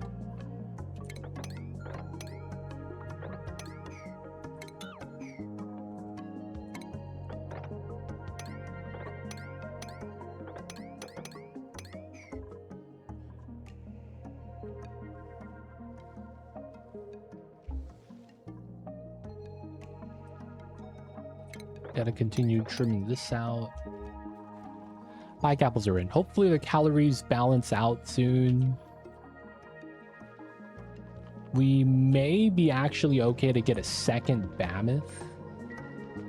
Yep, he's not getting brushed anymore. Let's put a second mammoth in here. The amount of squash we're getting is going up. Ethanol might be going down soon. Oh no, we have the second pump, right? Okay, digging out, moving stuff out. Did we bop the lock? We did not. Let's go. 906. That's exactly all we have. This is diggable now. Dig that. This is probably all removable. Okay, dig this part. We could slip down here, even though we can't go from the top. And then I do probably want a small little ladder right here. Want to flatten this down and start getting our alveolar vero down here to consume the CO2. Get a floating airflow tile set up here for the smart battery petroleum gen.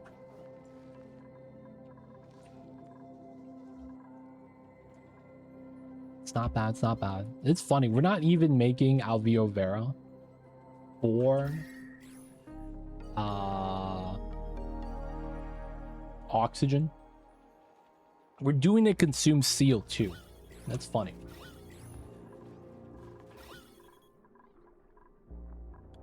They're doing it to consume CO2.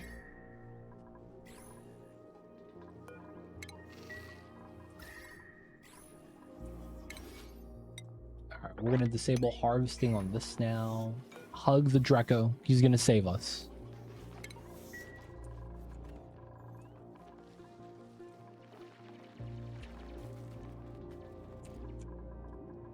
Okay.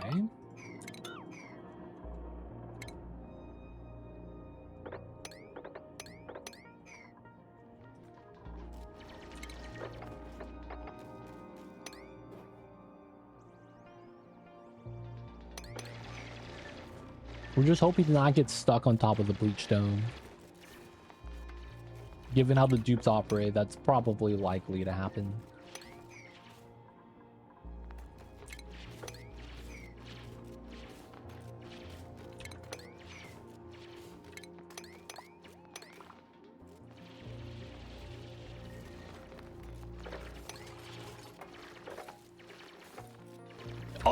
Oh, god damn it. Sand. Sedimentary.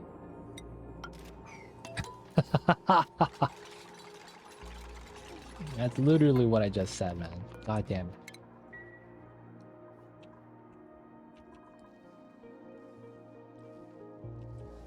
Wow, walking by the Wheezewort is bopping them. Alright, let's dig this up. Really do be like that, huh?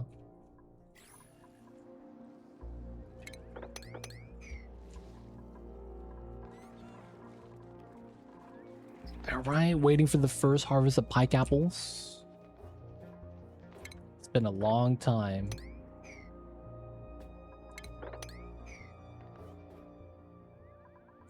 That got removed.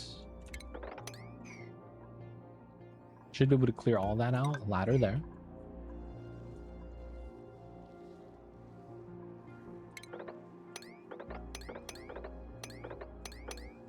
Should be able to dig all that out. Here to here to here. And then from here, should be able to dig all this. Yeah. Let the hydrogen flow. We gotta finish this. Get our battery tower up.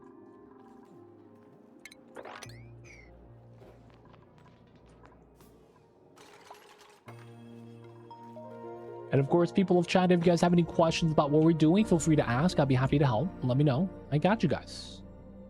Otherwise, right now, we're just doing a max difficulty Blasted Ceres run. If you guys are not familiar with Blasted Ceres, this is the lab map. This is going to be the map that, at the beginning of the game, when you're starting your first planet, you have the option to play on the lab. That's not a sandbox mode. That's a game mode. And this is one of the maps on there. It's a little bit weird, but for the most part, it's a little bit more on the difficult side when it comes to just the general maps. Though a lot of the times we do, you know, not mind that. I think it's pretty good, to be honest.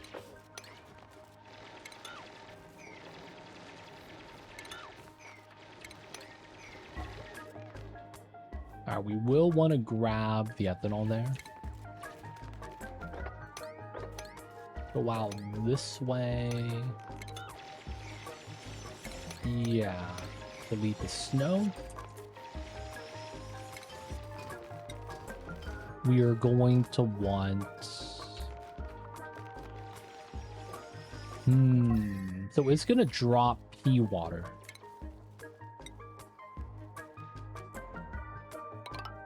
Let's say it's over here. We do this setup then. Walk across the top. We probably need it 4 tall. We get smart battery on this ledge, petroleum gen here. Drip the liquid. We're able to mop it up or pump it later. And it also might be cold enough to freeze. Alveol Vera. We have a rancher leveling up. Auto needs a couple more days. We gotta hug the Drecko egg. We gotta re-warm up this area. It's actually warm enough, but this being at 10 degrees kind of sucks.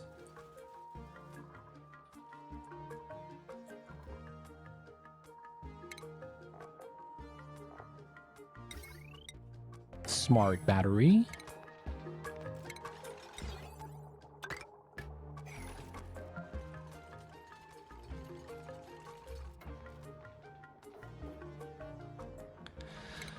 This is a 2K wire. Because this is 2000 watts. We could probably... No, we have to use a 2K wire, probably. So this is going to be ugly. Because the megawatt is... heavy watt is minus the core by a lot. Okay. We're just going to pitch pump this on. Keep it simple. No res. Temperature shouldn't really matter too much. Oh, and then we're gonna need wire here. Okay. Big ugly wires coming in.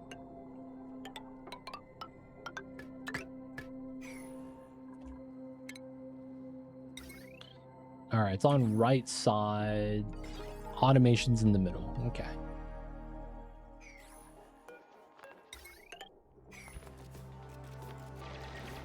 Then we're gonna need to put a wheel, I think, right here to get the power started. Got collapsed on. Okay, it looks like the spot is gonna be maybe right here. Makes sense. Maybe right here makes a lot more sense.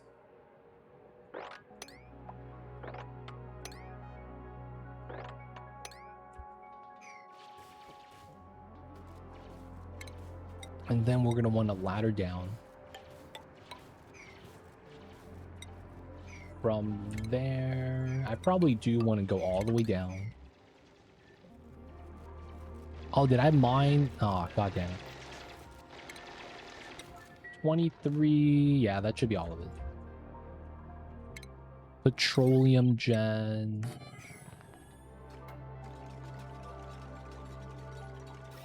Consuming the CO2, this is going to generate more.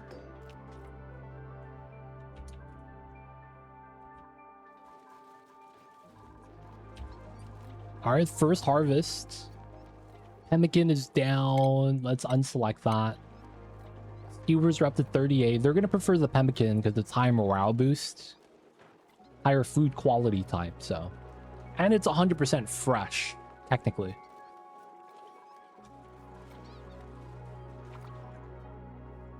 Not bad. Not bad, not bad. Guys, stay hydrated.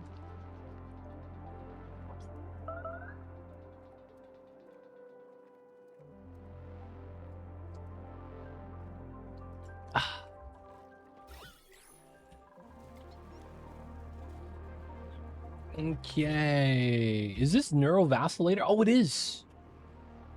We could do the thing that you were talking about with the... freezing. That's not good.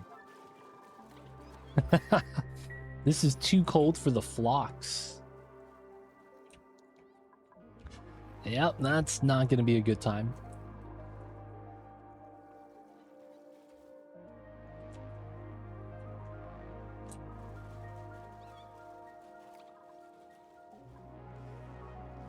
We need to save this guy, man, before he dies. He's half HP, dude.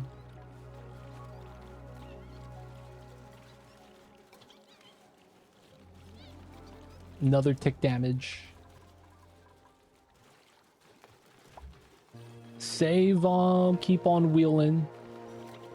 No. You just made him so that he died faster. Oh my god. What a way to die, boys. He got tied up right before he passed. That was low-key a little messed up.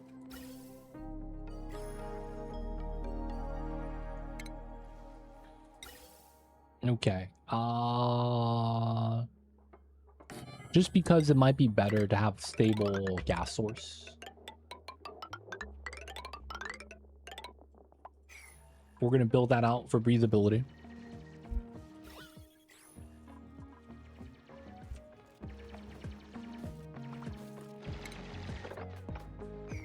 Yeah, there's a lot of hydrogen there.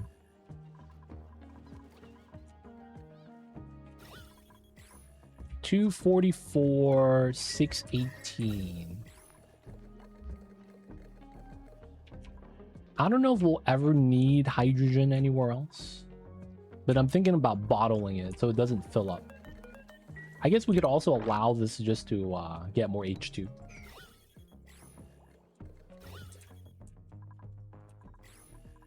But yeah, breathing here is not a problem right now.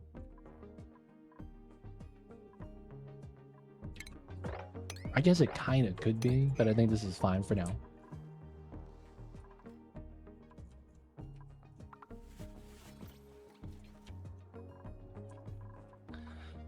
Doing great so far, boys. So we're going to be on the path to make steel. We're going to be using the cool salt slush on the side right there. Using this pool of ethanol just to make a little bit of steel to get it started. After we get that and finish using the ethanol... Oh, there's extra pool down there.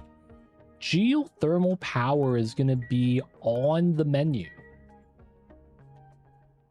Geothermal, baby. Y'all know what it is.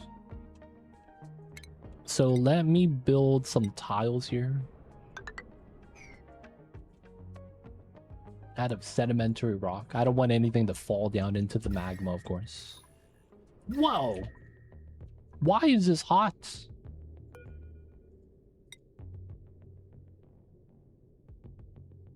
Seems legit, man.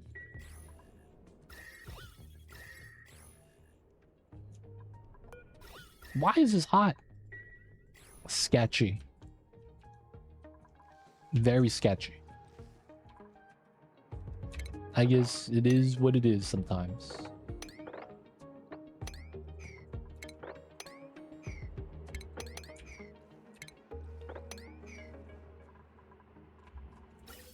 Alright, let them work. Pemmican's at 91, skewers at 15. We technically need 22,000 for the skewers to actually keep up with the food. Since we're no longer doing anything with the meat. Okay. I may want to... Alright, this makes sense to crack open. Because technically this is always just going to be free food. There we go. Oh, we can't reach this. Oh my god, okay. Dig that up. Dig this up. Dig that up. We're going to be grabbing the grains that are free. This one should be dug up differently.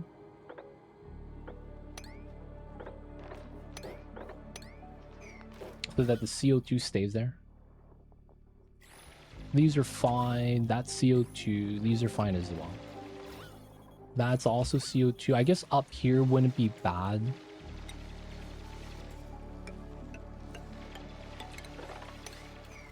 And then we could grab the ones on the side right here too. So we would dig up the wheezewort. That's all CO2. Dig this up. A little bit of polluted oxygen, but it's fine. Oops. Enable the harvesting of the free muffins. That would be kind of nice. And then technically it's here.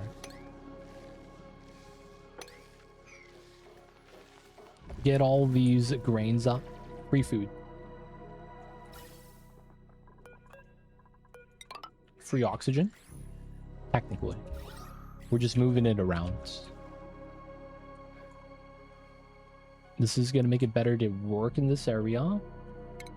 Refinement. Metal refinery. Insulated pipeline. Boop, boop. We're going to drop the liquid. I don't know if that needs to be insulated coming in.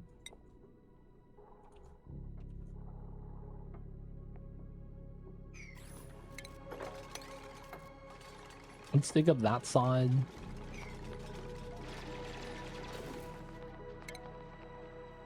Let's try to dig a little bit right here.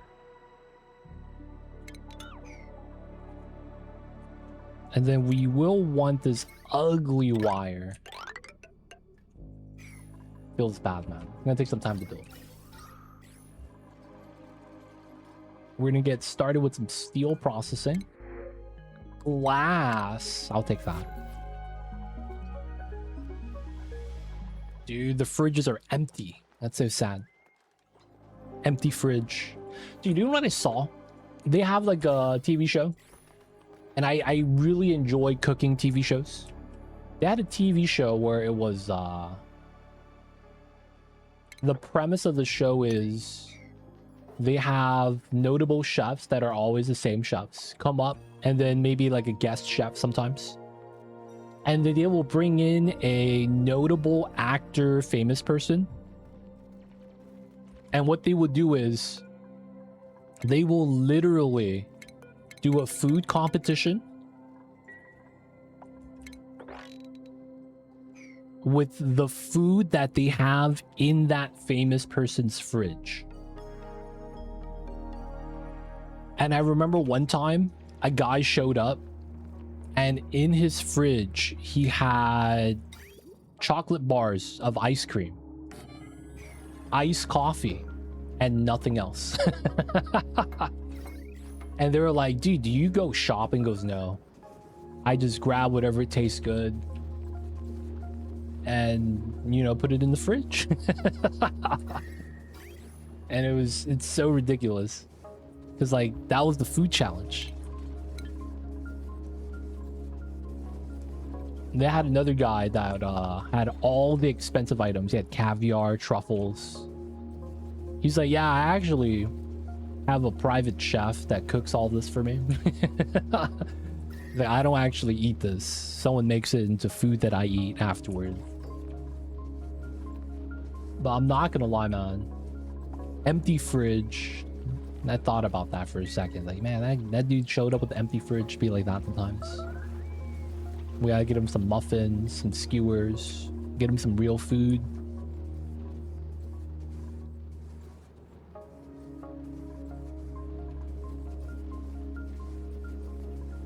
Okay, so I think we're gonna do a weird strat here. Realize we're also gonna have to run the power through. The water's gonna drip here. That might mean I might want to get my water up this way.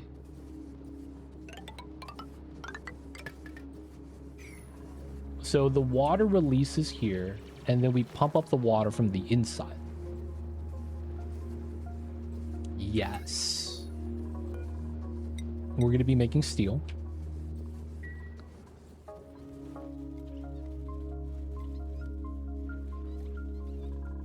All right, Otto, did you get your skill yet? She needs a couple more days.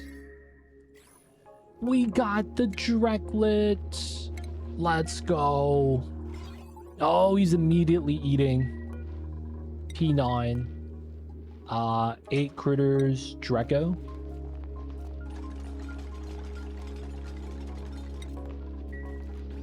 Remove this tile. This doesn't need to be there anymore. Remove the signal. We're just gonna power the heater via power line. It is getting a little bit chilly in here. I'm gonna turn that on. Irritated eyes. It's just stress now. It does actually matter though on max difficulty. All right, that means I might want to turn this on because this is mad cool. It's just a power line. It's not going to support that. We're at 12 gaskets. We might want to get one more. Oh, we can make a lot more. Go up to 20. Slowly working on this. It's breathable, so they could build everything here.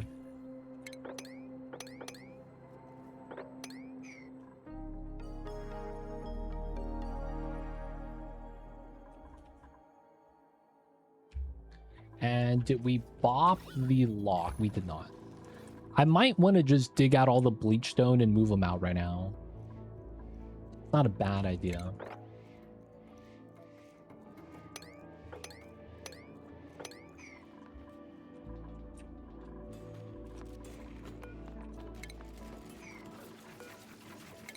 Sweep. Bleach stone, sweep. Liquid bleach stone, sweep. Here, sweep. Having cold bleach stone is kind of nice. And then the rest in here.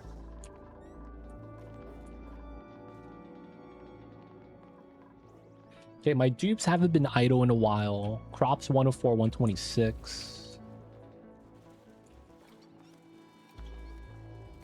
Wilting. Oh, that's because we're not harvesting here. We just got to move the phloxes on.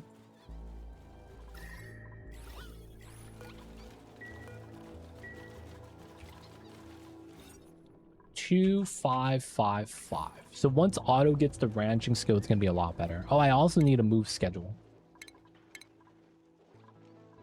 because it's 6 people sitting on the chair.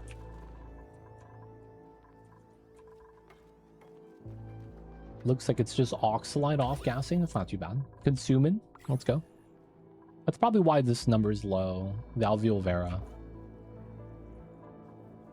Okay, let's go to construction. Let's do the bottom half at 7. That way we can at least get started with power. Let's go with a 90-50. What's going on, Major English? Just want to say thanks for the Oni tip. Taught me a ton, in case I've never said that. Major English, you have never said that today until now. So, hey, man, thank you for the kind words.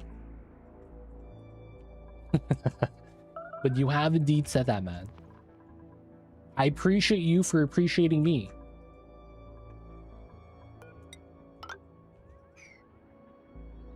So thank you, man. Sometimes you just need that little boost of confidence. And of course, I see you over there. How you doing, Major English? Welcome in.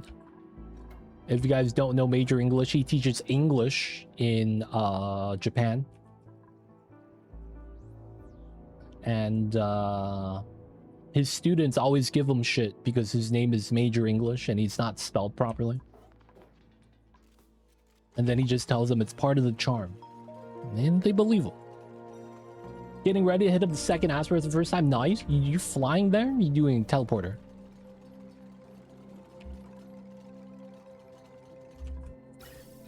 Hey, man. Whatever way you doing it, man.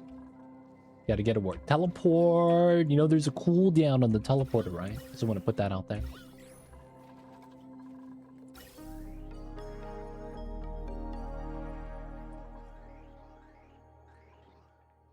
Got the cooldown on the teleport. Just want to make sure it's known. 5 cycles. 5 cycles. So once you teleport there, there is a second teleporter building to teleport back. Those are 2 different buildings. So you could teleport there and back in the same day. No problem. At the same time. But each one is 5 cycles from when you use it. You're going to remove their suit before heading over? Wait, so are you going there and releasing a suit that's filled up for the frozen dupe? Or are you going to send them without a suit? Hey man, this is not a problem. Keep the suit on. I'm just saying.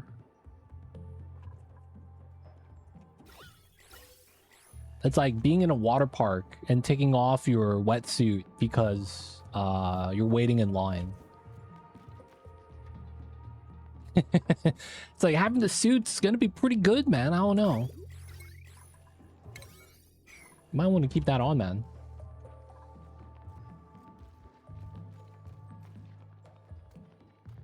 I mean, I'm just saying. Fan suit, hey man, if it works, it works. Can't be too bad, can't be too bad. We got the pike apples, boys. A lot of meats.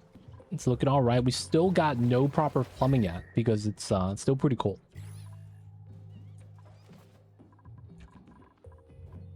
And then we're gonna be making steel soon, eventually. I'm gonna permanently move 2 dupes over as a plan. Not sure it's a good one. Hey, it depends on the planet.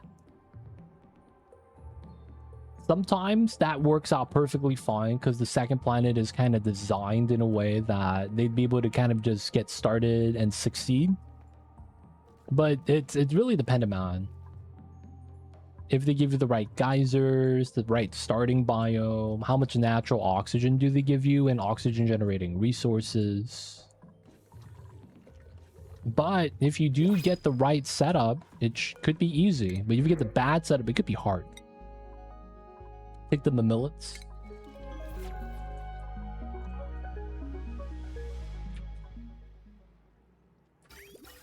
Oh yeah, we never attached the pipeline here.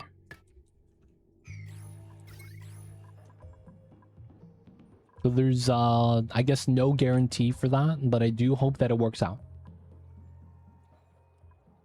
Another thing is, these buildings that teleport need to be activated on both sides. So there's 2 pairs of these. One of each pair on this side and one of each pair on the second planet. Make sure that if you do send a dupe, that they have this skill, field research. If you don't have this, they cannot activate. They need specifically field research skill to turn that on. Otherwise, they're going to be like, hey man, why is he not activating? And then it says, no learned skill. It's like, oh, I see now. So a lot of times it's good to send a dupe with the suit on so you're not consuming the oxygen, and then activating everything before sending him back. So that's always going to be something to look out for sending the first dupe over. Yeah, man. Gotta have the pro tips. Make sure you're prepared. Now, of course, it's only 2 skill points. So it's like, unless you're in the beginning or you send a dupe that doesn't research. If they have a suit on and there's a outhouse, they will use it. They installed butt cheek flaps for the spacesuit. So they, you know, it's kind of like reverse trousers. They got the buttons in the back. Reverse trousers? That's not what I'm looking about. What do you call those? Overalls. There we go. It's like overalls, except the buttons are in the back lower side. And then when you know, done with the business, you just, you know, button it back up. See, the problem starts to happen, though, if you don't wipe. The smell starts getting into the suit. And it's kind of gross, man. They don't think it be like it is, but it do.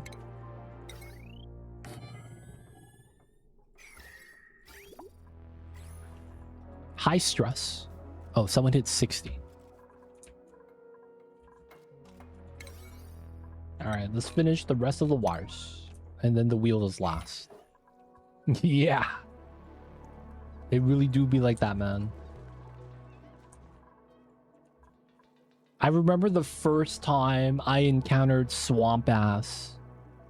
It was during COVID year 2020. And I guess at that point people just stopped caring. I was at the market because, you know, you got to get food still. And I was waiting in line. Some dude in front of me looked like he hasn't showered in a couple days. And, you know, I was like, damn, I smell that shit from here. And we're like at least one shopping cart away. It was bad times.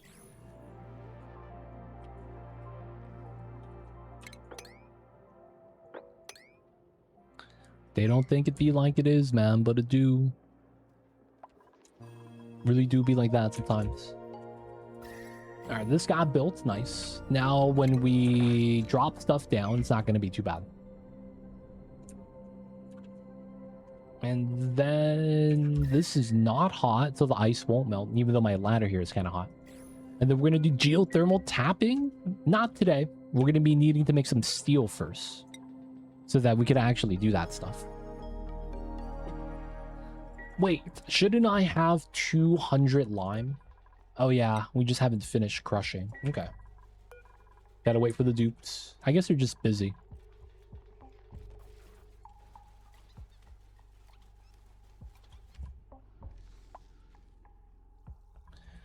Looks like the frost buns have been carrying us. A lot of sleet grain.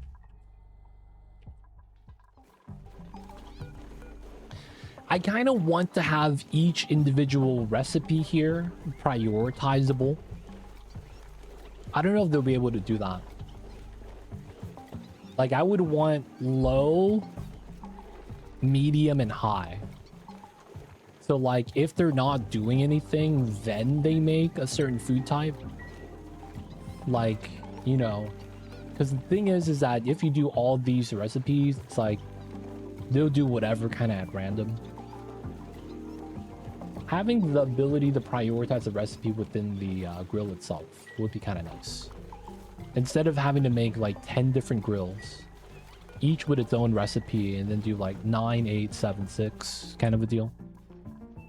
I mean, that would work though, but it's like, it could be better than that, man. Oh, I can't reach. Okay. So can a CO2 vent work to cool sleet wheat farm if I limit the amount of CO2 so it doesn't change state in the pipes? No.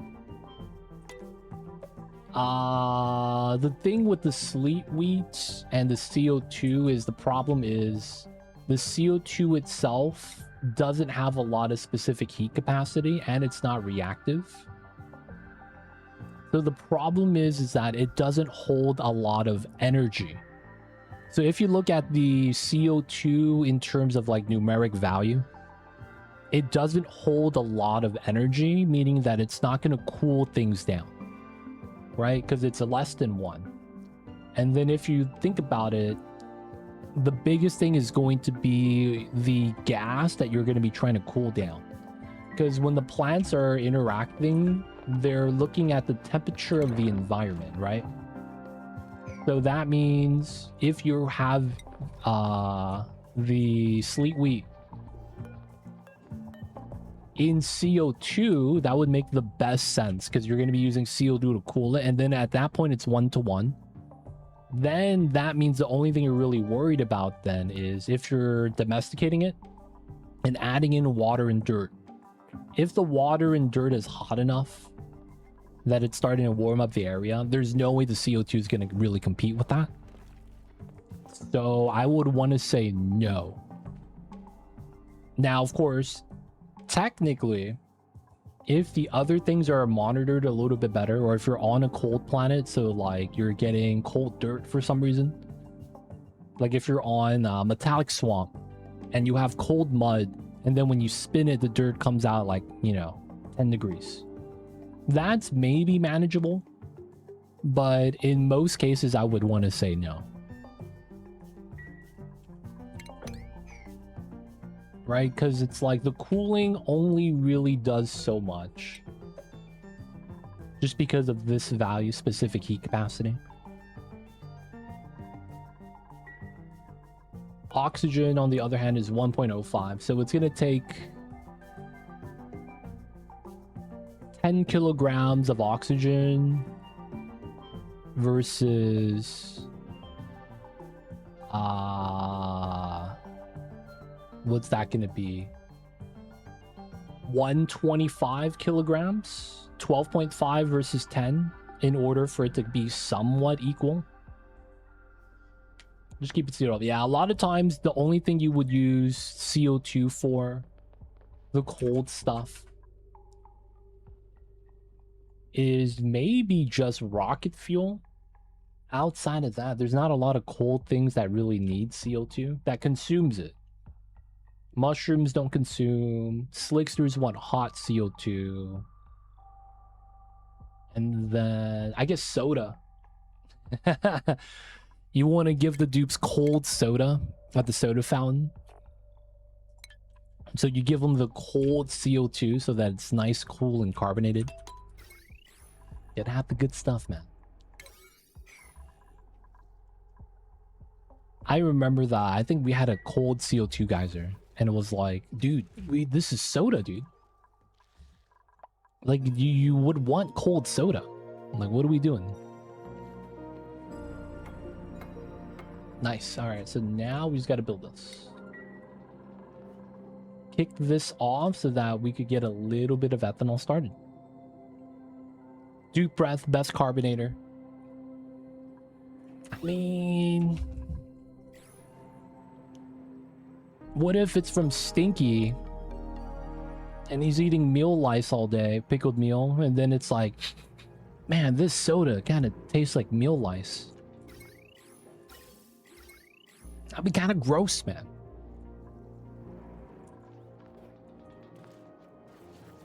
I'd rather get it from a geyser. Still CO2. Man. I feel like Zarek will make a good astronaut. He tell him, hey, did you know we filtered out your pee in order to make this instant ramen? He's like, it's still just water. We boiled it, right? It's cool, man. We filtered it, boiled it, and we're good.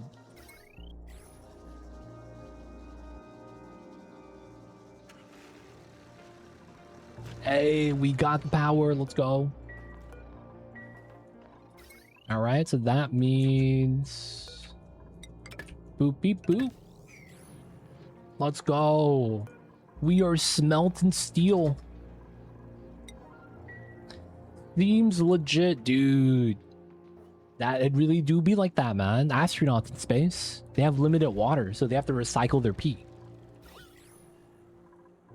Right? Seems legit. Seems legit. Alright, all the bleachstone is here. Engine exhaust mixed with dupe breath to carbonate your drinks. Engine exhaust. Man, you really gonna be at the back of your rocket when it's hot, wearing the spacesuit and having a tether and hoping nothing breaks? That's scary, dude. You got a plastic bag trying to catch a little bit of CO2 to put into the soda.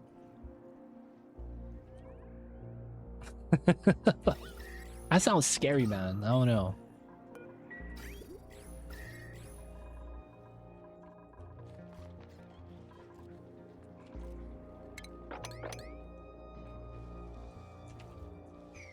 I guess doing this is not a bad idea. Get some more granite from there.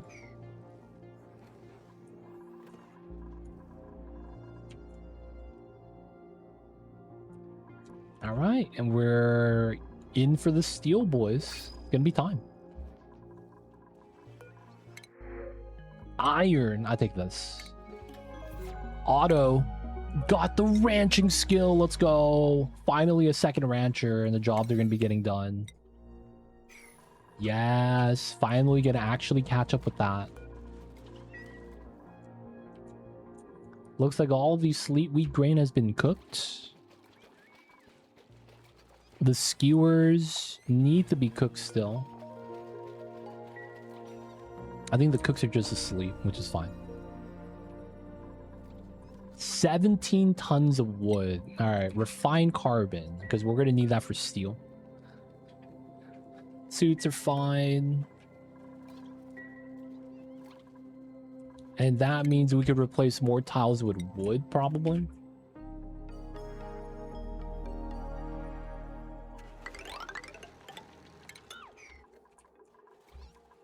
Gonna be good stuff.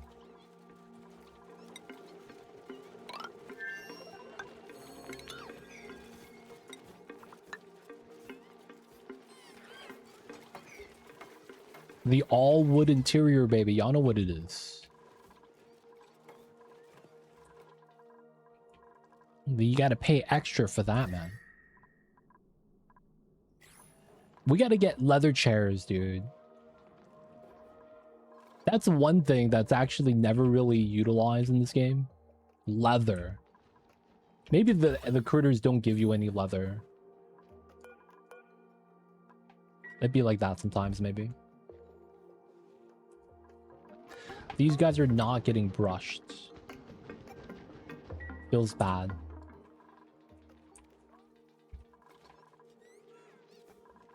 Dude, that's never gonna happen. We have a shearing station. And they've never given us leather. Tallow into lye. Are we gonna make soap?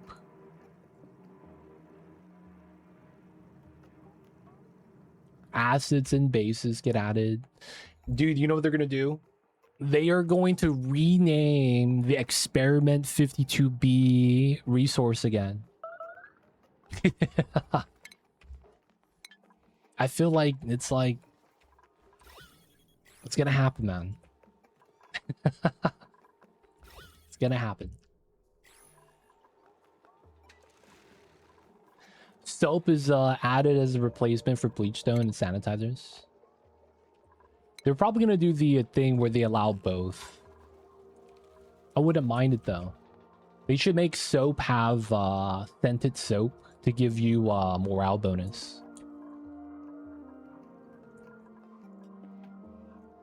And then if you have allergies, you start sneezing. Make leather gives another use for dupe pee. Leather, that is. What would you want gloves for? If they were to give dupes gloves.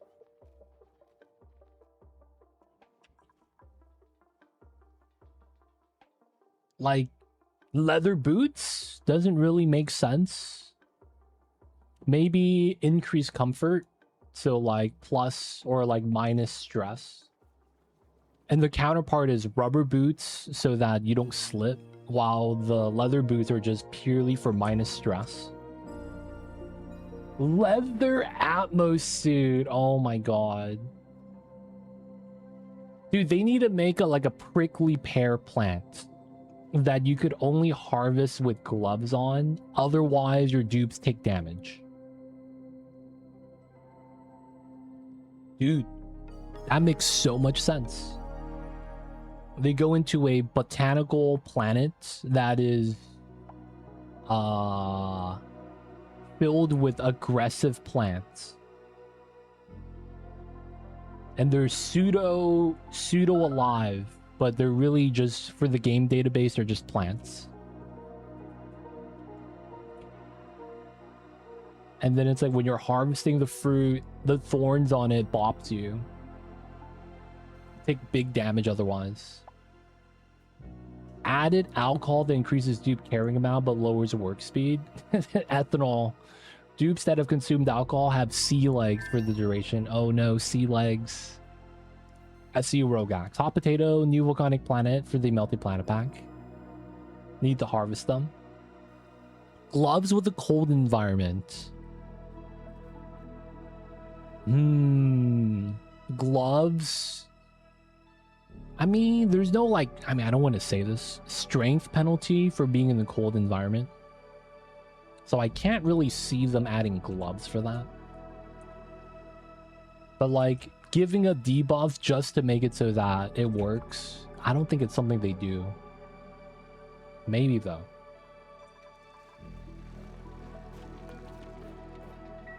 Dude, we got steel. It's time. Good stuff.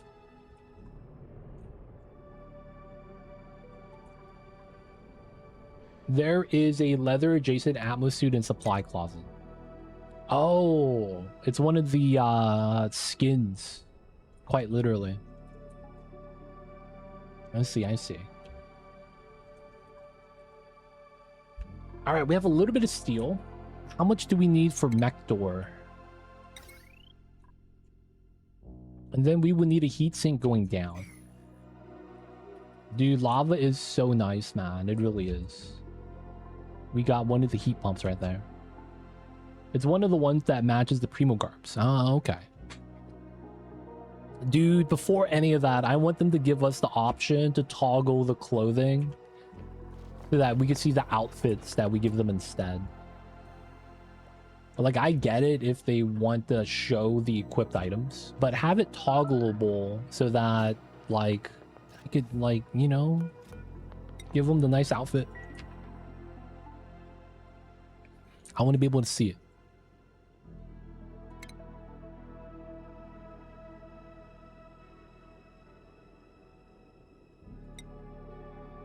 I'm realizing that while we have metal for one door and the automation, we don't really have a material that we could sink into the magma and not have it melt. What's iron? Melting point? 1534. We're right there. I don't know if I trust this. Outside of that, I don't think we have a metal for that, right?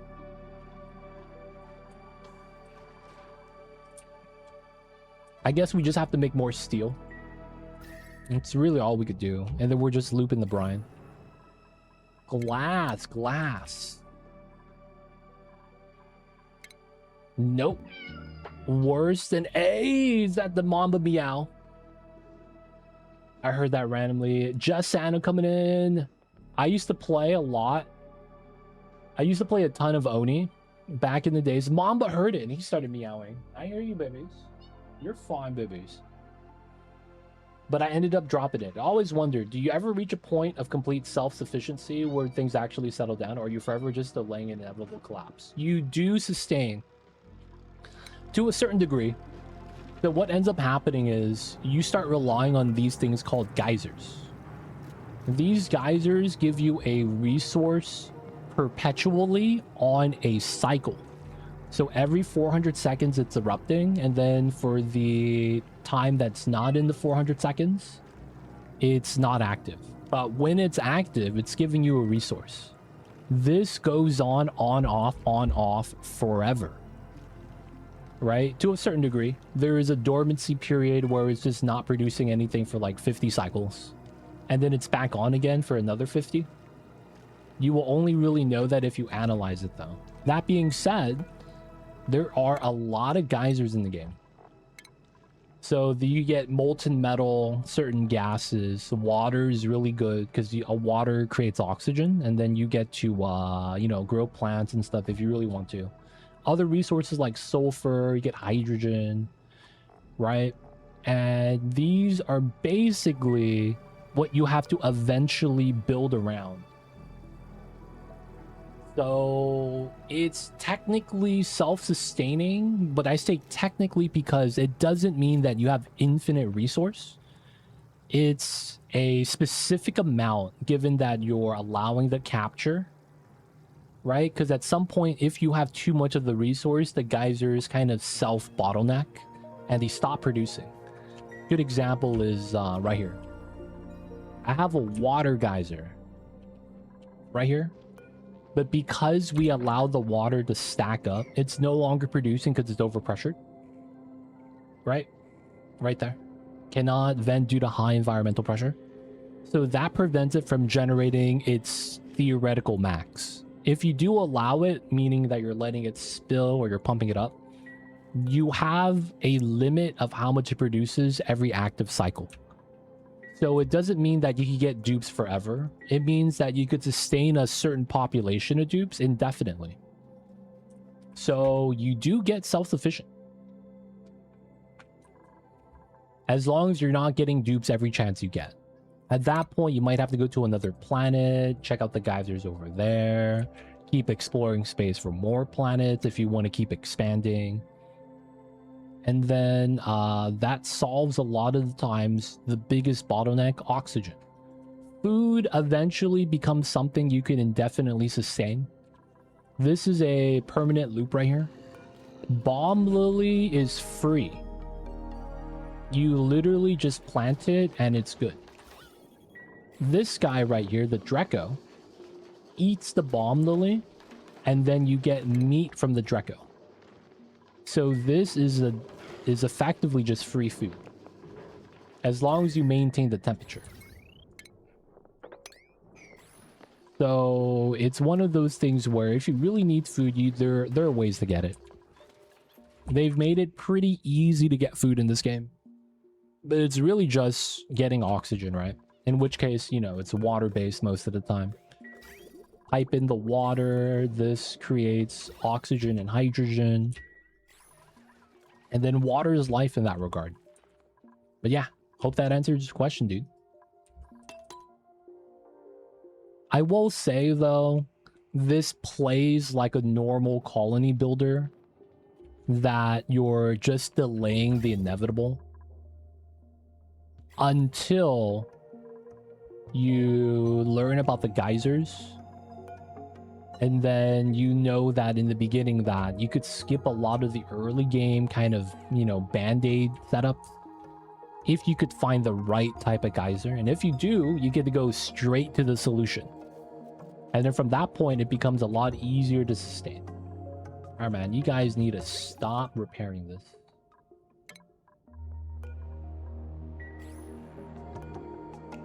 Oh, okay. We gotta make some more iron here. We gotta just keep cycling the water. Water a little bit too cold up here, huh? And it's freezing in the pipes. Yeah, we're just gonna need more steel. That's really the only solution we could really do right now, I think. Making the carbon, we're gonna need lime. And then we just gotta allow them to smelt. That's basically it. Missing the lime, we do need more iron. We're just gonna loop that till the water warms up. Maybe even warm up the area so the water stops freezing.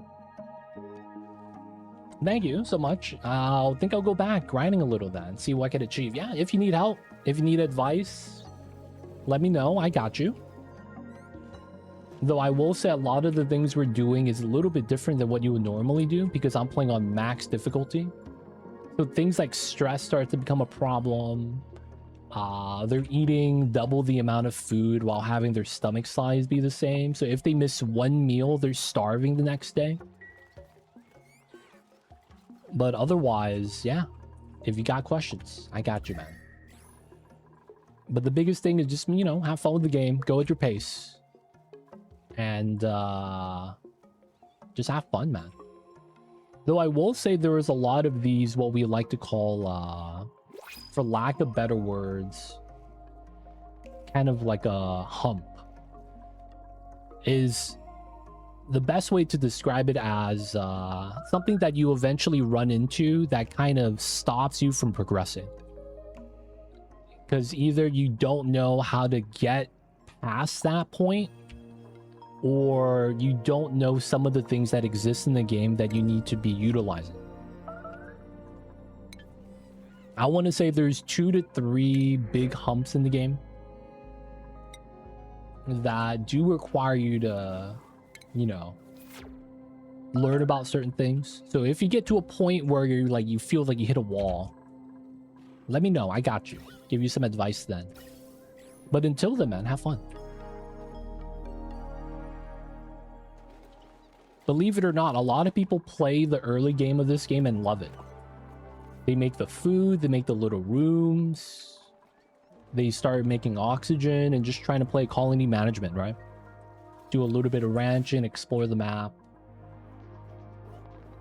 And it's not bad, man. There's some people that have like thousands of hours on this game and never launch a rocket. So don't feel like you need to do all the things. It's just things are there for you to do if you are looking to do stuff. But yeah, no pressure, man. Casual game.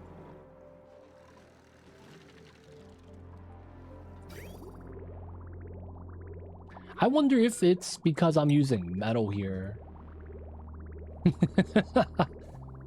that my pipes are freezing a little bit fast.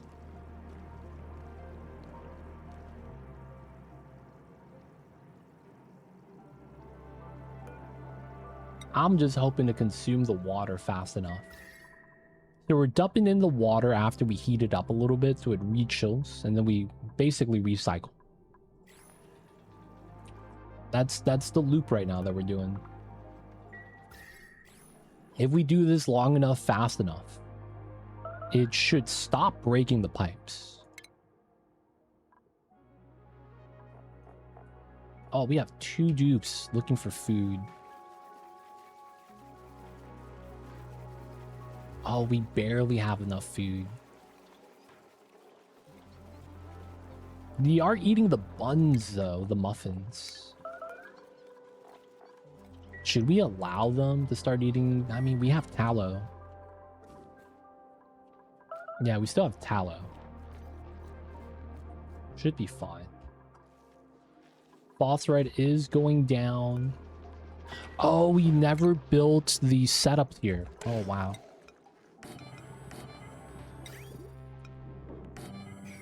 Okay, we need to build the conveyor rail setup.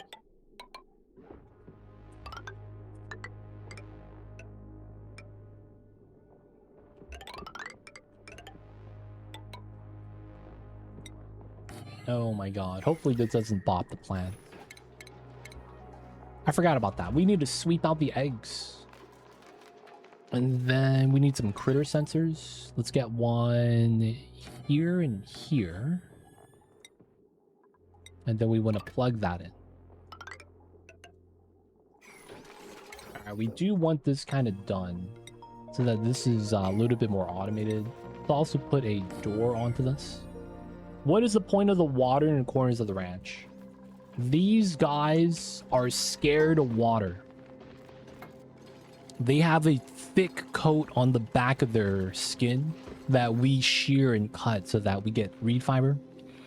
It's actually increases in weight by 10 times if they touch water, and thus, you know, unable to swim. They become a rock, right? Sink to the bottom. So when they are in the liquid, they are scared of drowning. So as a result, they avoid the liquid. So realistically, these guys climb on walls like Spooderman.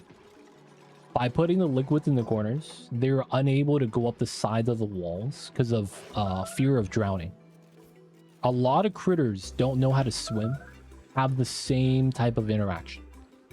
So pips do the same thing. They walk on the walls and are scared of water. So doing a water drop block like this prevents them from moving. And the big advantage is that when you're trying to brush them and they're here on the wall, they're going to walk all the way around at a snail's pace because there's no rush before they get to the rancher. And the rancher is waiting there, whistling. Like, hey, it's like herding cats, man. It's like, over here, we got food. And the cat's taking its time because he runs this, you know. So we just do that to make sure that the rancher doesn't have to work as hard, basically.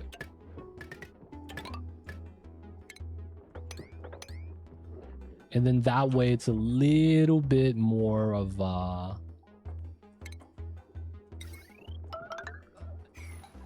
you don't need as many ranchers, because if your rancher's here waiting, he's not brushing the other rooms. That's basically all it is. Get more done with fewer people.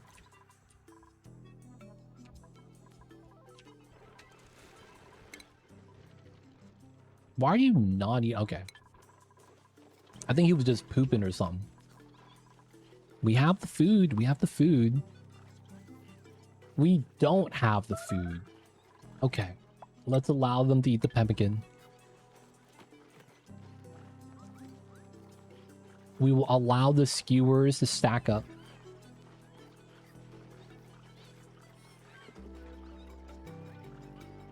I could just allow them to eat the raw pike apples, but I want to cook it so we get the bonus calories. right? 800 becomes 1200 by, you know, cooking. Cooking is magic, man. You just make calories out of thin air.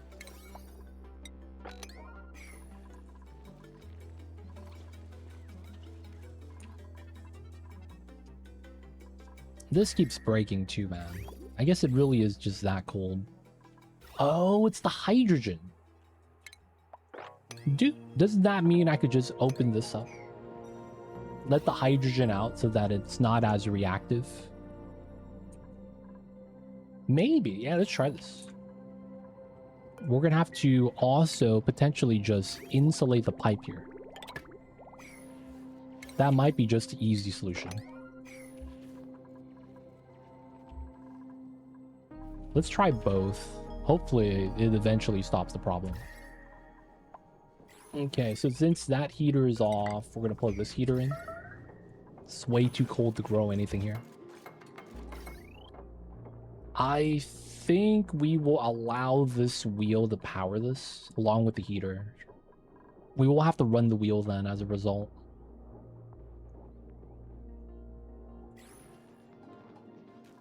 And then a couple more pieces there.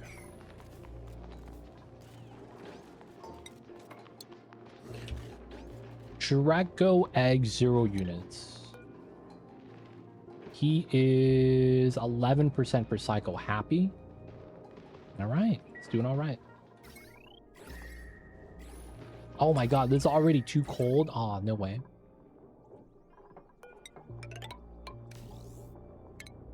All right.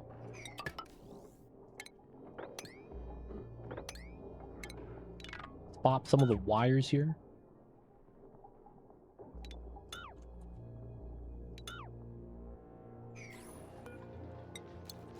Drecko egg. There we go.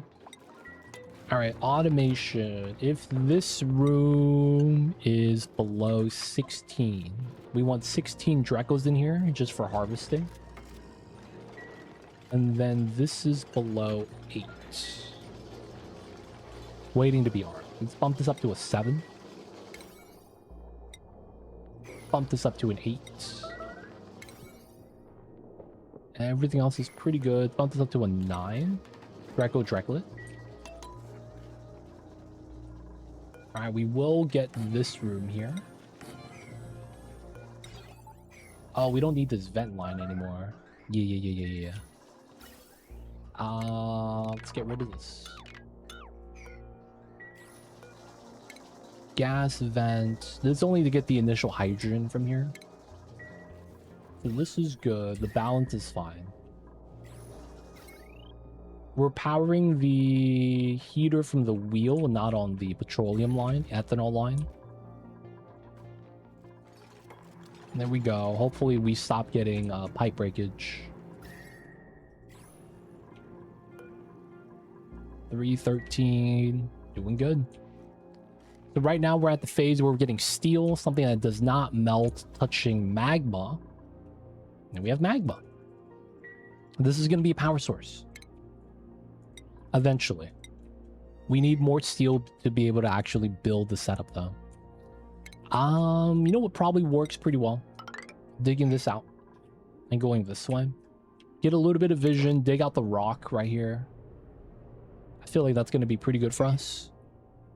Because this is hot at 200 degrees. Dig that out, use this for the steam box that we're going to want to design.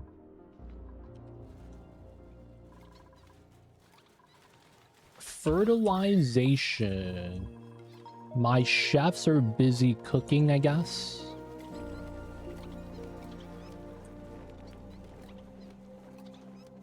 Yeah, we're cooking, man. At least trying to.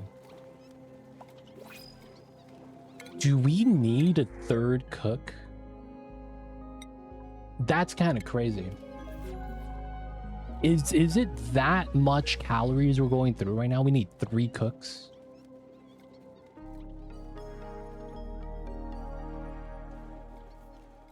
Dude, we already have 2 cooks, man. Do we really need a third one? Maybe we do. That's kind of wild. Out of 11 dupes, I needed 3 cooks. 2 ranchers. That means we have 6 people actually doing stuff. 1 hauler, 2 builders. That's 3 people. Top of the 6. I mean, from the 6. So we have 3 others. Then we have operators to run the wheel, to do the operating tasks, like doing the rock crushing. That might be why this is not getting done. We don't have operators. Yeah, we really don't. Wait, wasn't Otto supposed to be an operating guy? No, did we not take that guy? Didn't we take a dupe that was like pure operating skill? Oh, it was Quinn. Oh yeah, he's operating. Yeah, he's doing this. He's trying at least. All right, let's give the dupes carrying capacity. Some of the new guys, oh, he doesn't have a skill yet. Some of the new guys need to be going to the gym. We're gonna help them out.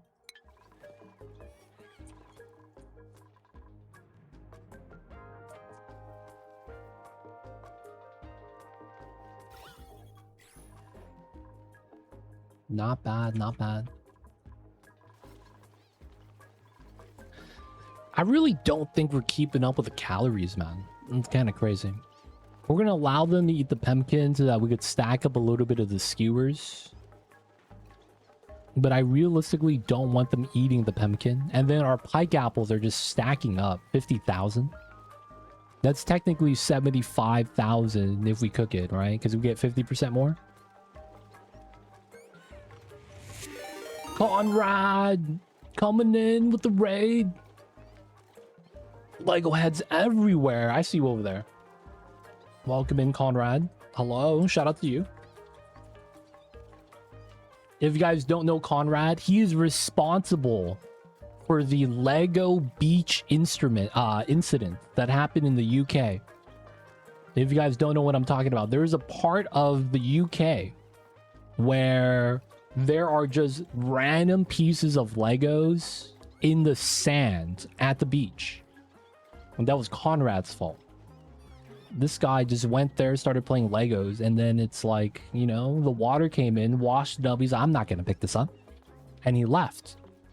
And then he comes back next week and does it again. He's like, I bought a new set of Legos, man. They're not going to get me this time. And then this day, there was a high wind. He didn't look at the weather forecast.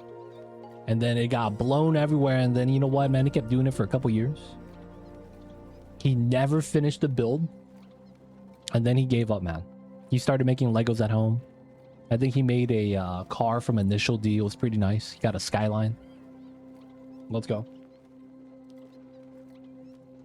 Going on, Savage, welcome in. Hope we're doing all right, man. Playing some Onis. And of course, you guys are coming in with the Conrad raid. My name is Too Legit. Playing some Oxygen Not Included. We're doing a max difficulty lab map on Blasted Ceres.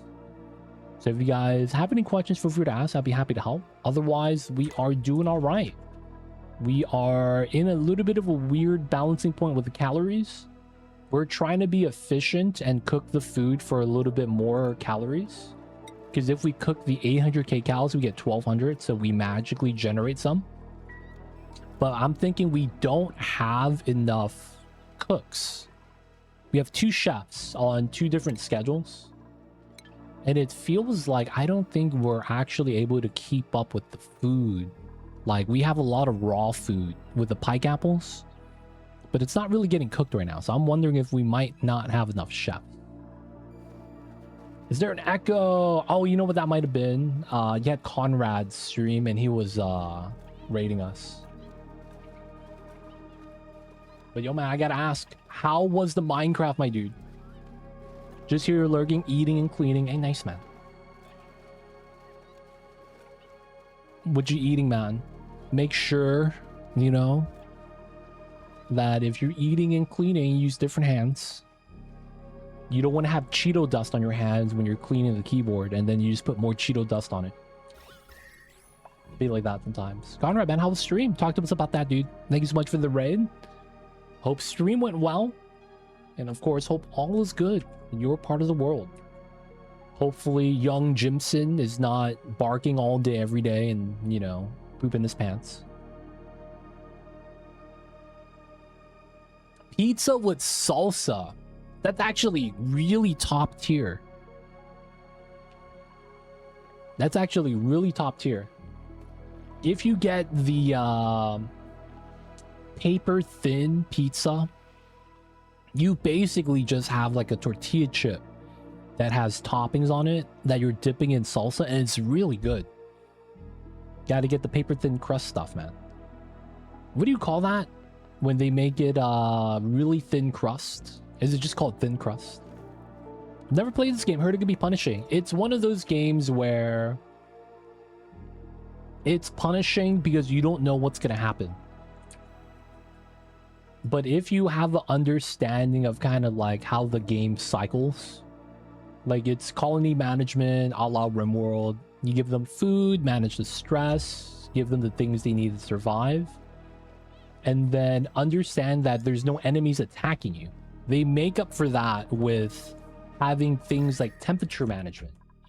In our case, the problem hits us at the beginning, where it's so cold that it's hard to really get going. But you know what we found? Magma. Sweet, sweet magma. We got the nice, good stuff down here.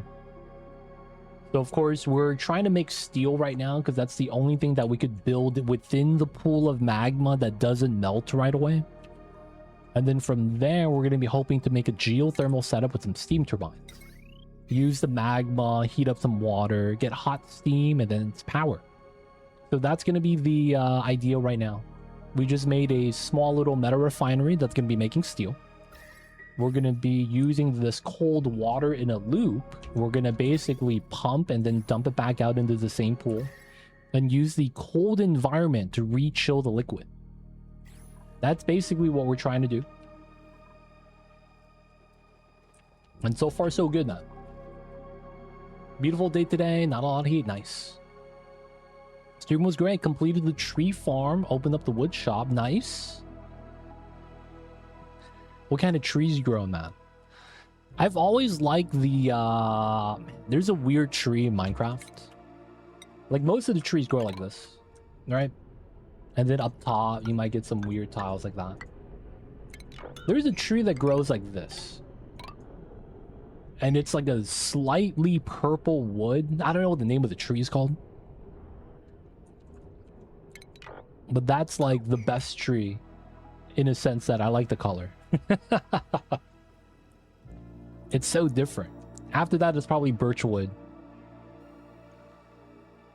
Thin and crispy. Is that what it's called? Yeah, thin crust. Yeah, it tastes good. I got Tony's and picante sauce from McDonald's. Oh, nice. The low-key, the salsa from McDonald's for their breakfast burritos is actually not bad. Try not to kill Catafly and Oni. Yo, rip Catafly, man. This is legit Max Ceres #2. This is our second attempt. The first run, someone died. We won't say who. And as a result, I wanted to reset. They don't think it be like it is, man. But it do. It really do be like that sometimes. We had some bad times. Most trees only missing 2 types. Nice. My man's selling the wood. Do you got woodchucks working for you, my dude? Because I hear that the woodchucks do be chucking the wood. And then it's free, right? They chuck the wood, you sell the wood. Win-win. And then during that time, you could watch them chuck the wood and see how much wood could a woodchuck chuck if a woodchuck could chuck wood. Seems legit, man. Oh, man, you gotta stop using this heater, though. This guy's gonna save us. This guy poops out phosphorite that is everything for us right now. The food requires phosphorite to grow. The food sustains our only livestock, these phloxes. So we need the phosphorite. And we're waiting for him to lay some eggs. So we get more of these guys. We even got an ear tag on him. He was in his rebellious age where he was getting piercings. And we said, we will allow you to get 1 ear piercing. And he's cool with it. I don't know why he picked yellow though. But you know what? He likes it. That's all that really matters. But yeah, this guy's gonna save us, man. Right now, we're really just trying to stack up some steel. Oh, this is not being seen right there. And that is being bottlenecked by a lime. Oh. You know what's probably happening? Let me do this. Sweep. Everyone has loud access. I think we have the eggshells inside here and no one could grab it. Let me bump this up. There we go. Only 5? And what's this? Only 5 kgs? Picking up all the meat. Dude, there was meat there that was not getting picked up. Oh, what a sham. Dude, we just got an influx of meat. Oh, we should make some barbecue. I consider it. Can we get eggshells here? Just so that we could move it out all at once right now. There we go. 176. Yep, that's about all of it. All right, let's deny access again. And we'll allow the eggs to be put back in. Okay, uncheck the eggshells. It's on the floor now. And now we could continue doing this. Oh my god. The artificial bottleneck. Artificial bottlenecks, man.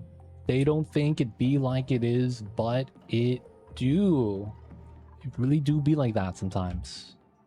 I guess you really do hate to see it, but you know what? We figured it out. So it's not too bad. Alright, so more steel's coming up. Let's go up to 11. We have 1 ton of iron. Let's make some more.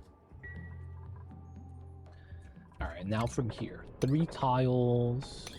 3 tiles, 3 tiles. We basically want to start trimming this so we could use it. And then we get to run across the top to see more of the magma area. And then we could pick a good spot to make the steam turbine spawn at. Magma do look kind of nice in this game. Magma do be looking kind of sweet.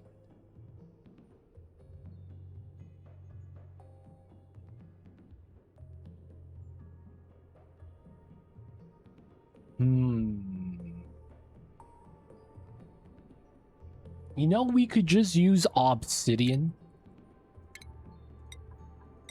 It's just that it's a bad tile type. Because it's only 0.2 and then 2. But it doesn't melt in magma. We could use that for the heatsink. So fun. I'm just sitting here in the couch chair and just pizza down and literally got scared and jumped up and ran in a cage. Gray jumpy tonight. Oh, is that the kitty cats? I will say, I feel like kitty cats are very easily startled.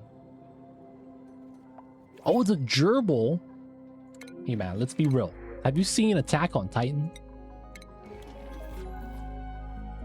If you're just hanging out with the colossal titan and it randomly stands up, you running, man. Let's be real. You running. You're like, oh shit, what's happening? So it's pretty fair. It's pretty fair for the gerbil's behalf. Because it's like you 100 times its size, man. Maybe not 100, but like, you know what I'm saying? Gerbils do be pretty small.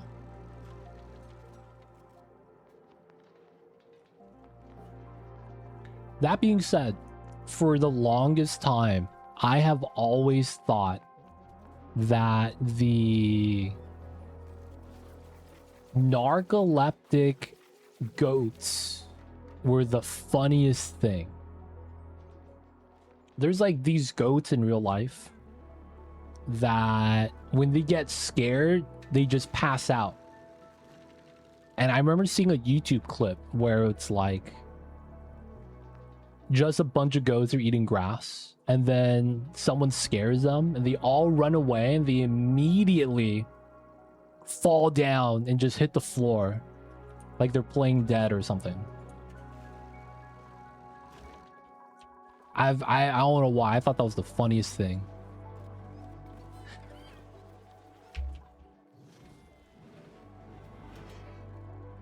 Ray, no quitting now. I know, man. We gotta keep going, Dragonheart.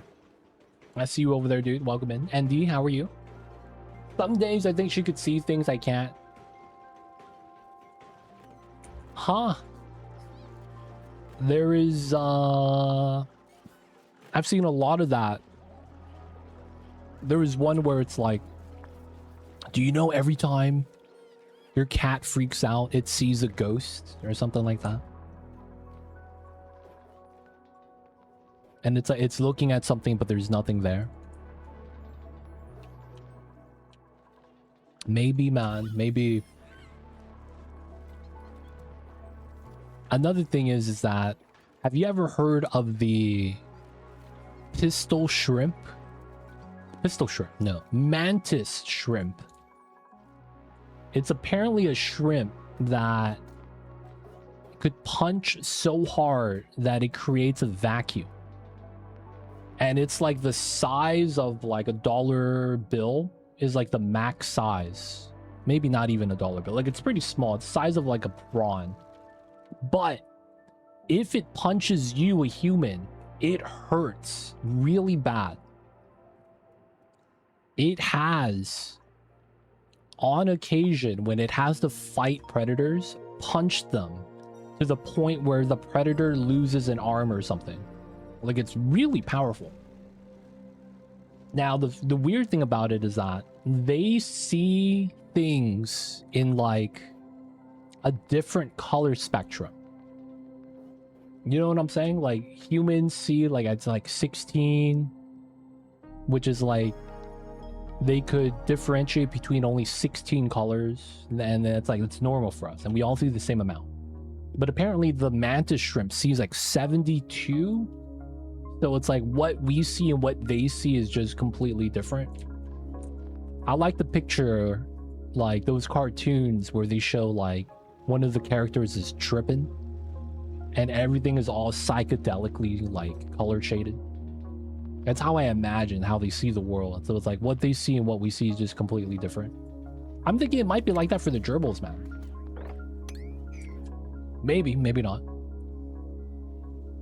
I used to be afraid of bounty houses at the dragon, at the fair where the dragon blew smoke, and that scared the crap out of me. Now I find it funny.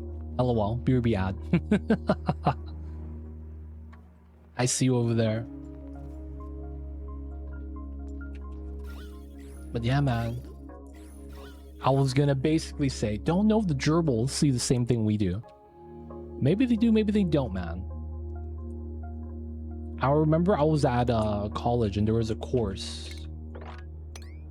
And that was one of the questions they raised. Do animals see in the same color spectrum as we do? Maybe it's slightly off, slightly different. They see things that we don't. Type of deal.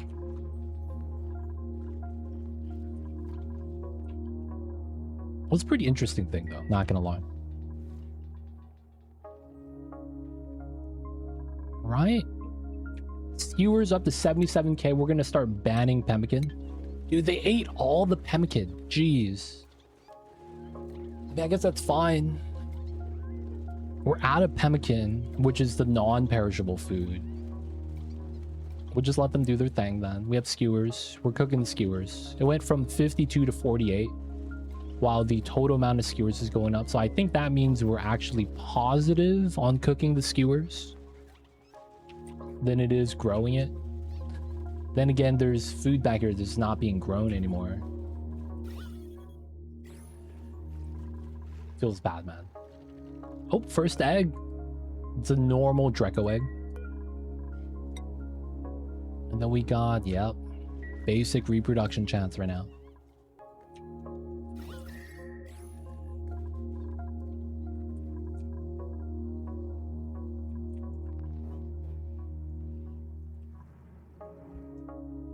All right, hydrogen in this area, it's balanced out. This is doing pretty good. Power seems to be all right. We're at 1400 steel, so I'm thinking we could get away without using an aqua tuner.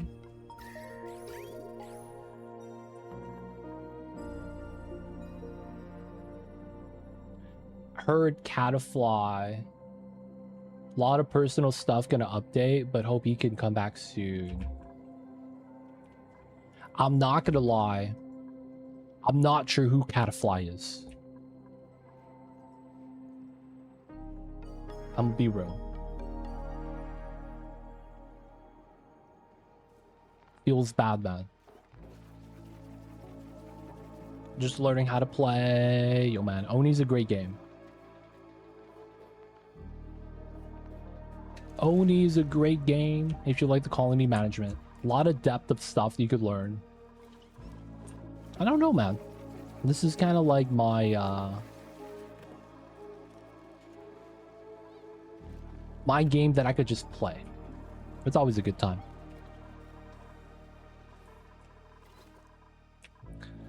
All right, just making steel right now. This got dug out. Let's go. Silver love, silver, LOL. Silver loves silver. Silver's gotta be a name. Why do I feel like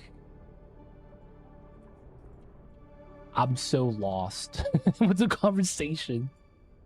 Cat's a fly. Is your cat named Catafly? Is your cat named Silver?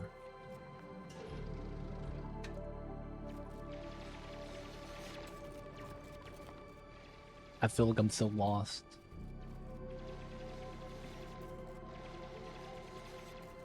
I feel like this could be a good spot for the steam turbine setup. So I may want to do this, maybe, and then connect to that. That is probably okay.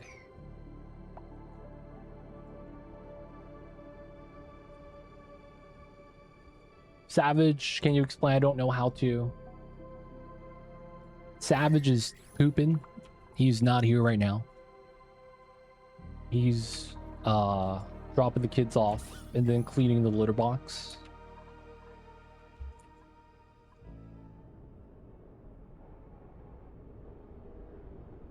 Oh, playing Subnautica 2.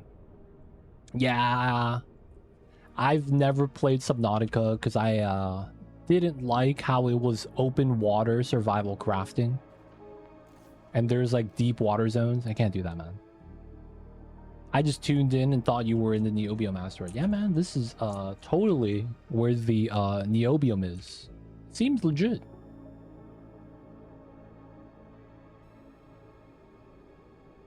Any ideas? Oh, you got our own Game Pass. I've never played it, so I can't really say. That's a rough spawn. It'd be like that sometimes, man. This ladder comes from our rocket ship. Oh, I just realized there's no radiation down here. Oh, dude. Seems legit. Catafly is a person and not a cat.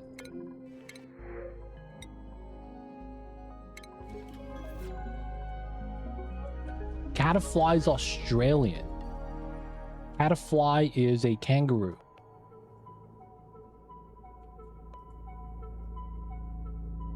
Seems legit. I see you over there.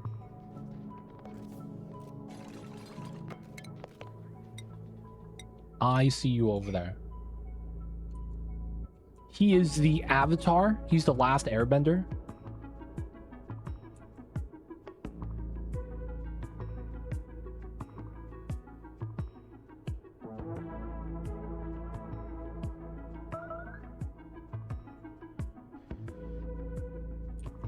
Seems legit, yep. Like the Aurora effect. Dude, they made a lot of changes to this game that's really nice. Like when you have high pressure gas, there is some effect going on now. CO2 is the same thing. It actually looks a little bit more smoggy. Liquids in general just look a lot better. Like it actually feels more lively. Not that it's alive or anything, but like, you know, it's not just static. Well, such a great change, even though it was purely cosmetic.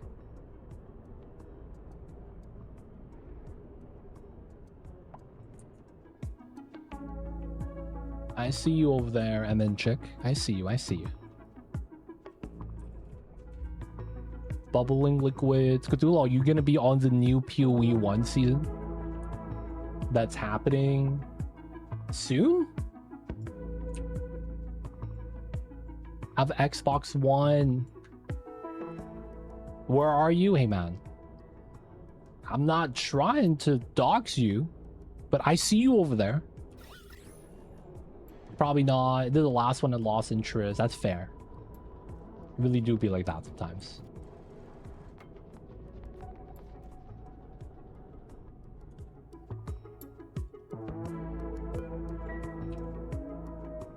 I see you. I see you.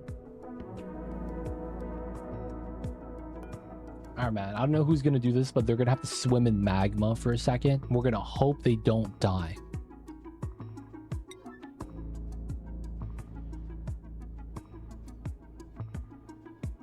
Who's the lucky person? Engineer Troy. Don't worry, he's gonna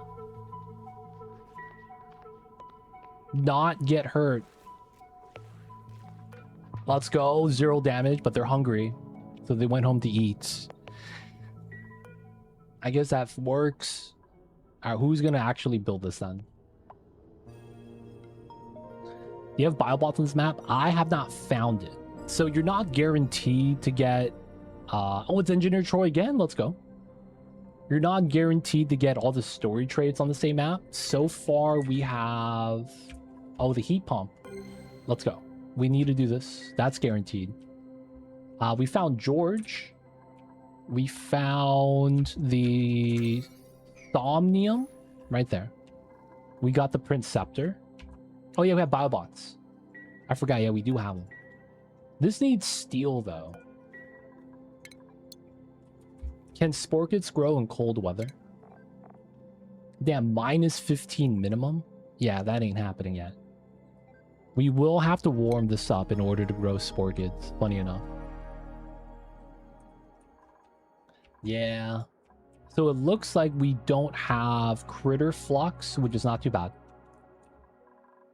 There's not a lot of variants here. I guess Gold Mammoth would be the only one. So Geothermal Heat Pump, Ancient Specimen, that's the fossils. George, Biobots, Prince Scepter, Somnium. I guess you don't count the heat pump because it's technically pod objective. Right there. Pretty good. We got the tile, so we're not going to bleed out the magma spill anymore. Okay, so 2 tons of steel. I think we want to build it on these 2 tiles. We could also build it last. That's not a bad idea. So we basically need to get a heat sink.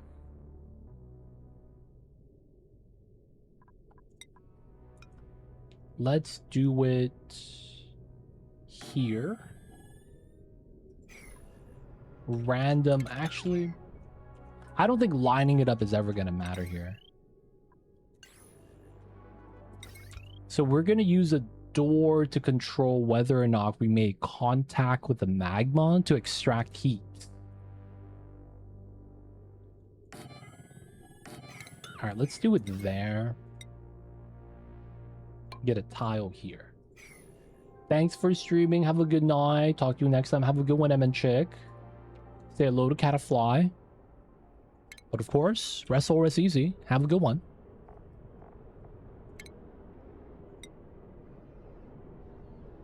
And then I believe I wanted 4 here. After that, I think we could get away with iron. So this is 8. This is going to be 8 here. That's 1,600. And then the door is 400. That's exactly 2,000. Okay, that works out then. After that, we're going to have metal tile floor here. And then that's going to be how we transfer the heat. Maybe we don't even need this part to be steel. Maybe we do 2 steel, 2 iron. Because since we have water attached to it, it's not going to be too bad. And then let's do a 4 tile gap, just the normal stuff.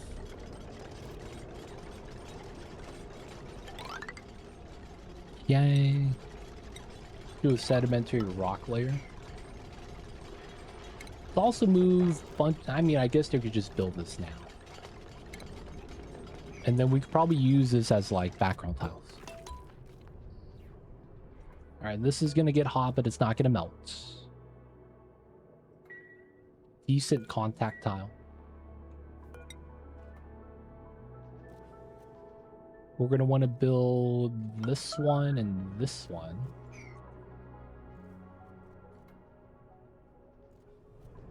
Okay, so how many gaskets do we have? 20. You need 4 per turbine. We need a lot of refined iron. Go up to 99. I think we just need to keep making iron because it's going to be 800 per turbine. We get 5 turbines. Gotta go up to there. Okay, so here, here, here, and then here. This is 20 on the inside. That's 5 turbines. This is basically in the middle. I'm not going to be too hard pressed whether or not it actually is. And then we will need this coming down. We will have the iron come out this way. Oof. Yep, we're going to need a lot of iron. So we might have to just wait for this. Quinn the operator, man. You know what we could do? Oh, dude, don't tell me I can't carve this. No, we can. Nice, okay. We're gonna carve the quartz.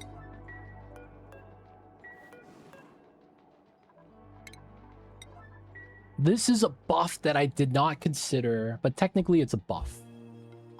We are gonna move this where the kitchen is temporarily.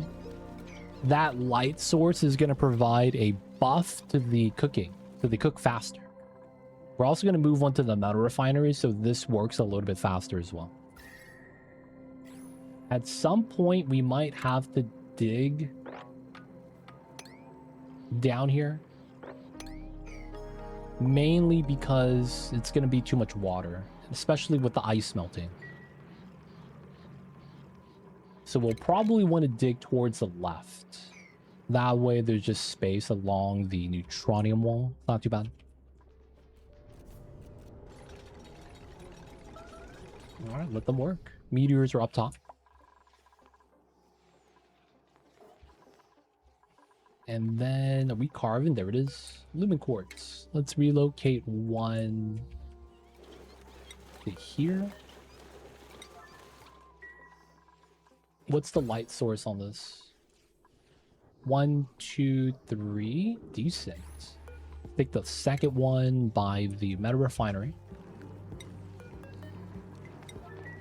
Free light, boys.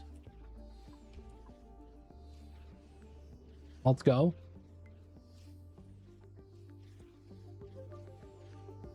Hey, look at that. Hand scanner. In totally a safe temperature environment. That's going up. That's not good. Oh, there's fossil here. Dude, free lime. Should I just tunnel in?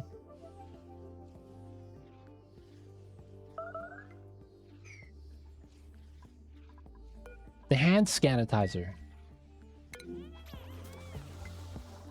It's where you put your hand to sanitize. Seems legit. All right, he's eating. He's eating.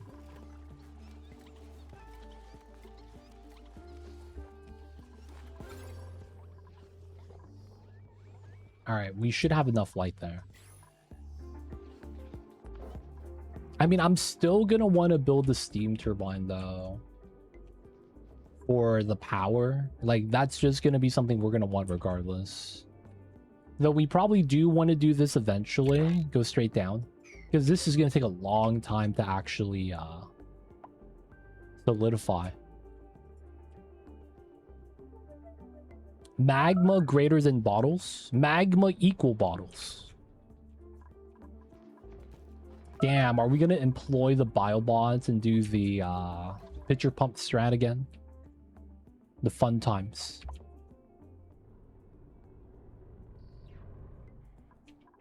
That's what we did last time we played this. I mean, it worked. Worked really well. Wouldn't be a bad idea. All right, people of chat. I think this is going to be a great spot for us to wrap things up for the night. We were making steel, we were making refined metals. And we're starting to do the stuff at the bottom of the map. This is going to be a lot of the stuff we'll need to do in order to have power. And we're going to be doing our battery tower again. It's going to be good stuff. Free iron, dude, we need that. Stress is kind of manageable. Calories is kind of a concern still. We got to feed the floxes here, but they're struggling with that. We will eventually get them in a better shape. I think we need to get fire poles next. Better travel in the area.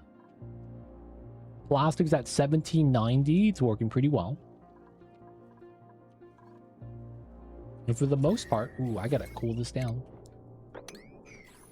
We got a Drecko! Let's go. I probably do want to heat this up. This is disabled, so I need to allow the Drecko to eat. We're going to be getting a second egg still. Not bad. People of chat. Thank you guys for being here. Thank you for hanging out. Hope you guys enjoyed. We'll be continuing the run tomorrow.